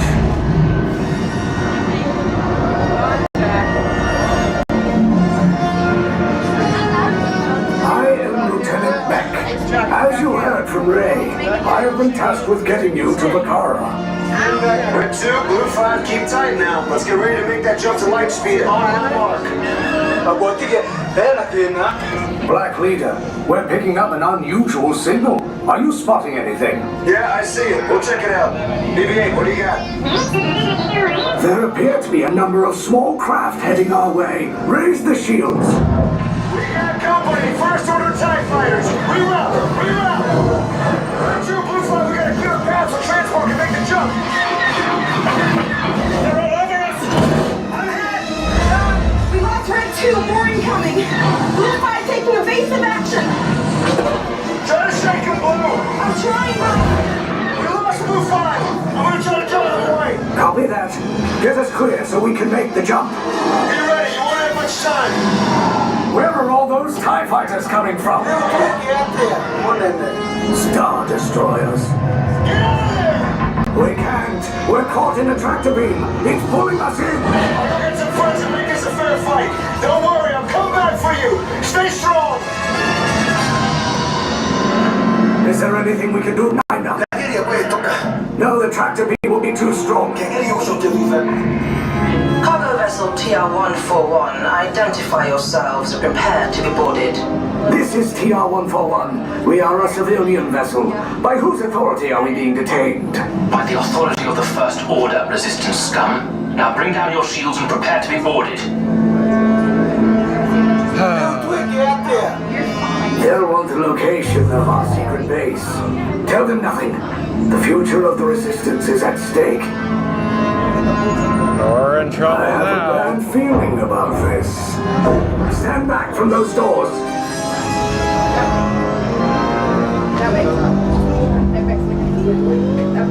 Resistance sympathizers. This vessel is now under the command of the First Order. You will exit this ship and head to the right for your interrogation. Get out.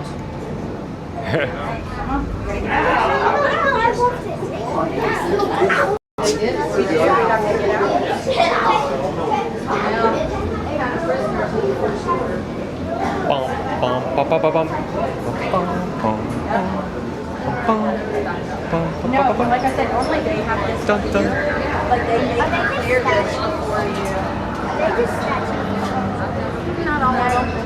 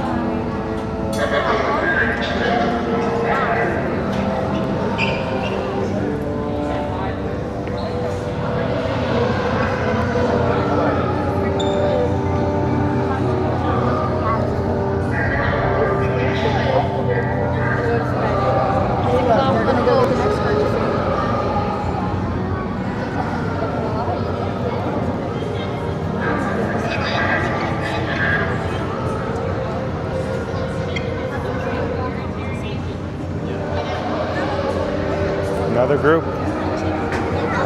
Tour group. Oh, moving. I gotta pay attention.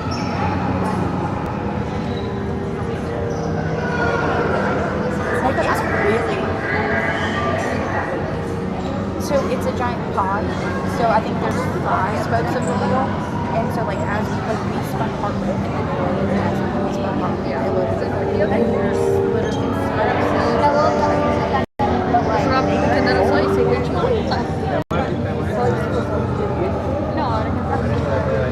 it's up here.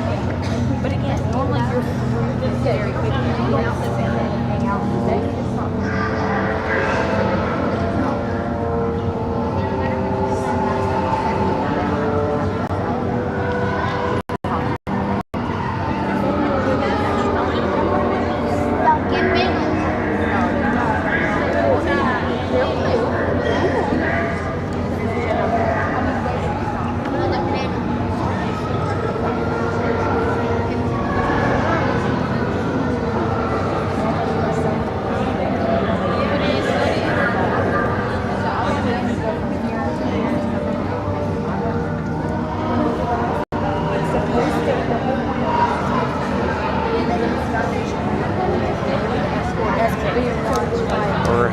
is the detention center. So real quick, I just wanted to mention, I've never experienced this attraction like you're seeing now. Just one, please. Yes, one to the right. One to the right, that's me. So like I was indicating, I've never seen the guest flow or the queue like this. So it definitely feels like reduced capacity here today at Rise of the Resistance, just in my opinion. But again, anybody in the chat know more what's hubbub on the social media? Support will augment adjacent teams.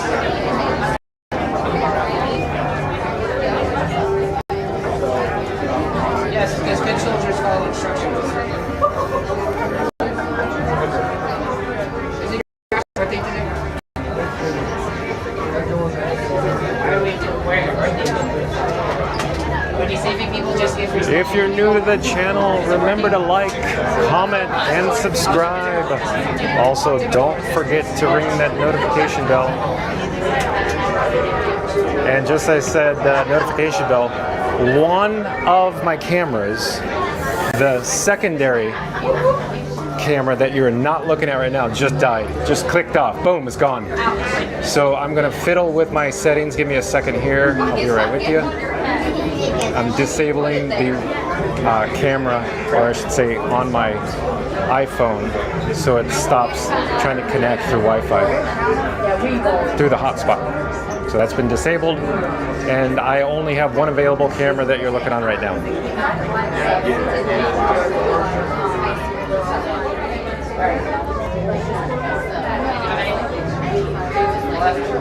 Well, while we're here, I'll look at a wall. And I'll share a dumb story. Okay, so when the Rise of the Resistance was under construction at the Disneyland Resort, the parade building, meaning where they put the parade floats in, or where they do the nightly maintenance, or where they park the parade floats overnight and plug them into the battery chargers. The parade warehouse was right next door to Star Wars Galaxy's Edge construction site at Disneyland. So every day I got to see, from the outside of the wall, or the other side of the construction fence, vantage point of Rise of the Resistance and Smugglers Run. So I got to see the daily updates. And the point of the story is I always would see large crates come off of the semi-trucks, of course be lifted with great old tractors and then placed in the boneyard. So they'd of course have serial numbers and tracking. But in the crates you could see, because they were all wrapped in clear plastic, when they take the crates or open them, unload them, you could see these sections. In other words, see how there's individual sections? So each section came in a crate, and I was able to watch a lot of the interior theming. Like I'll point to this opposite side of the wall so you get a better idea. The interior theming wall sections would come in, and of course on the back side they had structural steel elements, because they're just not like a facade. These things are not structural to the building, but they could stand up on their own because they have their own steel structure behind it to support the weight of anybody pushing against it, touching it, the weight of the roof. Engineering or structural talk. Boring for everybody in the chat, but I just wanted to share that quick story. And I also saw that was quite intriguing. One day they were bringing in the Smugglers Run ride vehicles, and they were lifting them off the semi-trucks, and of course the vehicles were so large in the crates they could only bring in like one at a time on the semi-trailer flatbed, and then of course they lifted them off with a heavy-duty crane, a giant crane.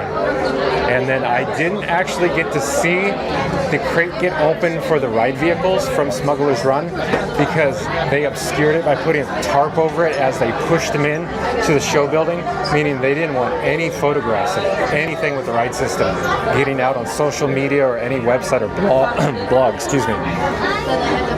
So I also was aware there was a building that was down the street from Disneyland in Anaheim, an unmarked location, just an industrial type building. And that's where they were receiving all of the various theming and show elements that we're talking about now. And I would always see them jockeying or moving them around, lifting them off from one trailer, putting on another, bringing it to the construction site for just-in-time or JIT. Excuse me, how many viewers you got? I don't know at the moment, but if you go to my, hold on one moment for everybody in chat. My name is John with Fun to Be Free. I can tell you where I'm at Fun to Be Free. Here, let me show you my bat phone. Here, I'll show you.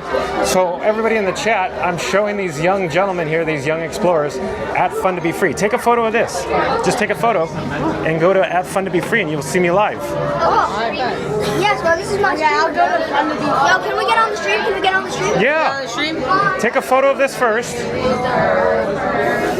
Got it? Okay.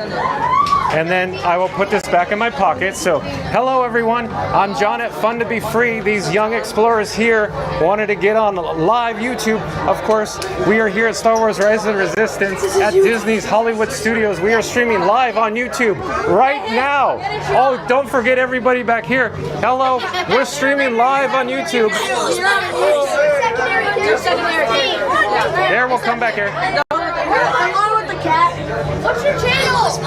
At Fun to Be Free. Send it. Send the photo. At Fun to Be Free.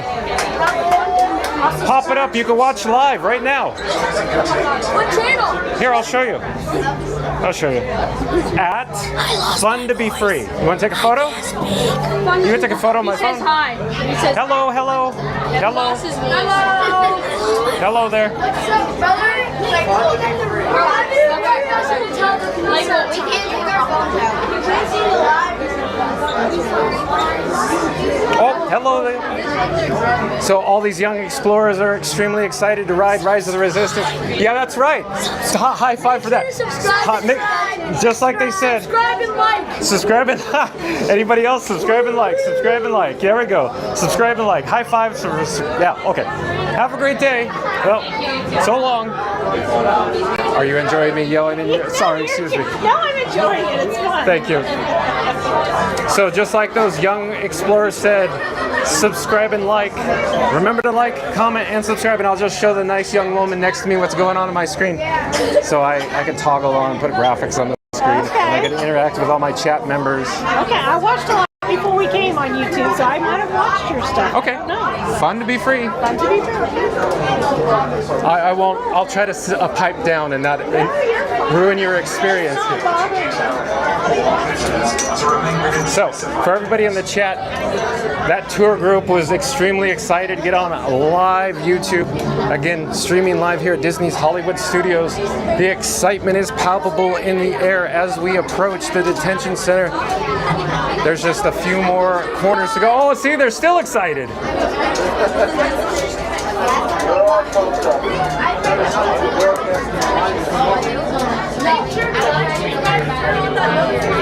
Let me get a shot just around the corner. What it looks like.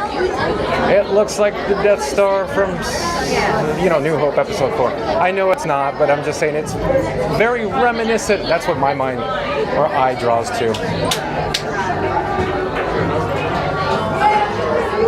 Excitement is in the air here in the queue, but like I said before, it seems like a reduced capacity still, and for whatever reason it seems like the left-hand side of the queue is moving faster than our side for whatever reason maybe, but I only assume because at the merge point the cast member is choosing or electing a certain amount of groups. She might be pulling smaller groups on the far side than our side, and then this group, I'm not certain what's going to happen with the large group, how they're going to split them up, but they're the experts, they know. Oh no, it says only 10% battery left on the only remaining camera I have. As I said before, previously mentioned, I was relying on the fuel rod to charge my cameras. But as it turns out, it seems like the fuel rod that the machine dispensed was maybe about a third of the way or half charge. I was really relying on, a full F-U-L-L, full rod to get us through the Rise of Resistance experience here at Disney's Hollywood Studios. But I'll mention again, in the event I lose the one and only camera I have right now, because my other camera just died a few moments ago, that I will be live tomorrow at 2 o'clock Eastern, streaming from the Walt Disney World Resort here in fabulous Orlando, Florida. But with that said, tune in tomorrow. In the event that the stream just ends, clicks off, just like I said, the camera's gonna die because the fuel rod was unreliable. This guy was really depending on it, and I'm sure everybody in the chat at home was relying on it too. Okay, so we're getting up here. getting close. It's going to be a photo finish, Lois, just like the Family Guy says.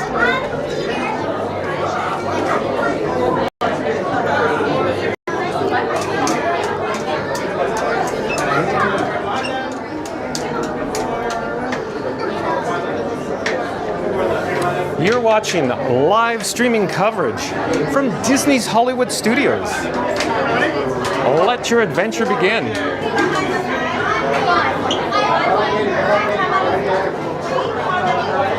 We're almost there. This nice young woman in front of me is indicating she's one. I'm also one. They might pair us together, and now she's rolling her eyes going, oh no. Are there any? No? Party's a one? Yeah, right here. Okay, while we're here, we can look at the safety sign. I know, what a great little view. Attention! The use of Star Destroyer transports includes rapid motion, sudden stops, sharp turns, and a swift drop. So, warning for your safety. You should be in good health. You know the gist of it. Let's get back over to the fun stuff. Okay, so that large tour group is directly up ahead. You can't miss them. They are in their green fluorescent t-shirts. They, you know, they went light speed to Endor on that line. We chose poorly on this side, that's for certain.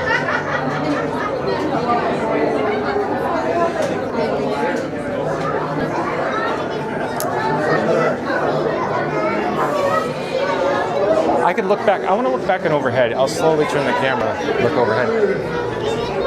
I really like how it's very lit up here in this portion of the queue. I'm sure it was intentional that it's this bright here in this section. But the one thing that's always kind of bothered me, see the vent up there? I go, drywall and vent? Oh, okay. I'm turning around slowly. Just one, please. Are you another? Just, okay, stay here. I'm one, I'm staying here. Yeah. This way. One, I'm going. Thank you, thank you, thank you. Oh, what did I say? Just your luck.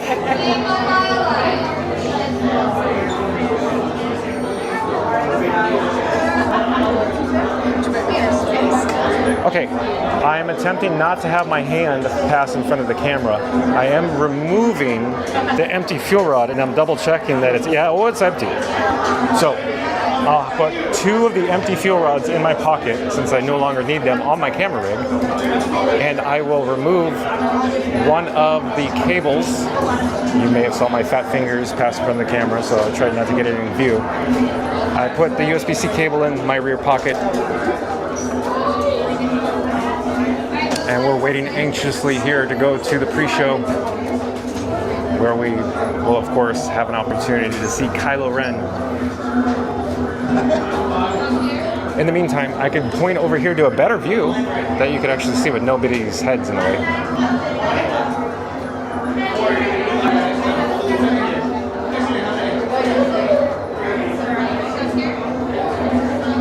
Oh, the tour group, the kids, the young explorers in the fluorescent green are just going in the pre-show.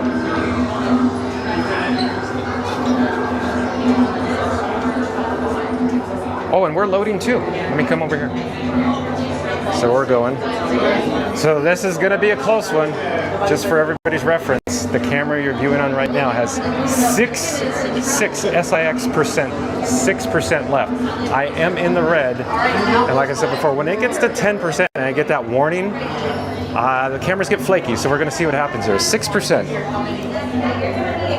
But regardless, I will be broadcasting live from Walt Disney World tomorrow at 2 p.m. How many? Hello, 1 please. 1 on red. Thank you. We're on red. We're on red.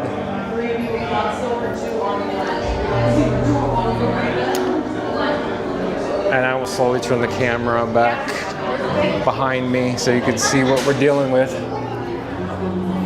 I'll hold it high overhead. You were just assigned a color, either red, blue, silver, or orange. It's now your job to memorize the color that you're now standing on. This color is vital to your interrogation. Whenever this cell door opens, blue and red will enter first and stand on the color that you're on now.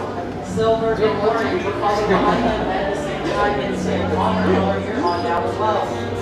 If you have on any bags, take them off and hold them in your hands. If you question if you hold a bag or not, congratulations, it's now a bag associated.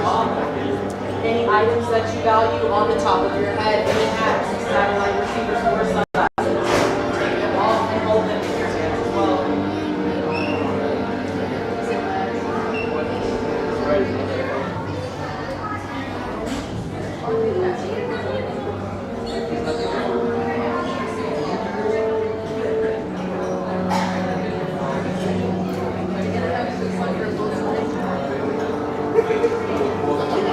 We're just waiting anxiously for the pre-show door to slide open. I'm keeping my volume down, or I'm not talking as loud, and I'll try to refrain from talking from this point forward so everybody in chat can enjoy Star Wars: Rise of the Resistance.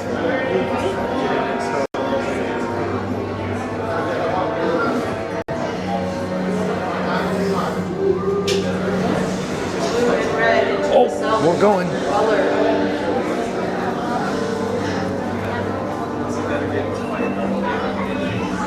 Silver and orange follow behind.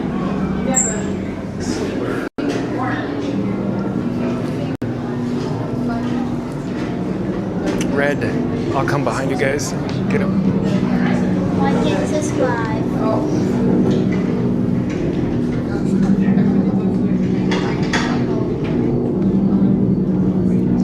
Leave us. Yes, General. Enemies of the First Order. We will soon snuff out your meager resistance. You chose the wrong side, and now you will pay. The Resistance prisoners. You have what I want. You know the location of the secret base, and I will take it from you. We're needed on the bridge. Keep the prisoners here. I will return to finish this personally. Secret race is in orange. Yeah. That makes sense.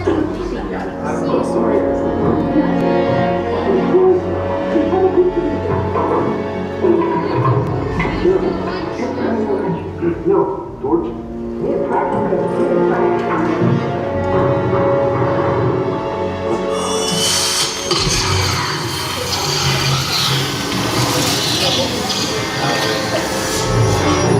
Stand back!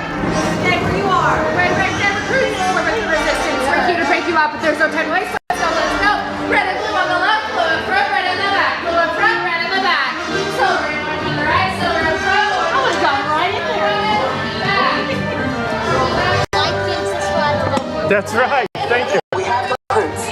Wait, you're still here? Paul's coming back with an attack force. Get to the escape pods now. Lieutenant Beck, we need to find him a way. Reportos para su seguridad. Permanezcan sentados con su cinturón de seguridad bien ajustado. Mantengan las manos, brazos, pies y piernas dentro del transporte y supervisen a sus niños.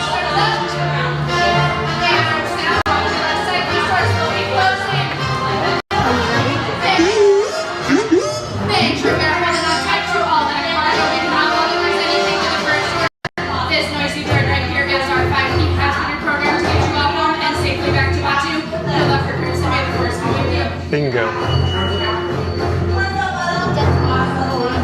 joined the right side. I joined it.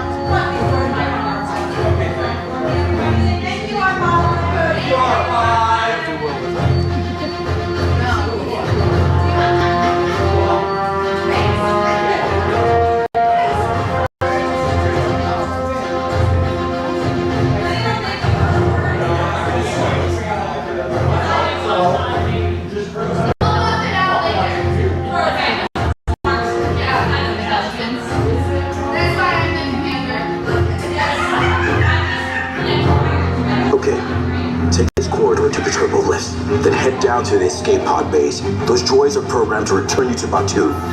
Hurry and don't get caught. Lieutenant Beck will guide you. Recruits, for your safety, stay seated with seatbelts securely fastened. Keep hands, arms, and legs inside the transport and supervise your children. Tell them it's a prisoner transfer. Did it work? Good. Now get a move on. There's a clear path to the turbo lifts at the end of the hallway. Turn right.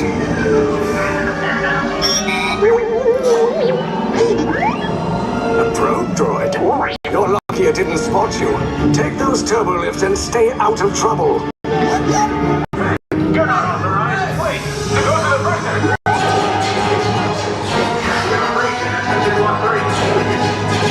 Your cover is blown. Find an alternate route. Who picked these two droids anyway?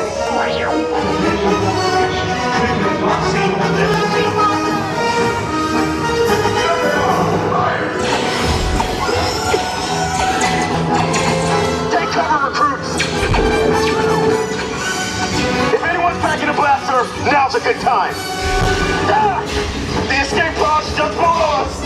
Wait, why are you going up? I said down. Up is bad. Up is real bad.